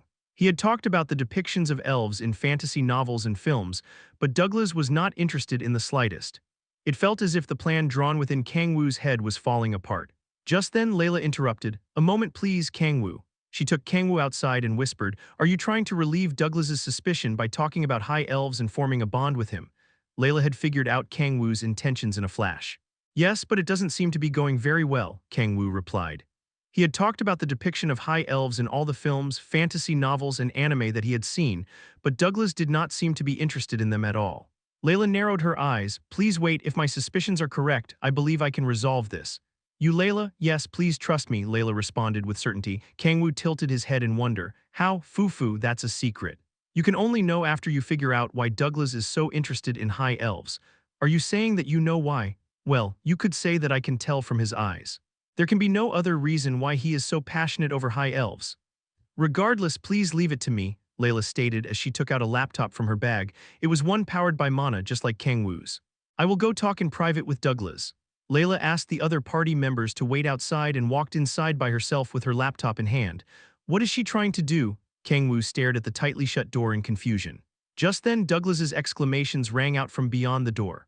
Whoa woo-wah, be by the heavens, Kang-woo's curiosity grew even more. Authority of transparency. Unable to handle the curiosity, Kang-woo saw through the door by turning it transparent in his eyes to see what was happening inside. Layla had opened her laptop and was showing Douglas something on the screen. Let's see. Kang-woo looked at the laptop screen. It was displaying a manga, with the title on the screen written The Lustful Night of an Elven Lady and an Orc a Knight Drenched in Carnal Desire. Huh, drenched in what? Ho, it just came out, Layla mentioned. Amazing, simply amazing. Excuse me, Layla, this is what I was born for, sniff, the days that I had spent researching. Must have been for this moment. I also felt at the moment I saw you, Douglas, that this was fate. What the fuck are you two talking about, what are these works of masterful art called in your world? They are called ero manga. Excuse me. Sister-in-law, amazing, phenomenal, how could they have portrayed such minute details? Here there are plenty more. Woo, why are you doing this to me? Unlike that young man earlier, you sure know your stuff. HMPH, who gives a shit about nitpicky details like that? It's because Kang-woo isn't very well versed in these kinds of things. Nor do I want to be. Hee, if it's you, I don't mind showing the results of my research. Here, take a look at these. They are books that I hired the most talented artists of the Empire to draw. My Douglas, your collection is no joke either. I dedicated my entire life to collecting them. Stop. Yes. If you're asked what goes best with elves, is there even a need to ask what else but, please stop. Orcs, stop you crazy sons of bitches. Clap, don't high-five. Kang-woo, what do you think Layla is talking about with Douglas? Xiala asked while tilting her head. Kang-woo raised his head in silence and blankly stared off into the empty space. I wonder how long we can stay appropriate for all ages. Chapter 337, Legend of the High Elves, Part 3. Ha ha ha. Quite the comrade you have here, Douglas said as he smacked Kang-woo's shoulder while chuckling after coming out of the tower. Kang-woo nodded while smiling awkwardly. He stared at Layla and Douglas with mixed feelings. Layla, what did you do to persuade Douglas? He seemed a bit hard to please, Kim Si-hun whispered as he approached Layla. Layla giggled lightly and replied, Douglas fortunately harbored a great deal of faith for Lady Gaia as well. Liar. He lowered his suspicions as soon as I explained to him how great and benevolent Lady Gaia is. You didn't even say a thing about Gaia. Oh, then did you reveal to him that you're Lady Gaia's incarnation? Si-hun asked. No, I didn't. I just told him that I am one of Lady Gaia's loyal devotees. A bond born from serving the same goddess, huh? I can understand why he lowered his guard all of a sudden. Si-hun nodded with a smile. Kang-woo averted his gaze from Layla in silence. Si-hun, it looks like you're gonna live your life being whipped by Layla. Kang-woo lightly clicked his tongue. Although he despised lies, he could understand Layla's circumstances of not being able to reveal the truth. I guess this is what you call lying in good faith. It couldn't be helped, yes, there was no other way. Anyway, I'm proud to have Layla as my comrade, Kang-woo responded to Douglas while smiling brightly. Douglas smiled back. Right, you wanted to know about high elves, correct? Yes, that's right, Kang-woo's eyes shone. They were finally getting into the main subject at hand. What do you want to know exactly? Douglas asked. Their location, MMMH. Douglas groaned as if he could not answer. Do you not know where they are? Kang-woo asked. I do not, to be exact, there is no way to know, however, I do know the conditions that they appear in. Conditions? Kang-woo's face, which had been dyed in disappointment, brightened again. Douglas scratched his head as if he didn't know where to begin his explanation. It seems I have to explain some things about high elves first. Please take your time. Okay, Douglas nodded. First, do you know the difference between elves and high elves? Aren't they kind of like elven nobility or royalty? Not exactly. Douglas firmly shook his head. To make a comparison, they are actually closer to gods. According to records, high elves were beings of godhood that possessed divinity. Among them, elder high elves were of the same level of godhood as celestial goddess Seraph or even higher. Ha, Kang-woo chuckled. High elves are deities. He had never even expected it. One would normally consider a high elf to be something like the king of elves. I guess they're not kings but gods that the elves serve. If that was the case, it made sense that barely anyone knew of their location. Wait, then does that mean there is no physical way to meet with the high elves? Kang-woo asked. Although it was not the case for all beings of godhood, deities such as Gaia and Uranus stayed out of the physical world in order to be as free as possible from the influence of providence. Even a goddess as powerful as Gaia had only influenced the physical world through Layla via deific manifestation. No, well, I guess it's not exactly untrue. Douglas shook his head ambiguously. Although high elves do not reside in the physical world, they can manifest here by borrowing the power of the world tree to form a body. I see, Kang-woo sighed in relief. If they were able to descend into the physical world through a body, it meant that it was not impossible to meet them. Douglas opened a book on the desk and continued, when the Arnan Empire was first founded, a high elf descended to bless the first emperor personally. Does that mean high elves are like the Arnan Empire's guardians? I'm not sure, but you could say that they are the guardians of the imperial family. As proof of that, all those who carry the blood of the imperial family are extremely handsome and beautiful. Kang-woo recalled Reynolds' face. The blonde hero's dazzling looks had been on par with Si-hun's. Then, how can we meet those high elves? Kang-woo had a rough idea of what kind of beings the high elves were from Douglas's explanation, but the most important thing was where they were. They needed that information to meet with the beings that would guide them to the demon god's corpse. There is a legend related to the high elves, Douglas mumbled. When this world reaches the brink of collapse, the protector of the world tree will manifest before the savior. And the protector of the world tree is referring to a high elf. Wait a minute, does that mean— Yes, Douglas smirked. It means there is realistically no way to meet them. Kang-woo frowned aggressively. They had ultimately gone back to square one. Douglas patted Kang-woo's shoulder while chuckling. Do not be so disappointed. According to the records, elves and high elves are not that much different in terms of appearance. Although we cannot meet high elves, we at least have elves. Douglas looked toward Layla while snorting. Is there truly no other way, an elf that can communicate with the high elves perhaps? Kang-woo asked. There was actually no need for them to meet with a high elf in person. Just like how Layla relayed Gaia's will through deific manifestation, there could possibly be someone among the elves that could relay the high elves' will through a similar method. No, there needed to be. Probably not. I can proudly say that there is no one in this world who knows elves better than me, and I have never heard of an elf that could communicate with the high elves, Douglas responded as if hammering the final nail in the coffin. The faces of Kang-woo and the expedition team froze. Hyung-nim then, we have no choice but to look for the demon god's corpse without the high elves' help, Kang-woo said while sighing. They did not necessarily need to find the high elves first to find the demon god's corpse. Although it was an ignorant method, they could just search every nook and cranny of the continent. Though I have no idea how long it would take. They would be searching through an entire star. Even if Kang-woo's party could freely soar across the skies, it would not be easy at all. And, considering the demon god's corpse had never been found until now, it was safe to assume that it would not be visible just by looking down from above. It could either be in the deep seas, a deep cave, or, in the worst-case scenario, it might not exist in the physical world just like the high elves. Shit, Kang-woo cursed. He placed his hand over his forehead as if his head hurt. Kang-woo was not the only one deep in thought. Layla had also realized the gravity of the situation and was biting her lip with a gloomy expression. The air in the study grew heavy in an instant. Kang-woo. Han Xiala carefully placed her hand above the contemplating Kang-woo's hand. No matter how long it takes, I'm fine with it, Xiala smiled brightly. Echidna also trotted over and sat on Kang-woo's lap. I'm fine with it too as long as I'm with you, Kang-woo. The two of them consoled Kang-woo to lighten the mood as much as possible. Kang-woo smirked and patted Echidna's head. Echidna swayed her legs while humming in joy. Yeah, we have to find it no matter how long it takes. They needed to, even if it would take years or even decades. It was only a matter of time until Earth would be invaded by outer worlds if they did nothing. The problem is, Kang-woo's expression was as gloomy as ever despite Xial-ah and Echidna's consolement. To be honest, he didn't mind however long he would need to stay in Airner for, as long as he was with his comrades. It was different from Hell, where he had nothing good to eat, drink, and enjoy. It's just that there's a time limit. According to Gaia, the protections of the 3 stars of the triad were dependent on each other. If they did not manage to find and eliminate the demon god's corpse, Earth's protection would fall apart, and it would affect the protection of the two other stars soon after. A building was bound to collapse without its supporting structures. But Gaia said that she would be able to hold on for a few years at the very least. But if interpreted in another way, they only had a few years until Earth's protection collapsed. Heya, Kang-woo sighed. The air in the study was as heavy as ever. Kang-woo fell into thought with his head lowered. We need a way to find the demon god's corpse. However, he could not think of any, no matter how much he thought. Even Lucis, whom Kang-woo had trusted to know where it was, did not remember, neither did the angels and not even Gaia. The expedition team did not even have a single clue to go off of. Is there no other choice? But to depend on Bali, Kang-woo thought about bringing the sleeping Bali up from the abyss but shook his head. It was way too risky. What should I do? His mind had become a tangled mess. Oh, just then a thought struck his mind like a lightning bolt. Yeah, Kang-woo chuckled unbeknownst to himself. Why didn't I think of that? He almost burst into laughter from his own stupidity.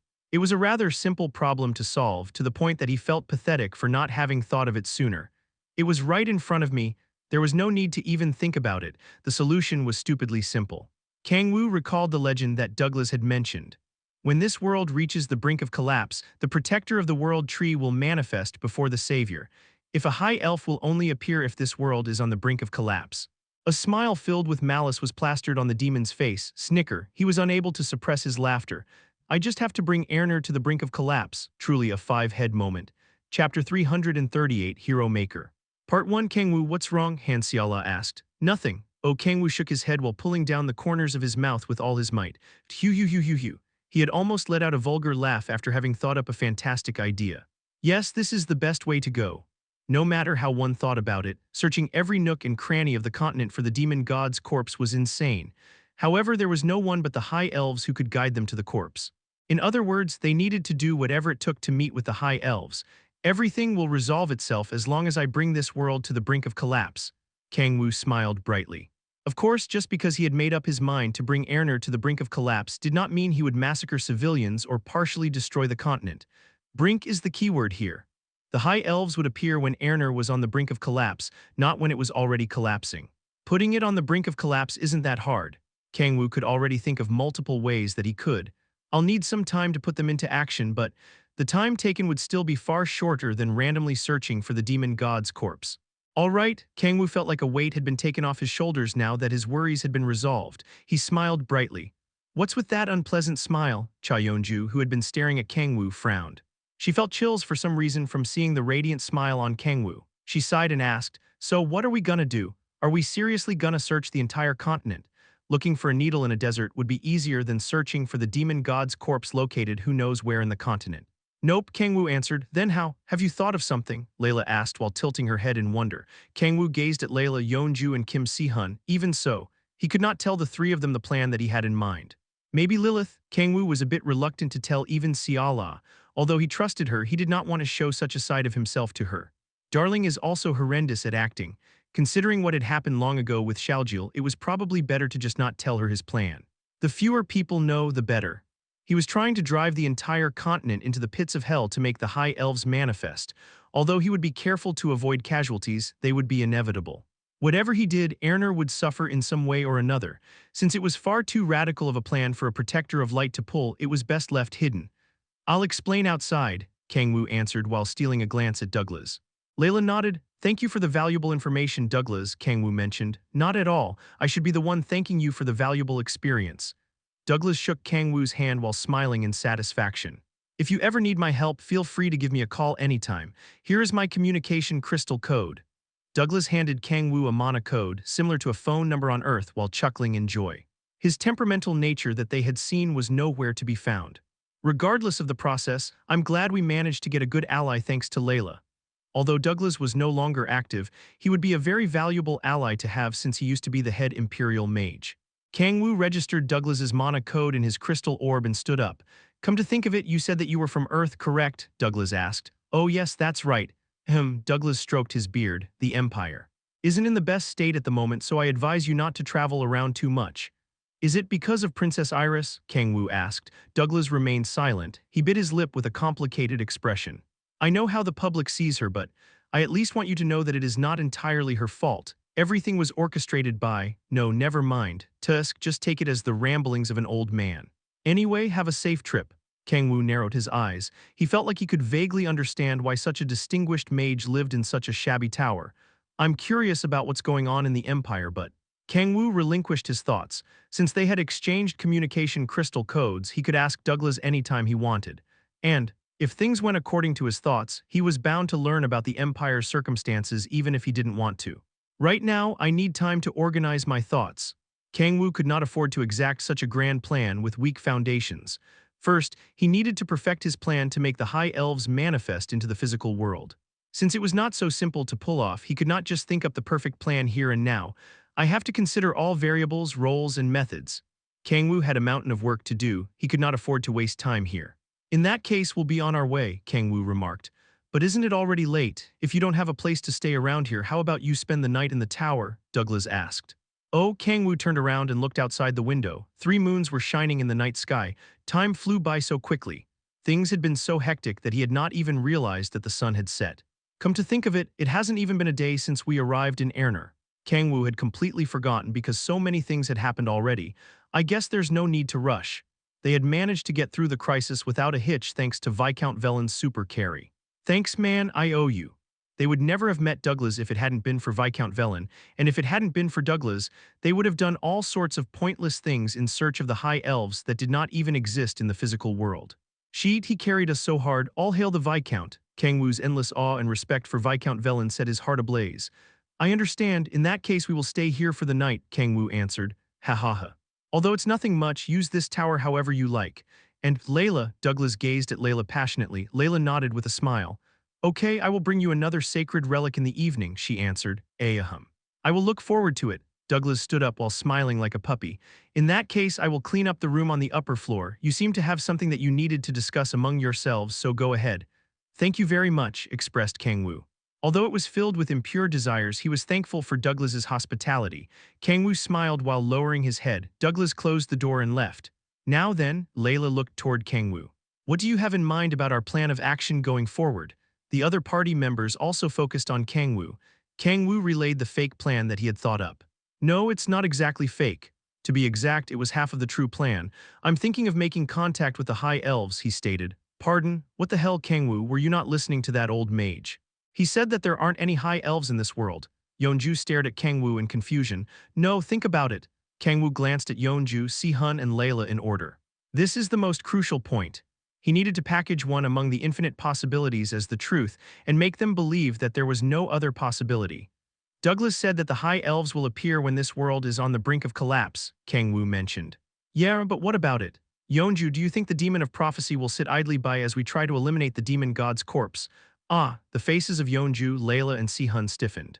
The demon of prophecy was the pinnacle of all demons, feared even by the gods that would bring ruin to the universe. Although his identity was veiled in secrecy, he surely existed. He will make his move, Kang-woo declared. The demon of prophecy was trying to bring ruin to all worlds. But if the demon god's corpse was eliminated, Erner's protection would be freed from keeping the corpse in check and put a hard stop to his objective. He will appear no matter what. Even if he himself doesn't, one of the 4 heavenly kings definitely will, Kang-woo continued. I see, come to think of it, you're right, Hyung-nim. There is no way that evil demon would just sit idly by as we go on this expedition. Si-hun agreed while making a serious face. Si-hun had forgotten since the demon of prophecy had not made his move for months after Rakel's death, but his forces were still very powerful. The 4 heavenly kings, since Satan and Rakel were dead now, only 2 remained. No, since the demon of prophecy was still alive, they still had at least 3 powerful enemies that they needed to face. Shit, Si-hun cursed in his mind. His limbs trembled just from thinking about the demon of prophecy. He clenched his fists and bit his lip.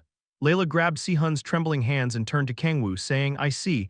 I understand what you are trying to say, Kang-woo. You're saying that the High Elves will sense danger and manifest once the demon of prophecy takes action, right? That's right, Kang-woo responded. In that case, Layla's eyes shone. According to the legend, the High Elves would manifest in front of a savior. We should find that savior first. No, Kang-woo shook his head. Looking for a savior that they had no idea who it could be was just as insane as looking for the demon god's corpse. Layla tilted her head in confusion and asked, then what should we do? We're not going to look for a savior. Kang-woo turned toward Si-hun, who was looking back at Kang-woo dumbfoundedly and grabbed his shoulders. He smiled and continued, we're going to make one. Chapter 339, Hero Maker, Part 2. Make a savior? Layla asked, wide-eyed. Oh, Kang-woo nodded while smiling. Yes, the others stared at him in confusion at how he had said something completely absurd so confidently. What, do you mean Hyungnim? Think about it, Si-hun. If it were up to you, who would you give the title of the continent's savior to? Well, Kim Si-hun fell into thought for a moment.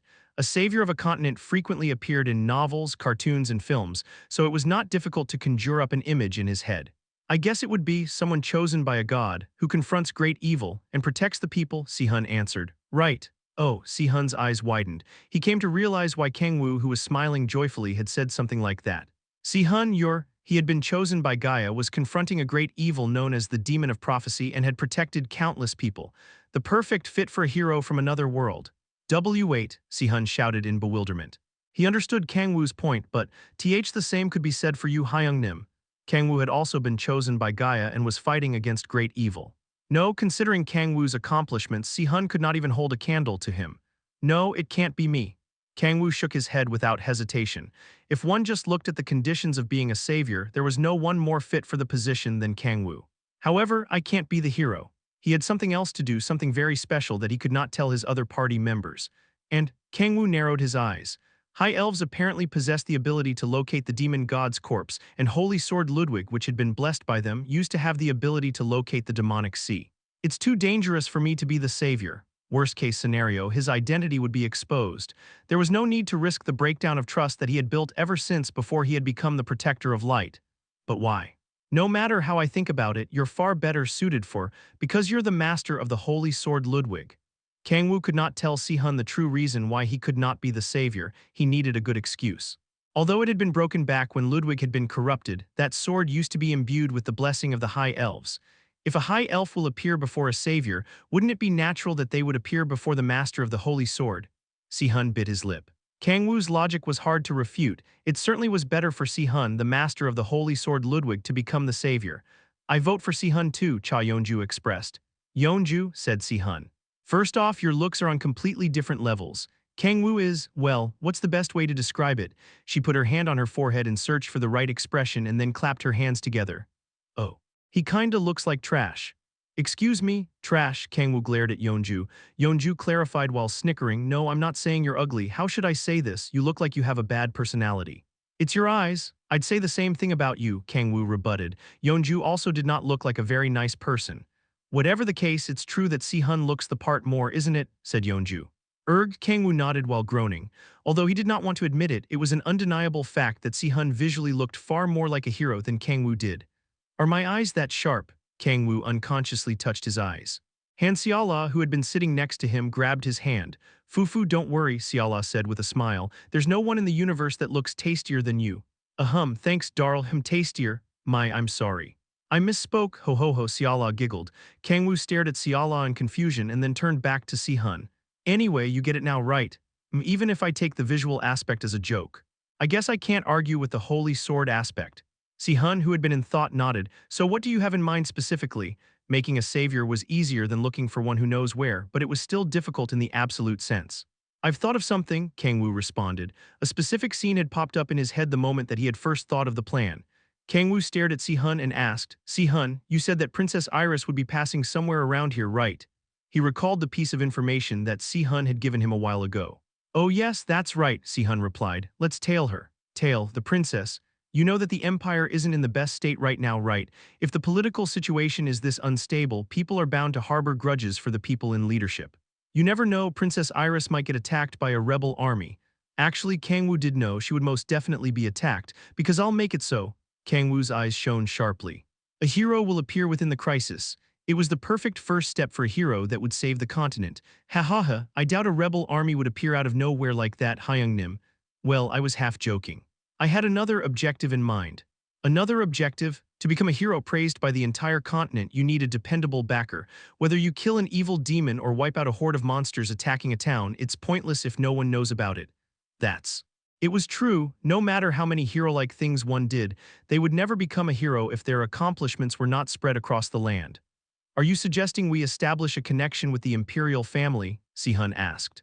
Yeah, Kang-woo nodded. Of course, we won't be able to form a connection with her just by tailing her.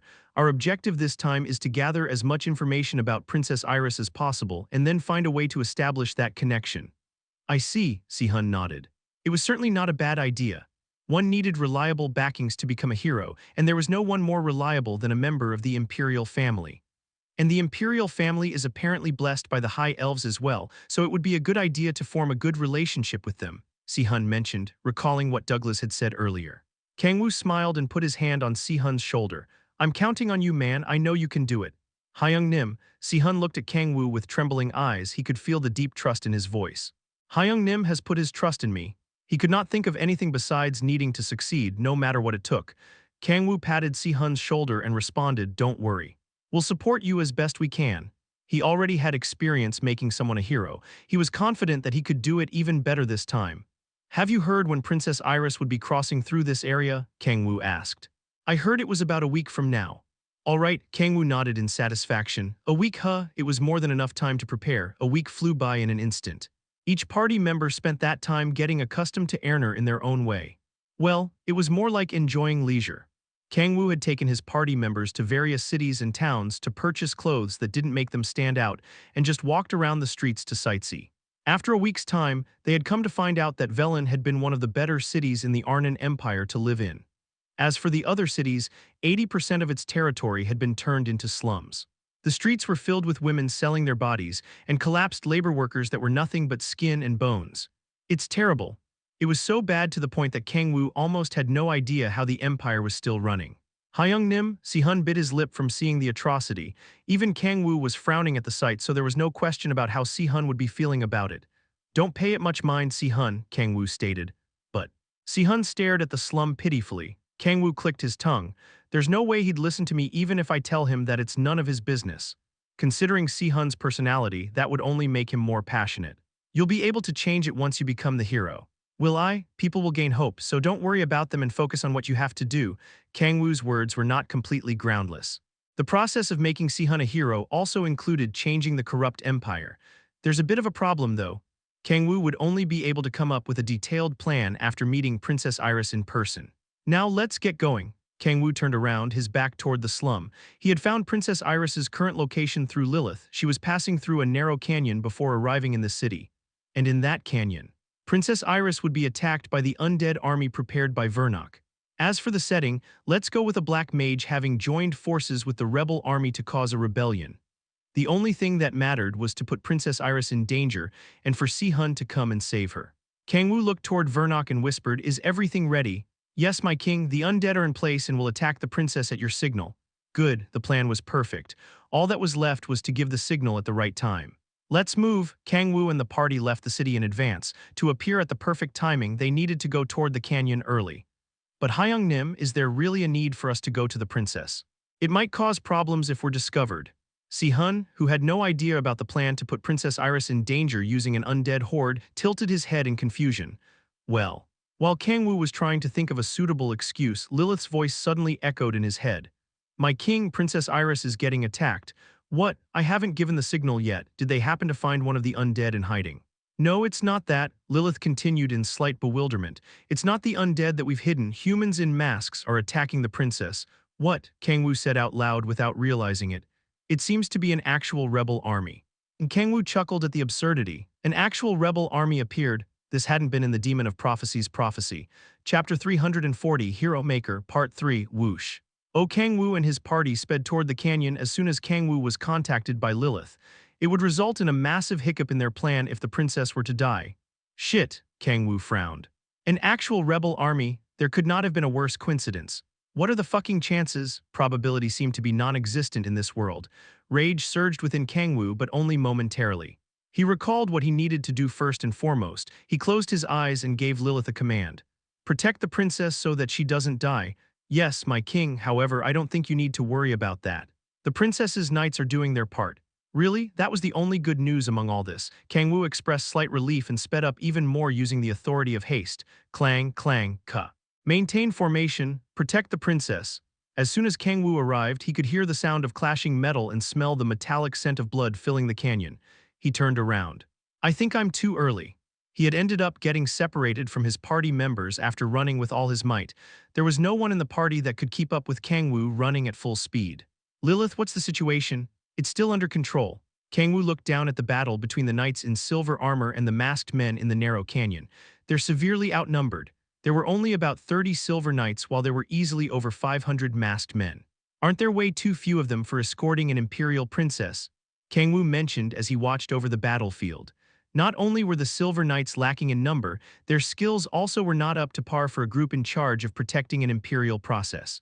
Lilith nodded, I agree. Well, they're not completely incompetent, but they certainly are lacking in skill. Kang-woo narrowed his eyes. Even though the Empire was nearing its impending doom, such incompetence seemed highly unlikely. I'll leave that for later. He needed to focus on the current situation. Death to the witch. We do not need an incompetent princess. Desperation could be felt from the voices of the masked men. They were charging to their deaths at the knights while gripping a diverse array of weapons. Kang-woo frowned as he looked down at the battle. Something about the rebel army's desperation bothered him, as if a cog in a machine had been misplaced. Kang-woo fell into thought while tapping on the bridge of his nose with his finger. The pieces are coming together. However, the hypothesis in his head was nowhere near a level for him to consider complete. He lacked far too much information. But still, just in case. Kang-woo closed his eyes and contacted Vernok. Vernok, yes, master, I have a favor to ask. Kang-woo relayed a command to Vernok while watching over the battle that was getting fiercer. Hyung-nim, Kim Si-hun arrived as soon as Kang-woo's conversation with Vernok was over. His expression stiffened as he looked down at the battle between the rebel army and the Silver Knights. I can't believe something like this happened. Si-hun summoned Ludwig while biting his lip. He grasped the sword that was shining brilliantly. Hyung-nim, no, wait. Kang-woo grabbed Si-hun's shoulder. Not yet, pardon, let's wait a little longer. Kang-woo looked down at the battlefield calmly. Although the knights were being pushed back, they were holding on well. We need to appear when they're on the verge of death. They needed a better timing to amplify the effect of a hero appearing in a crisis. Si-hun, now that things have ended up like this, we're gonna have to move up the plan. Are you referring to the hero plan that you mentioned before? Kang-woo nodded. Go down there at the perfect time and save the princess. Kang-woo had been planning on giving Si-hun this spiel after the undead attack commenced, but the timing had gone slightly awry due to the sudden appearance of the rebel army. Either way, it doesn't really matter. After all, telling this to Si-hun had always been the plan. Si-hun, what do you think is the most important component that makes a hero? Kang-woo asked in all seriousness. Whatever the case, the hero-making operation needed to begin now. Si-hun was left bewildered by Kang-woo's sudden question. He folded his fingers one by one and answered, I'm not sure. Righteousness, courage. No. Listen, Si-hun, Kang-woo grabbed Si-hun's shoulders. The most important component of a hero is… Yes, Si-hun swallowed his saliva in anxiety. Kang-woo continued, style. I'm sorry, you know, like how cool they look. Style makes a hero, just think about it. If a 150 kg ugly bastard goes down there to save the princess and her knights, do you think he would become a hero? I guarantee you that the son of a bitch would be framed as the mastermind of this entire incident. It was sad, but it was an undeniable truth. One's looks were more important than what people thought. But of course that's of no concern to you, Kang-woo added. Since you're handsome as fuck, geez, you're even more handsome up close. Why the fuck are you so handsome, goddammit? Kang-woo was getting irritated just thinking about it. He shook his head to disperse the rage that was gradually rising as he stared at Si-hun. Well, anyway, I'm saying that style is important. Oh, I see. So what do you think you should do? Si-hun slurred blankly. Kang-woo pounded his chest in frustration. Since you don't need to care about looks, you just need to focus on your performance. My performance? Yeah, man, Kang-woo nodded while smirking. A hero's entrance needed to be paired with the right performance, and Kang-woo had the perfect one in mind. At times like this, the gears in Kang-woo's head went into overdrive. Pant. This way, your highness. There was a woman in the narrow canyon filled with the thick stench of blood. She was blindingly beautiful, had glamorous wavy blonde hair, and was wearing a dress with laces hanging on it. She was Iris von Arnon, the woman who had become the highest authority of the empire after the emperor had fallen ill and was now bedridden. Kaya, however, it was no simple feat to run in a narrow canyon in a dress and heels. She fell down shortly after. Your highness, the maids that had been taking care of her quickly ran toward her. They tried to help Iris up, but she could not stay on her feet because she had rolled her ankle as she fell. Huff, Iris put her hand on her swollen ankle while panting heavily. Sharp pain shot up her leg and tears flowed down from her eyes. Why, what did I do so wrong to deserve this? She screamed in anger. She picked up a rock on the ground and threw it to vent her rage. Why, your highness, we have to Shut up. Iris slapped away the hand of one of the maids. She lowered her head while crying. She was not stupid enough to not have realized that it was far too late to escape. Sniff, why, all that she could do was to lament in vain. Your Highness, Iris's maids looked at her in pity. Iris said sorrowfully, if only brother were here. Tears flowed down her cheeks. She clenched her fists while biting her lip. There she is, the witch. The masked members of the rebel army had reached the place where Iris and her maids were. Swing, light reflected on the sharp sword. Kaya, Iris screamed with her eyes shut tight. The masked men with swords in hand snorted. Ha, the witch that brought the empire to ruin sure can scream. I guess she cares about her own life at the very least. Their words were filled with clear malice. It's because of greedy and incompetent members of the imperial family like you that the great Prime Minister Fidelio has such a hard time. The empire wouldn't have turned out like this if he were the one to lead it. Iris flinched. She glared at the masked men while biting her lip. You're wrong. Her lips fluttered. Countless words that she wanted to say were on the verge of leaving her mouth, but she couldn't let them. Besides, there was no one in this world that would listen to her. Yeah, Iris muttered, having given up. Rather than living like this, if she had to keep wandering within the inescapable valley of despair for the rest of her days, it's better to just die. No one knew what she was going through. The only person that had always protected her was gone. What remained after his death was nothing but hell. Kill me, just kill me already, Iris yelled madly. The masked men only snorted at her screams of desperation. As you wish, we'll kill you. For the revolutionary army, for a new empire, the masked men raised their swords. Ah, Iris expressed. She trembled subtly as she shut her eyes tight. Only one thing was on her mind, the appearance of a blond man enveloped in golden light. Brother, tears flowed down Iris's cheeks. The sword of one of the masked men swung down on her neck. Just then, clang, Kurg, a young man fell down from the sky and parried the masked man's sword. He landed on the ground crouched with one knee and hand on the ground. At the same time, great winds blew and flower petals fluttered across the bloody battlefield out of nowhere. Who are you? A masked man yelled in bewilderment. The young man who had fallen from the sky slowly lifted himself up. He ignored the masked man and stretched his hand out toward Iris, who was on the ground. Are you hurt anywhere? Kim Si-hun had made his appearance. That's it, expressed Kang-woo, who was watching the situation unfold from above. He clapped while snickering. Nothing better than a superhero landing on the first appearance. There was nothing more stylish than blocking an attack while falling from the sky. Kang-woo jumped in place while pulling up a hologram of Si-hun and Iris by using an authority. Man, too bad I don't have any popcorn to go with this. He should have brought that with him to Erner as well. Kang-woo watched the hologram while clicking his tongue. Are you hurt anywhere? Damn, nice line delivery. Kang-woo smiled as he stared at Iris, who was hazily looking up at Si-hun. All right, it was time to make a hero. Chapter 341, would you look at this bitch, brother? Iris von Arnim muttered in bewilderment. She had ended up calling the man enveloped in blinding light in front of her her brother before she had realized it. However, after her thoughts settled and she took a closer look at the man in front of her, she realized that the man was a completely different person from her older brother. The man had black hair and eyes and was handsome enough to be a work of art, to the point that she wondered if he had been blessed by the high elves as well. Who are? Iris asked in a trembling voice.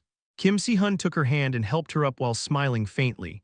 I came here after I heard the noises while I was passing by with my party members. Thank goodness I'm not too late. Iris flinched. It did not seem like this man knew who she was. The man glared at the masked men.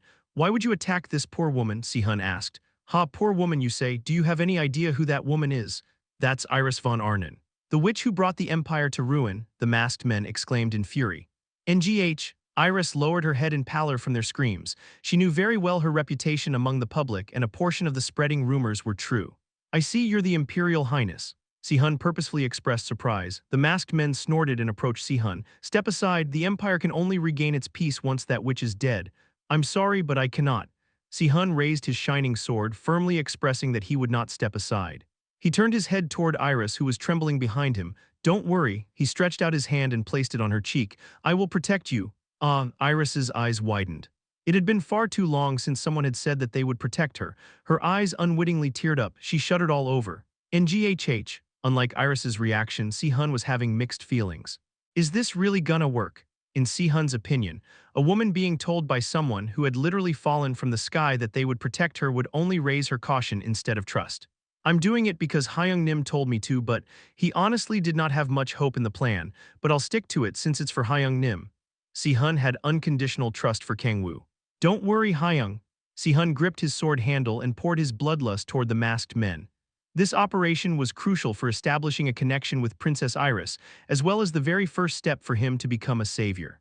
For Hyung, he could not afford to let the plan fail. Si-hun glared at the rebel army with blazing eyes. K.K.'s such eyes, Si-hun was powerful enough to face the princes of hell. His assimilation rate with the martial god had almost reached 70% during the past few months of training, so there was no way that mere soldiers of a rebel army would be able to handle his bloodlust.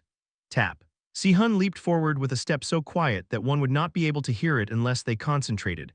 But unlike that faint sound, his body shot forward so quickly that it looked as if his body was being stretched. Heavenly Dragon Foot Technique. It was one of the martial arts techniques of martial god Tian Taehuang. Si-hun moved as if a dragon was soaring across the sky. He sliced the sword of one of the masked men without hesitation with his holy sword. What the fuck? The masked men were shocked by how Si-hun had reached them in the blink of an eye and sliced a sword clean in two.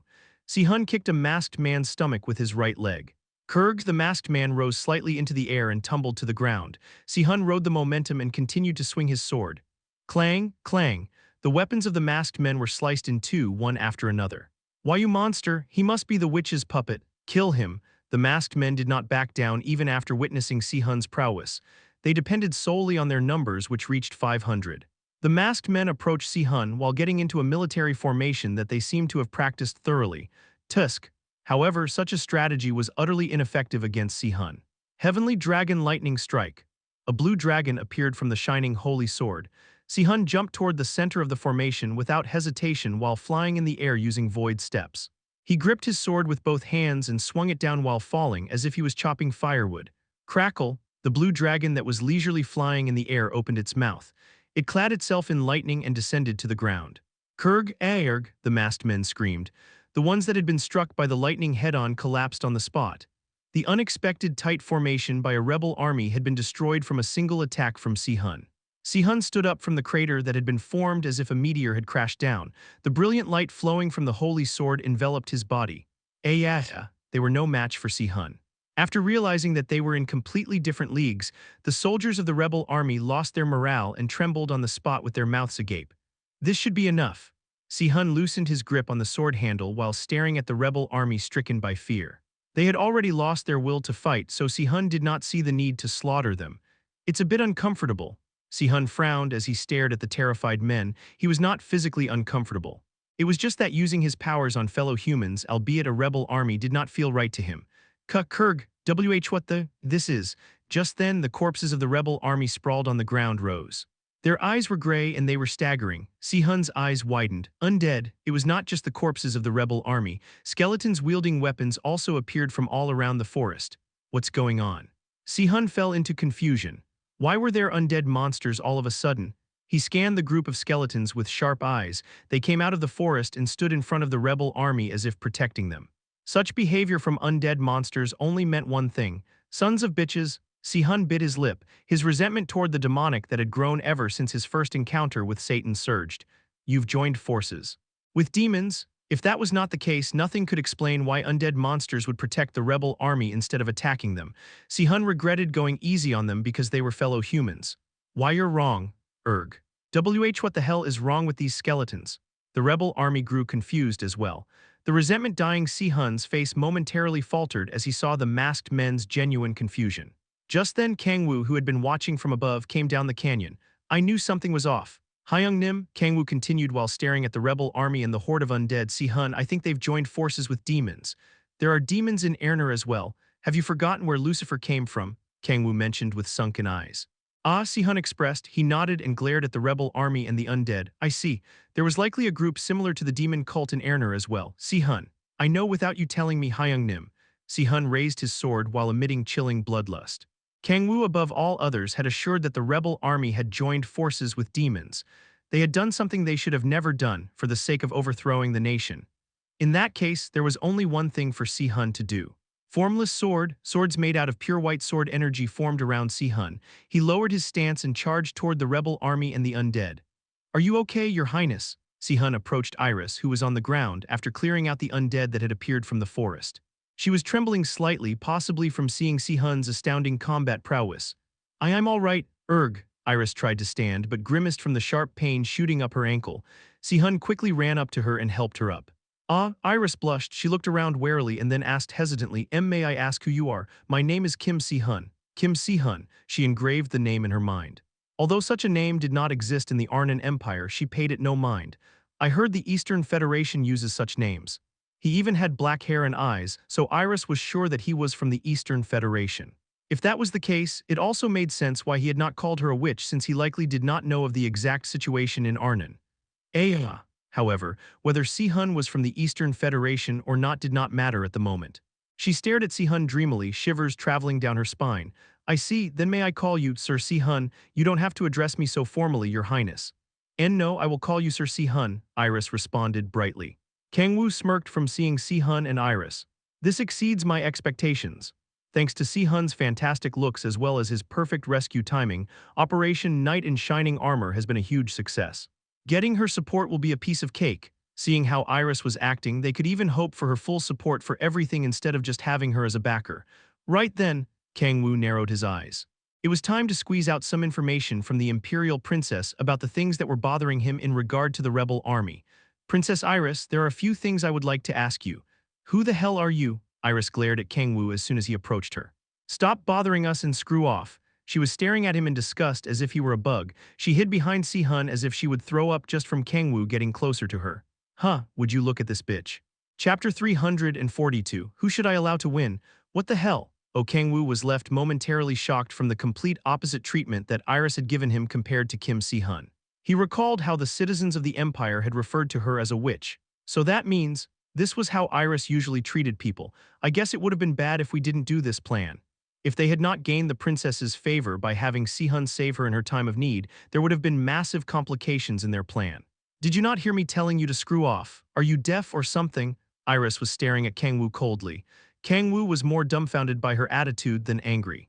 What do you think you're saying to my Hyung Nim? Si-hun reacted first to Iris's rudeness. He glared at Iris, who was hiding behind him with a hint of bloodlust. Kang-woo was more bewildered by Si-hun's action than Iris was. Jesus, Si-hun, stop that. You'll spoil the affinity that you have with her. I'm sorry. I never thought that he would be your older brother. Iris quickly lowered her head, but her eyes were still filled with wariness and hostility. Kang-woo narrowed his eyes and stared at her. Something's off. It was hard to consider her attitude as one that simply arose from her personality. Her reaction is a bit too extreme for that to be the case. It was understandable that Iris would not consider Kang-woo and Si-hun to be brothers since they were not blood-related. However, she likely at least knew that they were comrades since she had seen them conversing. So why is she so hostile toward me? It was weird. Iris should have had absolutely no reason to be so hostile toward Kang-woo. Considering her attitude toward Si-hun, she should have naturally been kind to Kang-woo as well. Her having a shitty personality doesn't explain it. Something continued to bother Kang-woo.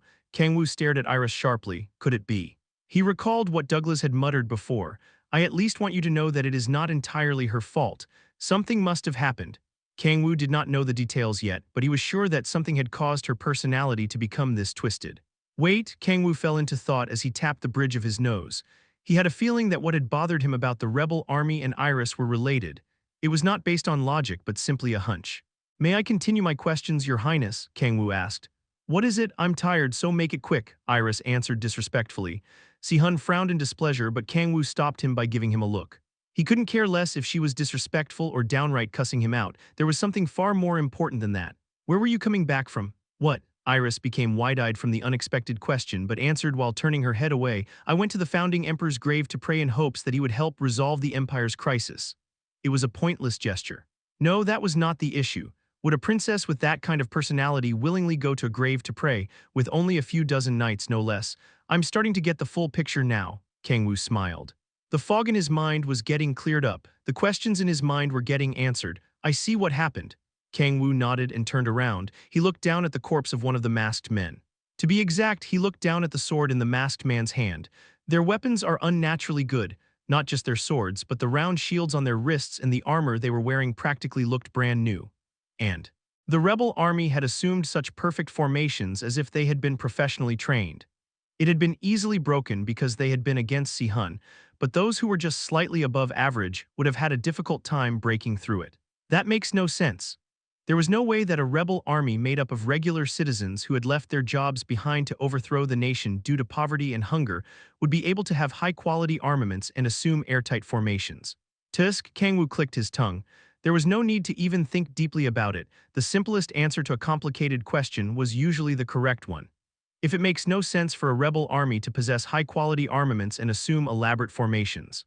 The answer is simple. It means they were never part of the rebel army in the first place. Even if they were part of the rebel army, Kang-woo was sure that they had at least been backed by someone. Who it could be is still a mystery, but they had manipulated these men to come here and kill the princess. Who made you go to the grave? Kang-woo asked. Iris froze. She lowered her head in pallor and muttered, I went there of my own accord. Kang-woo remained silent. Iris responded fiercely, I'm the imperial princess. Who would dare make me go anywhere? Oh, I guess you're right. Kang-woo nodded with a smile. It was cute how she was trying her best to maintain her pride. It was like seeing a child getting on their tiptoes to grab something high up without any help. What, is that all you have to ask? Iris asked. Yes, that's all. Kang-woo nodded and turned around. He had a few things that he had wanted to ask, but this was enough for now. There was no reason for him to find out at the moment who had made the princess turn out this way. Besides, the answer would come to him sooner or later. Kang-woo gave Si-hun a look. Si-hun nodded and said to Iris, We will escort you to the capital, Princess Iris. Sir Si-hun, we can't afford to leave you alone after what happened here. Sniff. Thank you so much. Iris was reacting in a way completely different from her attitude toward Kang-woo. She shed tears from being moved deeply. I will make sure to reward you handsomely once we get to the capital, Iris exclaimed while clenching her fists. Kang-woo chuckled at the absurdity. Come on. Kang-woo's feelings were getting hurt. He shook his head and turned around. Hup, Si-hun lifted Iris in a princess carry. Iris turned her head away, completely red in embarrassment. I will introduce you to my other comrades besides Kang-woo Hyung-nim. I don't okay, I'm looking forward to meeting them. Iris giggled. Your Highness, one of Iris's maids called out. What is it now? Iris, whose time with Si-hun had been interrupted yet again, asked in irritation. Well, about the report for this incident. Iris turned gloomy in an instant. She continued while trembling, of course we should report it. Report that I was attacked by a rebel army and that Sir Si-hun came to my rescue. Yes, Your Highness, something was amiss. Kang-woo, who had been watching their interaction in silence, smiled and turned his head. I knew there was something off. This is gonna be interesting. Kang-woo's eyes glimmered as he licked his lips. If the situation was what he thought it to be. I'll have to think a little bit. There was no need to rush. It would not be too late to act after taking his time to think. Besides, it was completely up to Kang-woo to choose who would come out victorious in the Arnan Empire, which was approaching its imminent demise. The rest were trash that would have no choice but to acknowledge the choice that he made and submit willingly. Now then, Kang-woo thought leisurely with his arms crossed. Either Iris, who was sticking very close to Si-hun, or the mastermind who had tried to kill Iris here. Who should I allow to win? Snicker. The demon's eyes shone as if he was playing a fun game. Kang-woo's party headed to the capital with Princess Iris. Although Iris's carriage had been destroyed from the rebel army's attack, it was easily fixed at a nearby city. Kang-woo's party bought a few more carriages and set off to the capital. They could have flown there on a echidna, but they did not. Iris might faint from shock. It was not difficult to imagine how that immature princess would react if she saw a dragon. Not just that, echidna was a demonic dragon. She could not be shown to others recklessly. Although Iris had acted coldly to everyone besides Si-hun at first, she opened up to them over time. She smiled every now and then, and they even chatted during meals. However, there had been something that Kang-woo had not expected at all. Kaya, Iris screamed and threw down her spoon on the ground. Especially, she glared at Kang-woo, who was eating kimchi stew teary-eyed. How can you eat something like this? Kang-woo closed his eyes. Just let it go. The spiciness could not be helped. Kang-woo was not ignorant enough to complain to a person of another world why they couldn't eat something so delicious. Tap. Kang-woo, bring me some water. Go get it yourself, Your Highness. I hurt my ankle. Are you still going on about an injury that was already fully healed days ago? Arg. You talk too much. Yes, I have a big mouth. What are you going to do about it? Water, water. Si-hun, Her Imperial Highness wants some wat. Kaya, don't call Sir Si-hun. A fuss broke out between Iris and Kang-woo. The other party members did not even pay it any mind, having gotten used to it. This was what Kang-woo had not expected. Why is she sticking so much to me instead of Si-hun? Kang-woo frowned as if his head hurt. For things to go according to his plan, Iris, who had fallen in love with Si-hun at first sight, needed to grow closer to him to form a hero-princess bond. However, after a few days of spending time together, Iris was sticking only to Kang-woo instead of Si-hun and was chatting her mouth off. And don't even get me started on the reason. Iris stole glances at Si-hun from time to time, wondering if Si-hun was actually getting her water, but Si-hun was not even paying any mind to Iris and was having the time of his life chatting with Layla. Seeing that, Iris sulked, and so did Kang-woo. This is driving me fucking insane. Iris was only talking to Kang-woo because of the stupid reason of being too embarrassed to talk to Si-hun. The problem was that Iris's personality was so twisted that her methods of conversations consisted of commands. Since there was no way that Kang-woo would follow those commands willingly, it resulted in arguments. And an even bigger problem. Iris seemed to enjoy having such arguments. She, who had never met anyone in her life as an imperial princess who would defy her, was enjoying the new responses that Kang-woo was giving her. Fucking hell, are you some noble lady in a Bishojo game, the kind that goes, why you're the first person to ever treat me this way? Hey, Kang-woo sighed, please let us arrive at the capital soon. Even if it was part of the plan, it was exhausting to deal with a sassy princess all day. Kang-woo turned to look at Han Xiala for some mental healing. He could feel thick bloodlust in Xiala's eyes as she looked this way. Hurry up with the water, holy fuck, we have to get to the capital soon, like right now. Please, the plan will get fucked at this rate. Chapter 343, paying for one's sin at this pace will reach the capital by tomorrow. Oh, yeah, you're right, Iris's expression darkened. She lifelessly walked to the carriage with slumped shoulders. Oh, Kang-woo clicked his tongue as he watched her. He had realized a few things about Iris during their few days together. She hasn't been completely irredeemable from the start. Although she was a little immature, she was occasionally delicate. However, she spoke disrespectfully to her maids and Kang-woo as if it was completely natural. Kang-woo wondered what had caused her personality to become so twisted. Well, I'm sure I'll find out tomorrow. Kang-woo stared with sunken eyes at the pale, trembling Iris. The problem was not what sort of trauma she had suffered. Public opinion of her is worse than what I had expected. Opinions regarding Princess Iris in the Arnan Empire literally could not get any worse. The people were blatantly showing their detest of her to the point that it seemed excessive. An incompetent, greedy, and egocentric princess.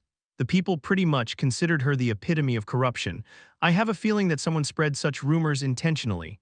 However, it was hard to absolve the princess of any fault. Considering how Iris treated her maids and everyone other than Kim Si-hun, she could not be treated as a victim of false malicious rumors. As for how she treated the people below her, siesta.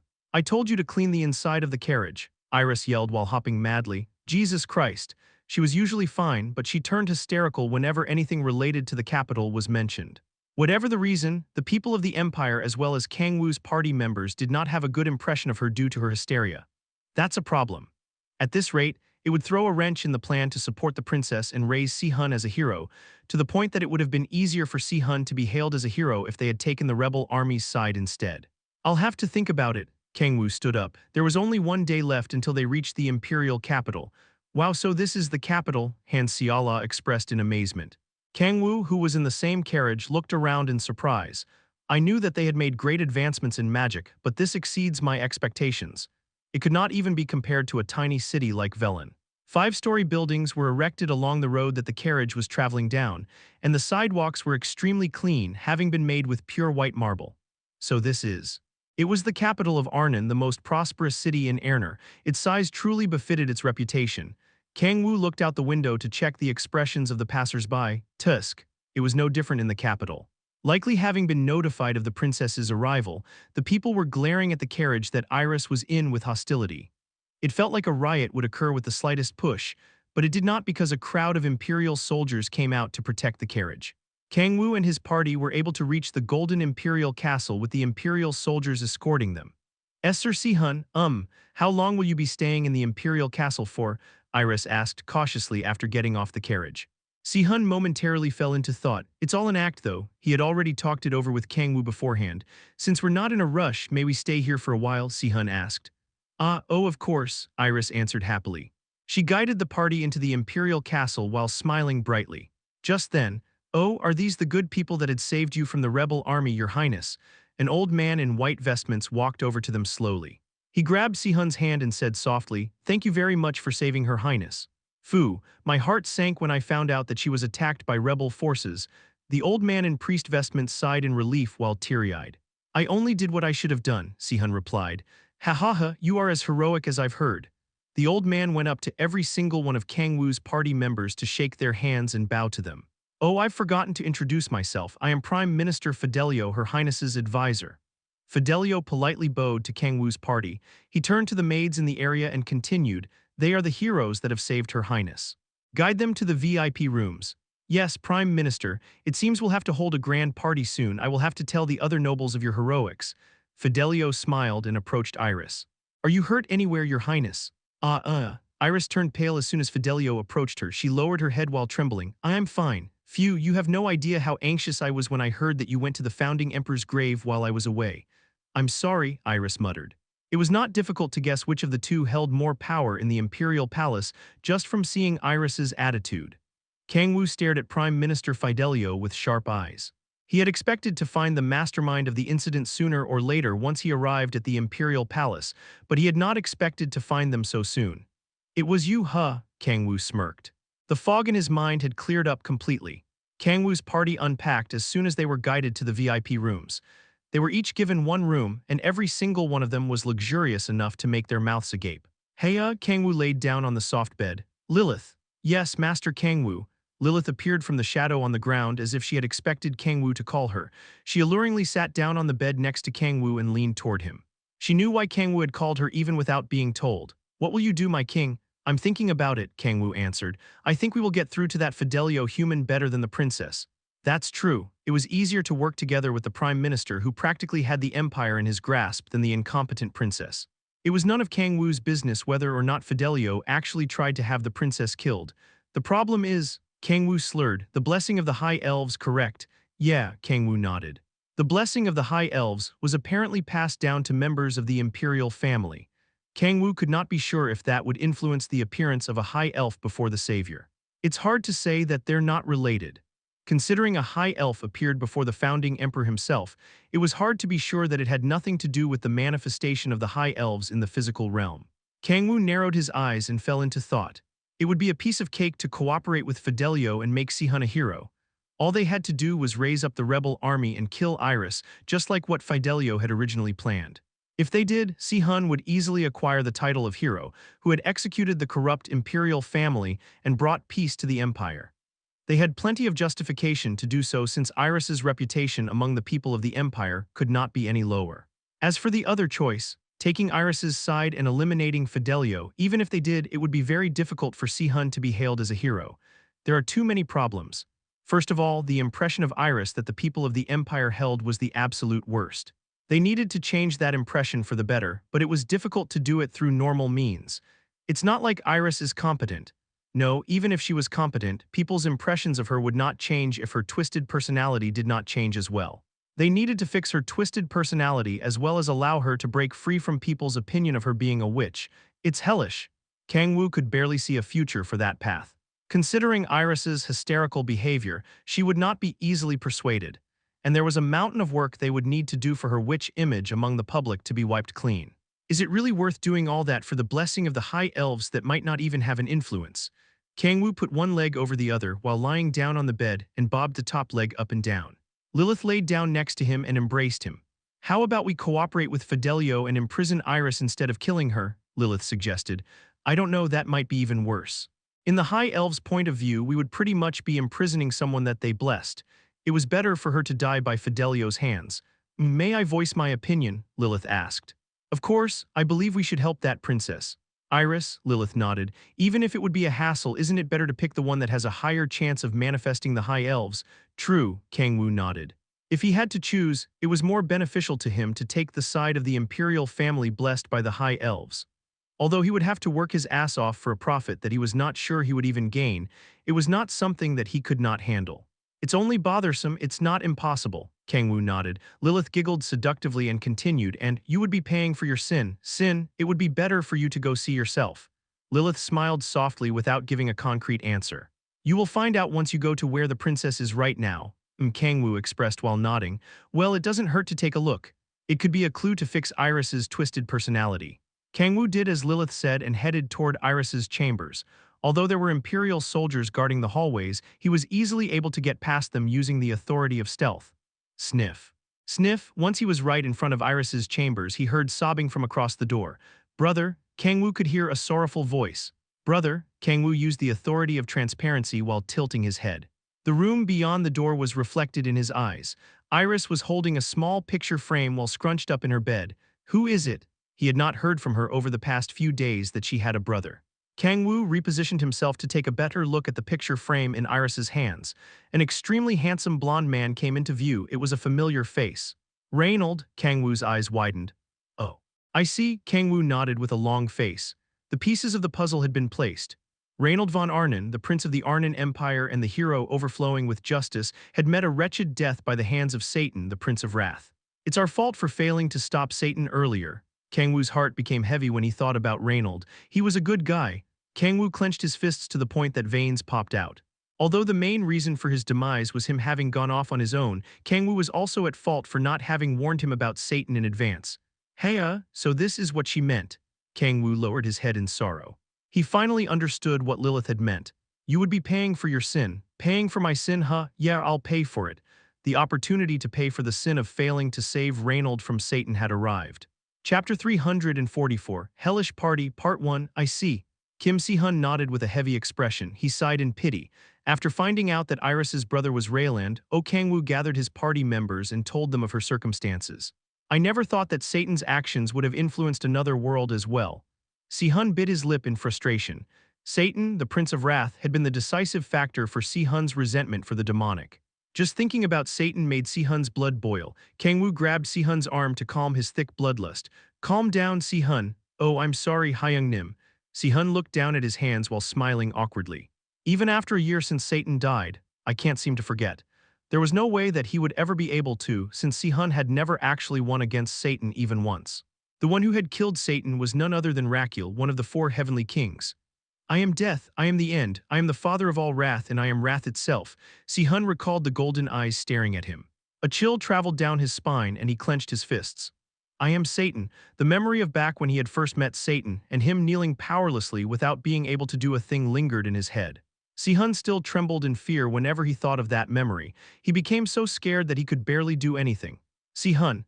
Kang-woo clenched Si-hun's arm even harder. He smiled and said, don't make that kind of face. Satan is dead. Yes, you're right, Si-hun nodded, still with an awkward smile. He put his hand over Kang-woo's hand on his arm. It's warm. He could feel Kang-woo's warmth chasing away the chill that had spread throughout his body. Si-hun took a deep breath and calmed his mind. Then does that mean Princess Iris's personality is related to Reynold's death? Si-hun asked.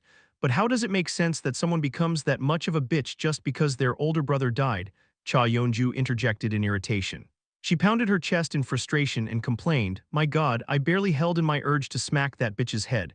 How did her personality get so twisted?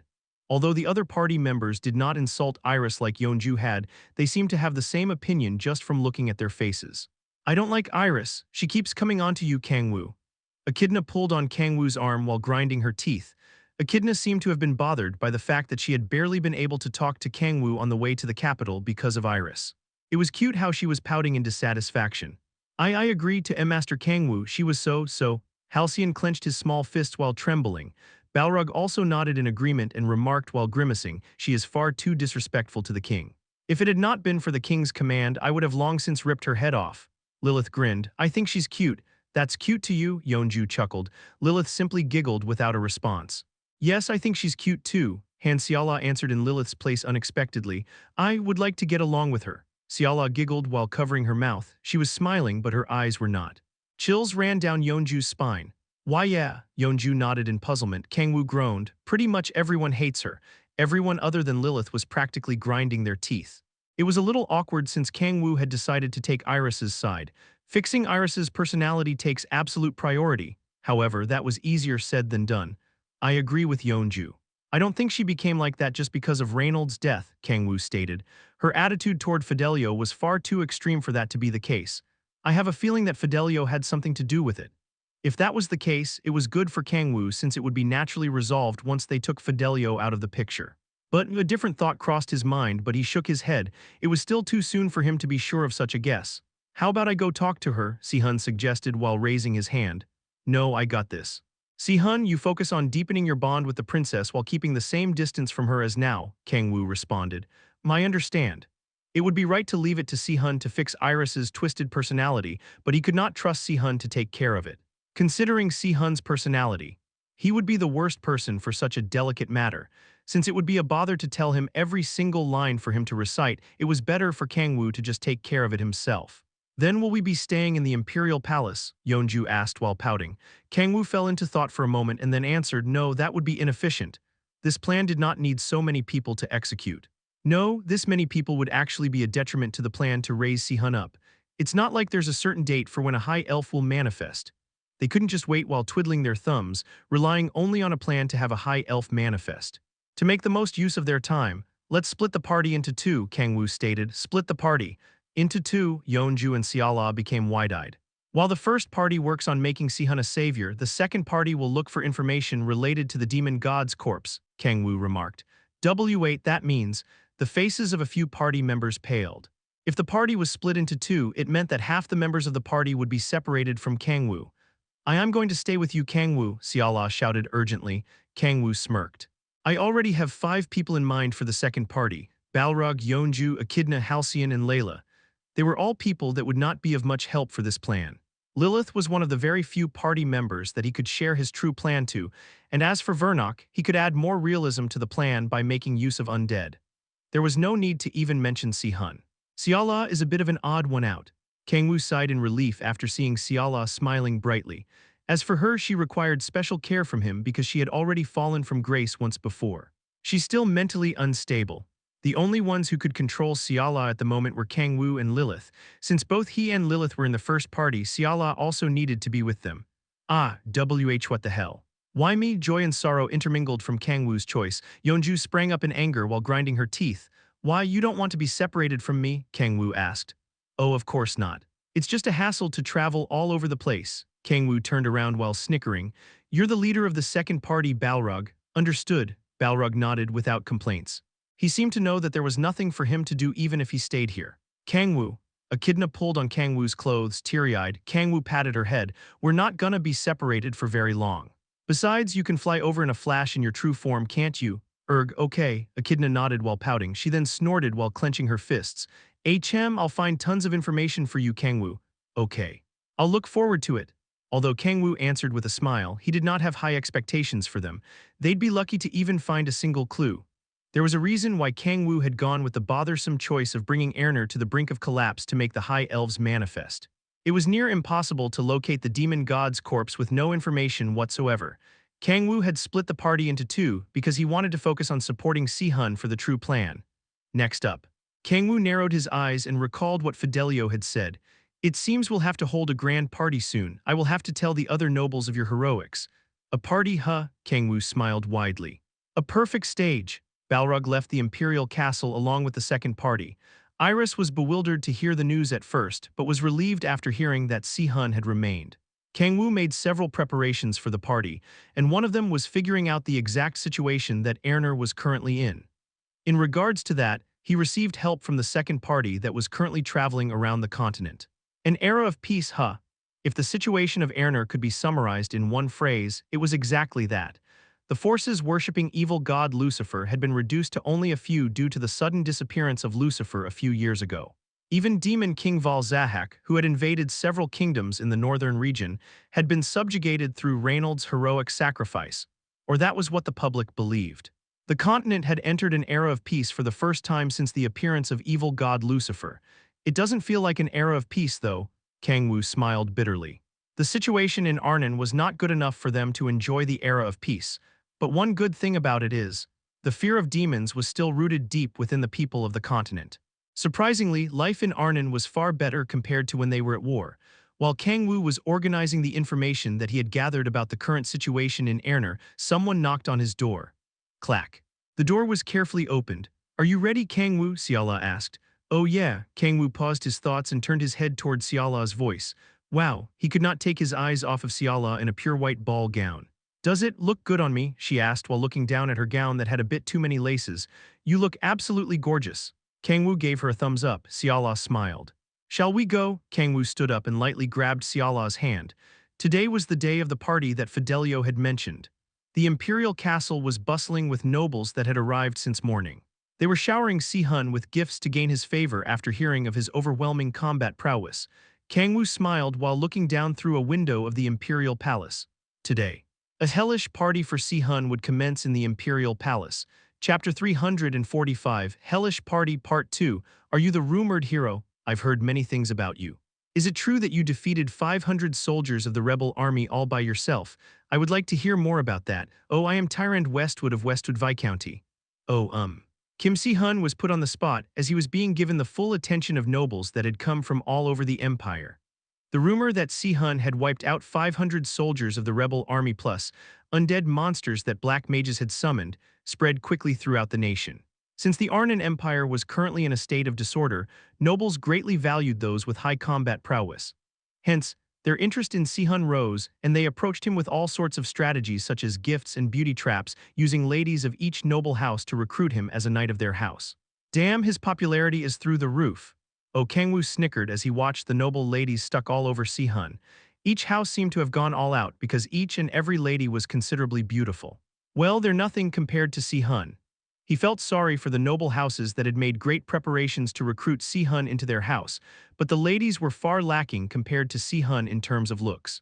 A hero who defeated 500 rebel army soldiers, It was nowhere near enough of an accomplishment to become a hero. As proof of that, the ranks of nobles approaching Si-hun aren't that high. The true powers of the empire, such as those from duke and marquis houses, were simply observing Si-hun from afar as if they were window shopping for clothes. Kang-woo smirked, "Watch him while you still can." Because they would not be able to lay eyes on Si-hun so easily in the future, Kang-woo drank a glass of champagne on the table and laughed softly. The refreshing carbonation and the sweet taste of champagne lingered on his tongue. "That aside, I'm jealous," Kang-woo unconsciously muttered as he watched Si-hun surrounded by about 10 noble ladies. He had expected something like this to happen when he first executed the plan to make Si-hun a hero, but he could not help but feel jealous when it was happening right before his eyes. "You're jealous," clack. Han Seola, who was standing next to Kang-woo, put down her champagne glass on the table and smiled. No, that's not what Kang-woo tried to defend himself. "You just said that you were jealous." "Fuck, ha ha ha. It was just a figure of speech. Please spare me. All I need is you, darling. You say that, but aren't there a bit too many women around you, Lilith Yeonju and—" "But you're the best out of them." Kang-woo embraced Seola by the waist and lightly kissed her. Her eyes that had been gleaming sharply relaxed from just a single kiss. Seola caressed her lips with her hand and giggled. Heh. "I was just joking. It didn't feel like a joke." Kang-woo coughed and reached for the various scrumptious-looking foods laid out on the table. "The food here isn't bad. You try some too, darling." "Oh, okay," Seola continued while staring vacantly at Kang-woo. "Sure looks tasty. You're talking about the food, right?" "Oh, right, Kang-woo. Tonight, so this is where you were." Iris walked toward Kang-woo with big strides while interrupting Seola. She pulled on Kang-woo's arm and said, "Are you just gonna let Sir Si-hun suffer all by himself like that? I'll go with you, so get those women off of him." Seola's eyes narrowed. She glared at Iris coldly and then smiled toward Kang-woo. "I'll excuse myself first, Kang-woo," Seola said as she turned around. Iris displeased her, but she knew that it would cause trouble for Kang-woo if she were to pick a fight with Iris. What a relief. Kang-woo was worried about Seola's mental state, which was getting unstable again lately, but it was not to the point that she was unable to make rational decisions. "I'll have to give her some more attention." As Seraph's influence grew stronger, so did Seola's obsession for Kang-woo due to the unique racial characteristic of angels. Kang-woo had managed to quell that obsession last time by proposing to her, but it seemed like its effect was weakening. He needed to engrave deeper into Seola's mind that she was the most important person in his life. "Hey Kang-woo, are you ignoring me?" Iris yelled at him in irritation as he momentarily thought about Seola. Kang-woo clicked his tongue and turned toward her, answering, "No, I'm listening, Princess Iris." HMPH. "It looked like you were distracted by something else." "Ha ha ha, how could I dare show such disrespect toward you, your highness? What's with you all of a sudden?" Iris stared at Kang-woo warily. "More importantly, are you not one of the key people of this party? You should interact with the other nobles instead of someone like me." In other words, Kang-woo was telling Iris to fuck off. Iris glared at him. "What? Are you refusing my company?" She was as temperamental and domineering as always when she wasn't around Si-hun. Kang-woo sighed and answered, "You must have come to me because you have no one to talk to." "I understand, your highness." "And why you're wrong," Iris shouted while stomping her feet aggressively. "Wrong my ass." It was obvious that she had come to Kang-woo because no one would give her any attention since she was considered the worst among commoners and nobles alike. Whatever the case, this was a good opportunity. "In that case, could you tell me more about the nobles over there?" Kang-woo asked while staring at the nobles who were looking at Si-hun from a distance instead of fighting for his favor. There was a good chance that they were the true powers of Arnon. "Okay," Iris nodded. "The one seated over there drinking coffee is Marquis Baraka. He runs a huge slave market in the northeast region of the empire, and—" As Iris was explaining the nobles one by one to Kang-woo, her eyes stopped on one woman. She seemed to be in her 40s with silver hair in an updo, and her eyes reflected an inexplicable sense of sorrow. Who was she again? Iris tilted her head in confusion. It did not seem the woman was of high peerage. "Well, that's pretty much it," Iris expressed. "Thank you very much," Kang-woo nodded. Iris's information would prove very useful, especially during this party. I already see a few evils that I need to eliminate. To allow Iris to gain more power, Kang-woo couldn't eliminate only Fidelio. He also needed to eliminate Fidelio's backers, in other words, the nobles that were sucking the empire dry. Princess Iris, it seems Si-hun is finally free, Kang-woo mentioned as he pointed at Si-hun, who had barely managed to run away from the noble ladies. He picked up a random dish on the table and said, "Come to think of it, this dish happens to be Si-hun's favorite. Why don't you take some to him?" It was a smoked fish with some vegetables on the side. He had no idea what sort of fish it was, but Kang-woo had enjoyed it quite a lot while he was chatting with Siala earlier. "Oh, I see Sir Si-hun likes Elray as well." Iris stared at the dish in Kang-woo's hand in surprise. The fish seemed to be called Elray, she muttered softly while trembling, just like brother. "Your Highness," Kang-woo called. And never mind, yeah, he likes Elray, huh?" Iris nodded in succession and took the dish from Kang-woo. "I'm off to see Sir Si-hun, so stay right there." Iris cautiously walked toward Si-hun. Kang-woo smirked and turned around. Of course, he had no intention of staying here like she had asked. "I have my targets." It was time to execute his true plan that he had not divulged to Si-hun, Siala nor Cha Yeonju. Now then, it was time to ring the bells of demise. "No, I'm not a fan of fish. Kang-woo said to take it to you because he was sure that you would like it." "Oh, did he?" Si-hun's eyes shone. He took the dish from Iris while smiling. The fact that he did not like fish was of no matter compared to the fact that Kang-woo had recommended it. "I would gladly eat anything that Hyung Nim recommends." Si-hun smiled and tried the fish known as Elray. Although it was a bit fatty, he was still able to eat it without issue because it did not have the characteristic fishy taste of fish. As expected of Hyung Nim, this must have been the reason why Kang-woo had recommended a fish dish to him despite knowing that he did not like fish. Si-hun smiled while thinking of Kang-woo. Iris stood restlessly in front of him. Sir Si-hun, are you thinking about becoming a knight of a certain noble house?"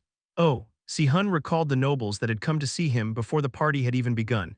He smiled bitterly and shook his head. "No, not at all. Then what will you?" "My goal is to eradicate demon worshippers with my party members." It was truly a goal befitting a hero. Although his true goal was a little different, he had chosen this goal after consulting with Kang-woo because it sounded the most hero-like. And Si-hun's eyes sharpened. He had not lied just to deceive Iris. If Erner also has an organization like the demon cult, he would execute them himself with his sword. The seed of resentment that had sprouted when he had knelt before Satan still had not vanished. They might have something to do with the four heavenly kings. The constellations of evil had apparently been sealed in Erner. Rakiel, who had been one of them, had crossed to Earth, but there was no guarantee that the other constellations had as well. No, since Earth's protection had been restored and Gaia had regained her power albeit temporarily, there was a high chance that they were still in Erner. No matter what, Si-hun clenched his fists. Whatever happened, he would not let them do as they liked. Kang-woo, Layla, and his other party members. "I won't lose them." Si-hun came to a resolution and looked at Iris, who trembled from seeing his eyes full of conviction. "Brother," she unconsciously muttered. "Pardon, and nothing." Iris shook her head fervently while as red as a tomato. She gulped and continued, "I will give you my support, Sir Si-hun." The Arnan Empire could not overlook forces that worshipped demons either, since no one knew when a being like Demon King Valzahak would attack the continent again. "Thank you very much, Princess Iris." Si-hun bowed with a bright smile. Iris blushed. She lowered her head, rolled her feet, and carefully mentioned, Sir Si-hun, you can comfortably call me Eerie, Crunch." "Kaya, what the?" Just as Iris was in the middle of saying something, a commotion arose.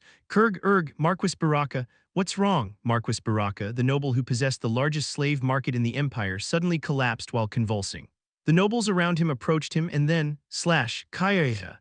A green tentacle shot out from Marquis Baraka's back and decapitated one of the nobles who was walking up to him. Horrifying screams filled the party venue. "Scree, Kaya, help me. Guards, where are the guards?" At the same time, demonic beasts appeared from all around and began to randomly slaughter nobles around them. Hell descended on the party venue that had been filled with laughter. Chapter 346, Hellish Party Part 3. "What the hell?" Kim Si-hun stared at the green tentacles in surprise. They looked familiar. They were the tentacles that were on Yog Saron, Satan's subordinate, and he had also seen them when he had charged into the dungeon where Rakiel had been to rescue Kang-woo. Si-hun did not hesitate for long. "Sir Si-hun," Iris exclaimed. Si-hun summoned Holy Sword Ludwig and charged toward Marquis Baraka, who had turned into a hideous monster. He flew into the air while leaving afterimages that looked as if he was being stretched. He split Marquis Baraka in two with a single slash. Yellow pus splashed all over the place as the green tentacle was cut. Si-hun fluidly dodged the pus. It splashed on the floor of the Imperial Palace, which melted as soon as it came into contact with the pus. Whoa, the eyes of the nobles shone after watching Si-hun cutting down the demonic beast with a single slash. Please save me. Tyran Westwood, one of the noble ladies that had approached Si-hun earlier, quickly ran toward Si-hun. Behind her was a hideous undead that looked as if 8 legs were forcibly attached to it. As she was running with her face pale, a middle-aged man next to her yanked her. "You're just a bitch from a mere viscounty," the man shouted as he threw Tyran down toward the demonic beast. He waved at Si-hun. "Please help me first, crush grrrrrk, arg kurg." However, the demonic beast ran right past Tyran for some reason and attacked the middle-aged man first. It wrapped its 8 legs around the man and bit down on his neck with its rotten teeth.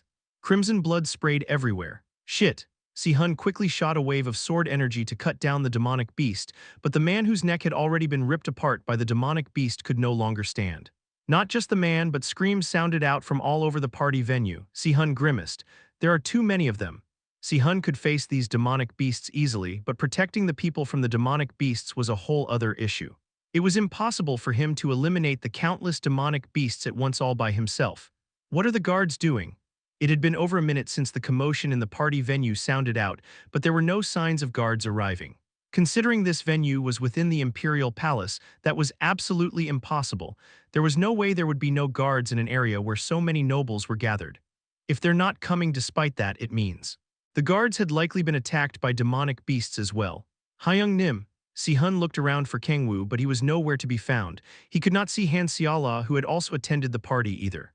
"I have to do it alone." Si-hun gripped his sword tight. He could not let the demonic beasts run amok any longer. He took a deep breath and spread the chi in his danshan throughout his body. Every single one of his meridians were filled with enormous amounts of chi. Don't be shackled by form. Si-hun did not have any techniques that would be able to wipe out the countless demonic beasts in the party venue all at once, since he was but a swordsman who slayed demonic beasts with a sword. If my sword is the problem, Si-hun closed his eyes and imagined the shape of a sword. A transparent sword made of chi formed in his mind. I'll abandon the shape of a sword. Si-hun manipulated the formless sword.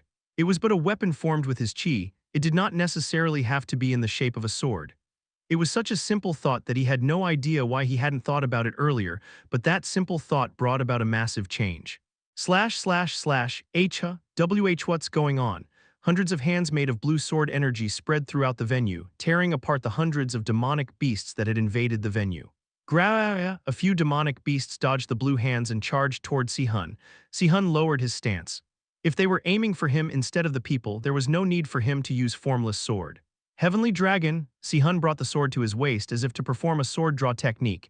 He twisted his hips with his right leg as the axis and swung Ludwig.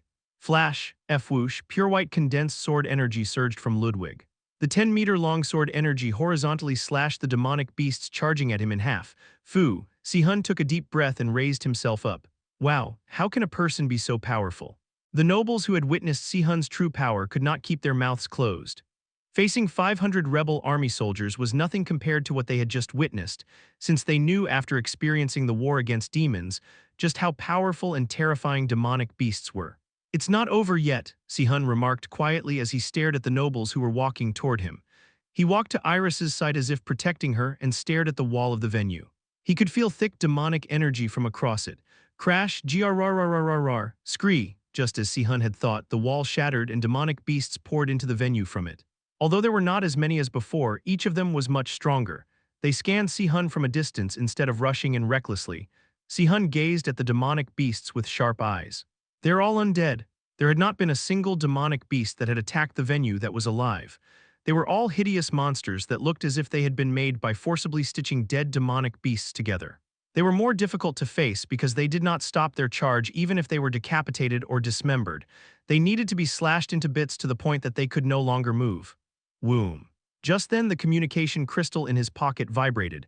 After raising the crystal to check who it was, Si-hun exclaimed, "Hyung Nim." Kang-woo's voice flowed out from the crystal. "Si-hun, I'm in the VIP room, but have the demonic beasts attacked that area as well?" Yeah, like Si-hun had thought, the party venue had not been the only place that was attacked. "Hyung Nim, where could these demonic beasts have come from? I have no idea, Ka. These sons of bitches. Are you okay, Hyung Nim? I'll take care of things here so you protect the princess. Got it. Understood, Hyung Nim." Si-hun nodded and put the crystal back in his pocket. He turned to the nobles who had survived the first wave of demonic beast attacks and remarked, "Everyone, please gather around me." "Got it." Sniff, wah, what the hell are the guards doing? The surviving nobles gathered around Si-hun without hesitation. Si-hun walked forward and adjusted his grip on his sword. He had not been able to save every noble because they were far too dispersed, but that was no longer the case. Fu. Si-hun had consumed a considerable amount of chi from using formless sword, but he was still fine. He could fight. Sir Si-hun, please stay right behind me, your highness. Si-hun stood right in front of Iris and focused. He glared at the demonic beasts. Facing these demonic beasts was not an issue for him. Although they were much stronger than the ones from the first wave, considering the fact that Si-hun was strong enough to face the princes of hell, demonic beasts of this level were nothing to him. The problem is, he needed to fight while keeping the princess and the nobles safe. Fighting while protecting someone was far more difficult than fighting all by oneself. Even so, Si-hun gripped his sword tighter. It had been none other than Kang-woo who had asked him to do it. Grrrrrrrrrr. The demonic beasts that had only been watching began to charge. Si-hun cut down the demonic beasts. Ah, my subordinates. Vernok groaned. He was watching a live feed of Si-hun cutting down the demonic beasts. Kurg, after all the time I had taken to create those undead chimeras. Come on, you can always make more. I'll help you out. Kang-woo lightly patted the dejected Vernok's shoulder. Although half of the undead demonic beast army that they had diligently made for the past few months before crossing to Erner had been wiped out, it had been a necessary sacrifice. I understand, master. More importantly, it's almost time my king, Lilith expressed. Got it. Kang-woo turned around. It was time for the main event of the hellish party that he had planned for Si-hun. It was time to make the seed of demise sprout in Erner. Let's do this. Kang-woo leisurely walked toward the party venue. I've been wondering which coin to invest in this time. He had thought about Valzahak at first. The demon king that the hero Reynold had defeated invading the continent once more was not a bad plot. However, it's too weak. Unlike what Valzahak had boasted about, he had not been as infamous in Erner as he had made himself out to be. It would be weird to create a completely new being as well. Kang-woo could also make up a completely new character like he had done with Rakyl. He had not revealed the group known as the Four Heavenly Kings for nothing. But Kang-woo clicked his tongue. Even if it was the same song, it being sung by a world-renowned singer versus a street performer was completely different.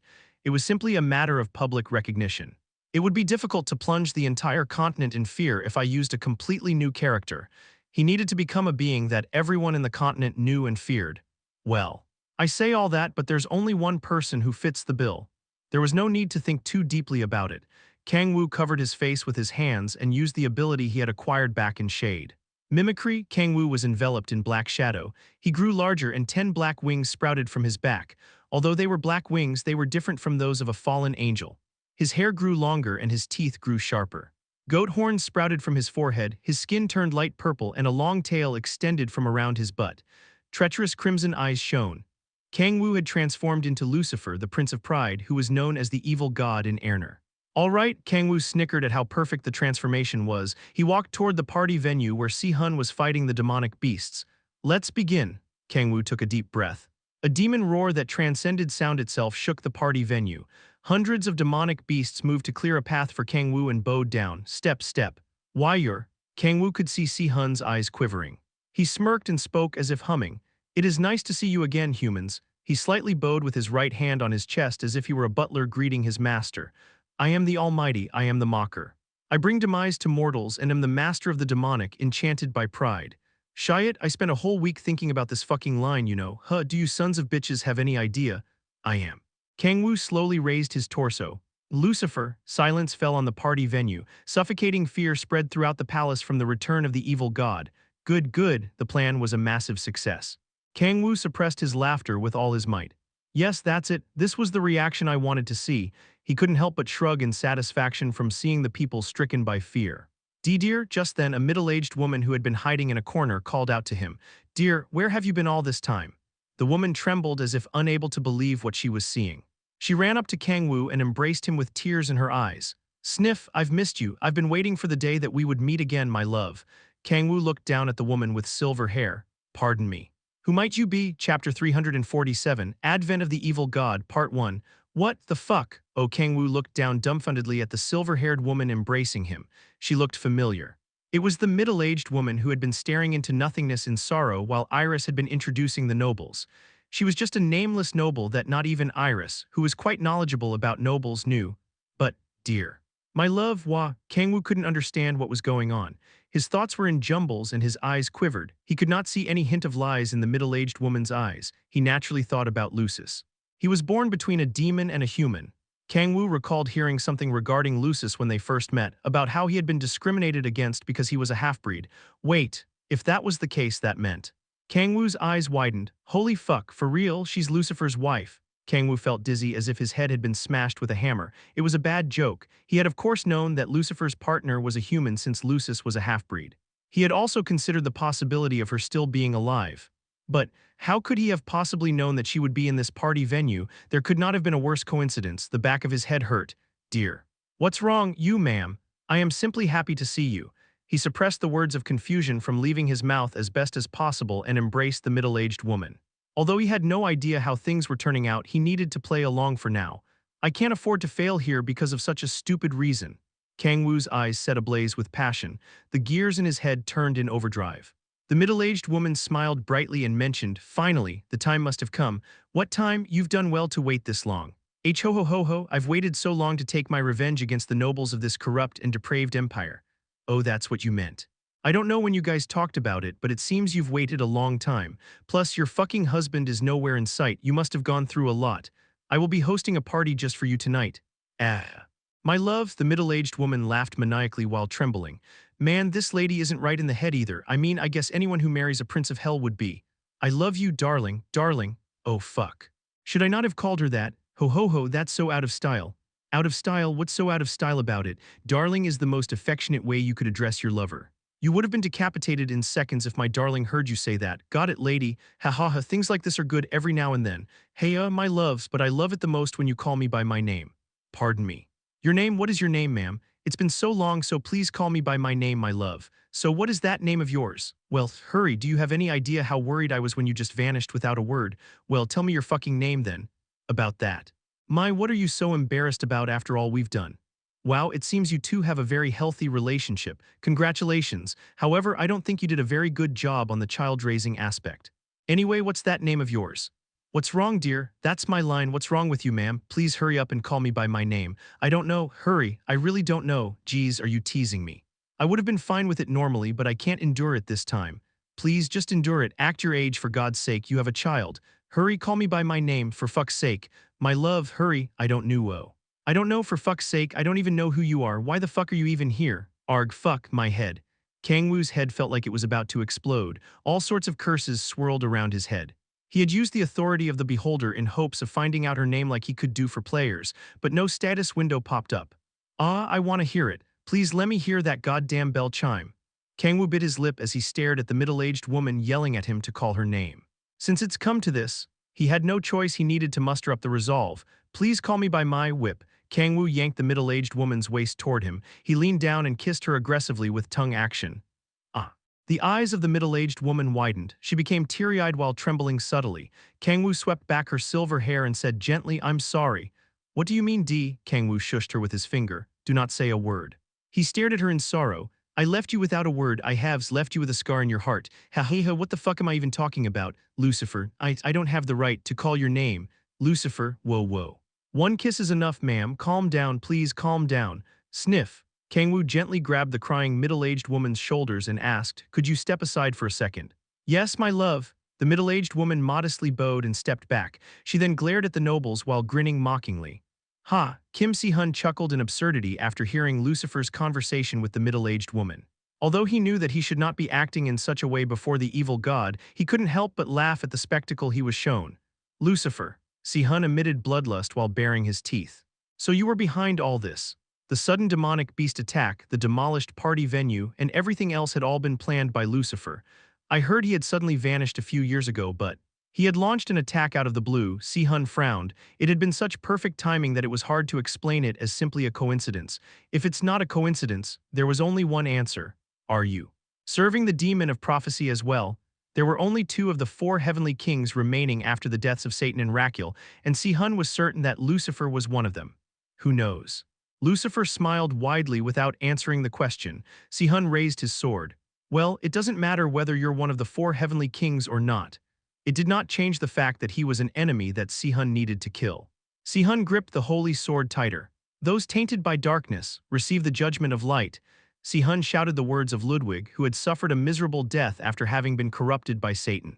He charged toward the culprit of the incident using his foot technique and swung down on Lucifer's head as if chopping firewood. Rumble, Lucifer slightly raised his hand. Black demonic energy gathered in front of it and blocked the holy sword pouring light. The holy sword and demonic energy clashed, forming a powerful shockwave. Si-hun, who had been in the air, was flung backward. He twisted around midair and nimbly landed on his feet.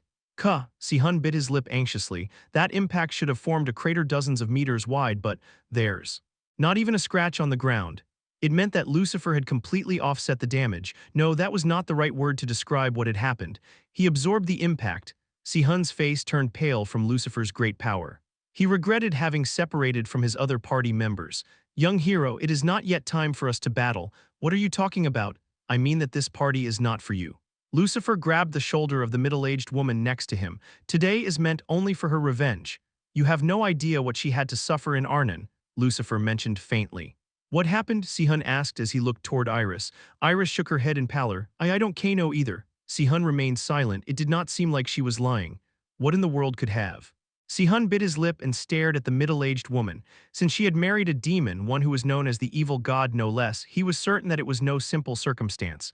I will have her expel. No, Lucifer. Tell them yourself. Me? Tell them what those filthy and wicked nobles made me go through. Lucifer remained silent and then grabbed his head as if it hurt. He was panting and slightly trembling. I'm sorry. Just thinking about what you had to go through, I can barely contain my rage. Dear. The middle-aged woman grabbed Lucifer's clothes while teary-eyed. Lucifer covered her with his black wings and continued, the reason matters not. Besides, it can never be undone. You're right, even if we tell them the reason, there's no way that those wicked beings would ever listen. The middle-aged woman nodded. Lucifer slowly walked forward. The moonlight shone down on him through the cracks of the destroyed party venue walls. He raised both his arms as if he was praying to God. I declare in the name of Lucifer, the Prince of Pride. His thunderous voice shook the entire imperial castle. No, it was not just the castle. What? Lucifer, as in evil god Lucifer. What? What the hell is happening? Lucifer's voice spread throughout the entire imperial capital. The people who had been asleep in their homes quickly opened their windows and turned toward the source of the sound. There they saw a giant black rift dozens of meters tall above the imperial castle. Green tentacles spraying yellow pus wriggled out from the black rift. Tonight, the Arnon Empire will drown in blood, and Erner will meet its demise. The eyes of the middle-aged woman widened from Lucifer's declaration. Demise? What the fuck is it now? You never told me about that. Yes, I really haven't. Leaving the Empire aside if you destroy the sea continent. What, weren't you going about revenge and whatnot earlier? What's wrong this time? Where is our Lucis supposed to live? Oh, stop it, just stop, ma'am. Answer me, Lucifer. Just fucking stop, please. Fuck my life. Lucifer muttered so that no one could hear him.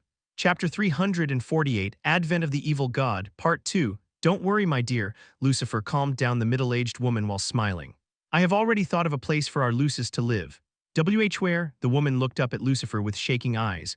Lucifer whispered while staring at Kim Si-hun, there is a world known as Earth. Earth. The woman tilted her head in confusion from a word that she had never heard of before. We will start anew there. Another world. The woman gulped from what she had never even thought about. It was certainly not a bad idea. I see that was an option, she nodded her head in delight. Earth, you say? Si-hun bared his teeth fiercely. He clenched the sword handle as if he were trying to break it and shouted, I will not let you have your way. There was no way that he would allow the demon to lay his hands on Earth on top of Erner. Si-hun infused Ludwig with his chi and elongated the condensed sword energy. Lucifer raised his hand as he stared at Si-hun, who was about to charge toward him at any second. I believe I told you that this party is not for you. What the hell are you talking about after pulling all this shit? Lucifer pointed at the black rift above the imperial castle while smiling. Hideous green tentacles were wriggling out from it. Undead demonic beasts that had attacked the party venue were also pouring out from it. What the?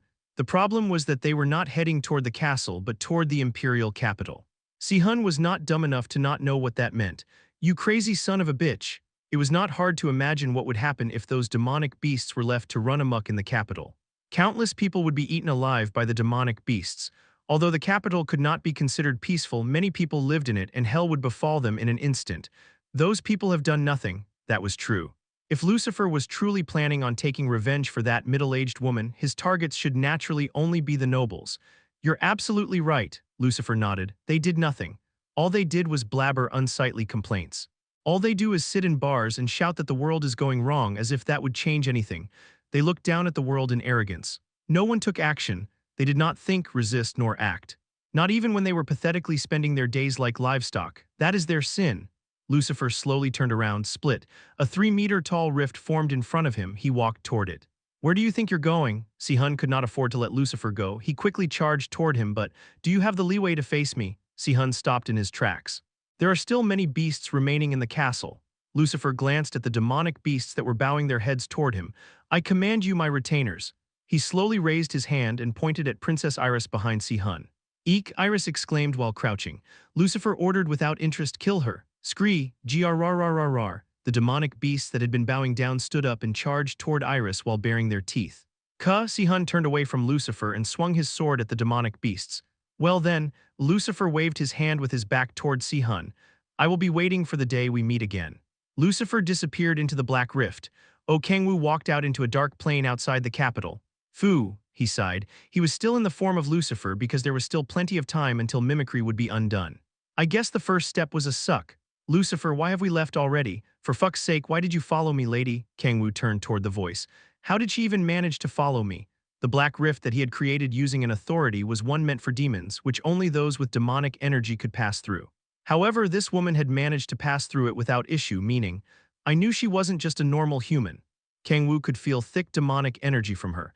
The fact that she had not turned into a demon or demonic beast despite having such demonic energy meant that she had perfect control over it. A black mage, huh? He had heard that there were people in Erner who possessed demonic energy but could still maintain their human appearance. Weren't you going to tear the nobles apart in front of me?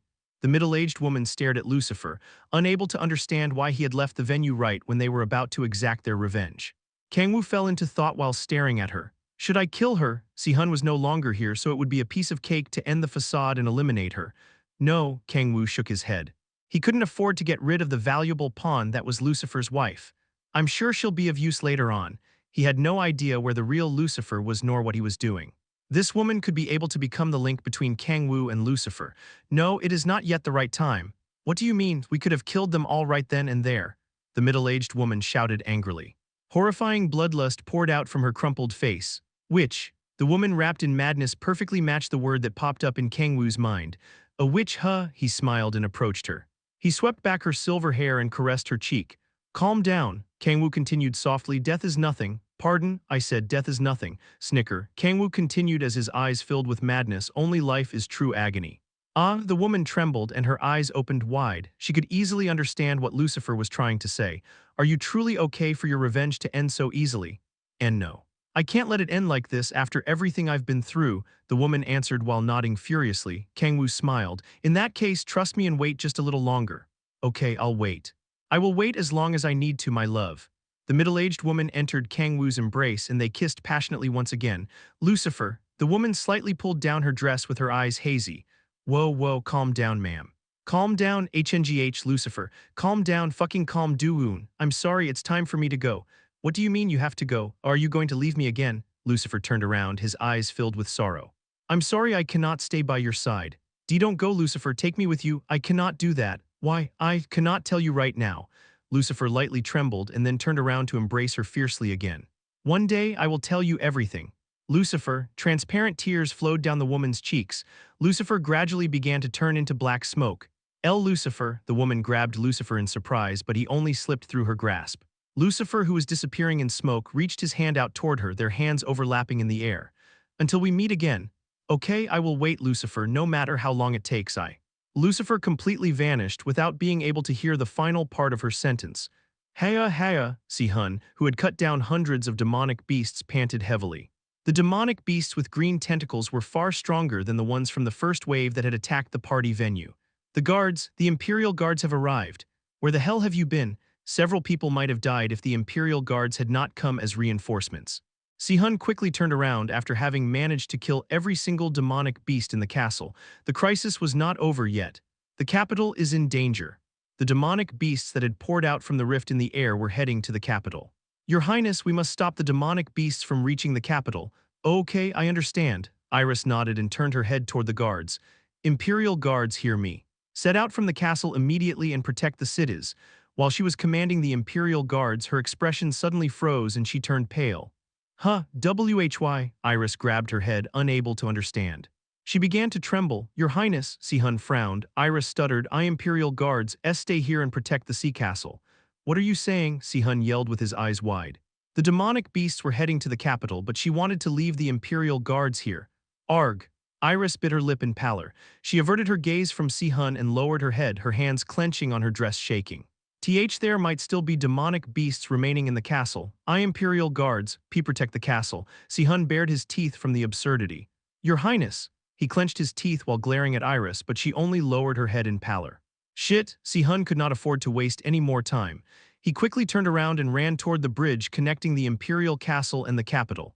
The demonic beasts that were trying to head to the capital were gathered there. They were crossing the bridge extremely slowly for some reason.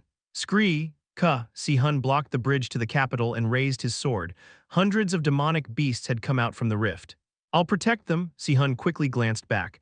The citizens of the Empire had come out due to the huge commotion and were staring at Sihun facing the demonic beasts in surprise. Sihun's heart set ablaze. Whatever it takes, whoosh. White light burst out from Sihun, dyeing the darkness white. Shit. An old man in white vestments was swearing in a luxurious room. He shouted with a shaky voice, evil god Lucifer. What the hell is going on? His expression crumpled. She wants to let the Imperial Guards out in a situation like this, crazy bitch, pant. Fidelio's shoulders trembled in fury. He clenched the transparent orb in his hand so hard that it could break. It was a magic tool imbued with telepathy magic. Unlike a communication crystal that only transmitted sound, this was an advanced magic tool that could transmit one's voice directly into a target's brain. If Fidelio had not taken quick measures, Iris would have sent the Imperial Guards to the capital. It seems, Fidelio's eyes narrowed, it seemed he would have to give Iris another lesson. Fidelio sighed and leaned back on a chair. It felt like his plan that had been going smoothly was going awry as of late. And those morons that joined forces with a black mage. What in the world? The rebel army that he had supplied with various armaments and training instructors had joined forces with a black mage out of the blue, but they had failed in the one job they had despite that. Useless sons of bitches. Fidelio frowned as if his head hurt. Just then someone knocked on his door and the door slowly opened. Fidelio turned toward the uninvited guest that had entered his room. Oh, I'm glad you see you're all right. The young man with sharp eyes extended his hand toward Fidelio while smiling brightly. We've met before, haven't we? My name is Kang-woo.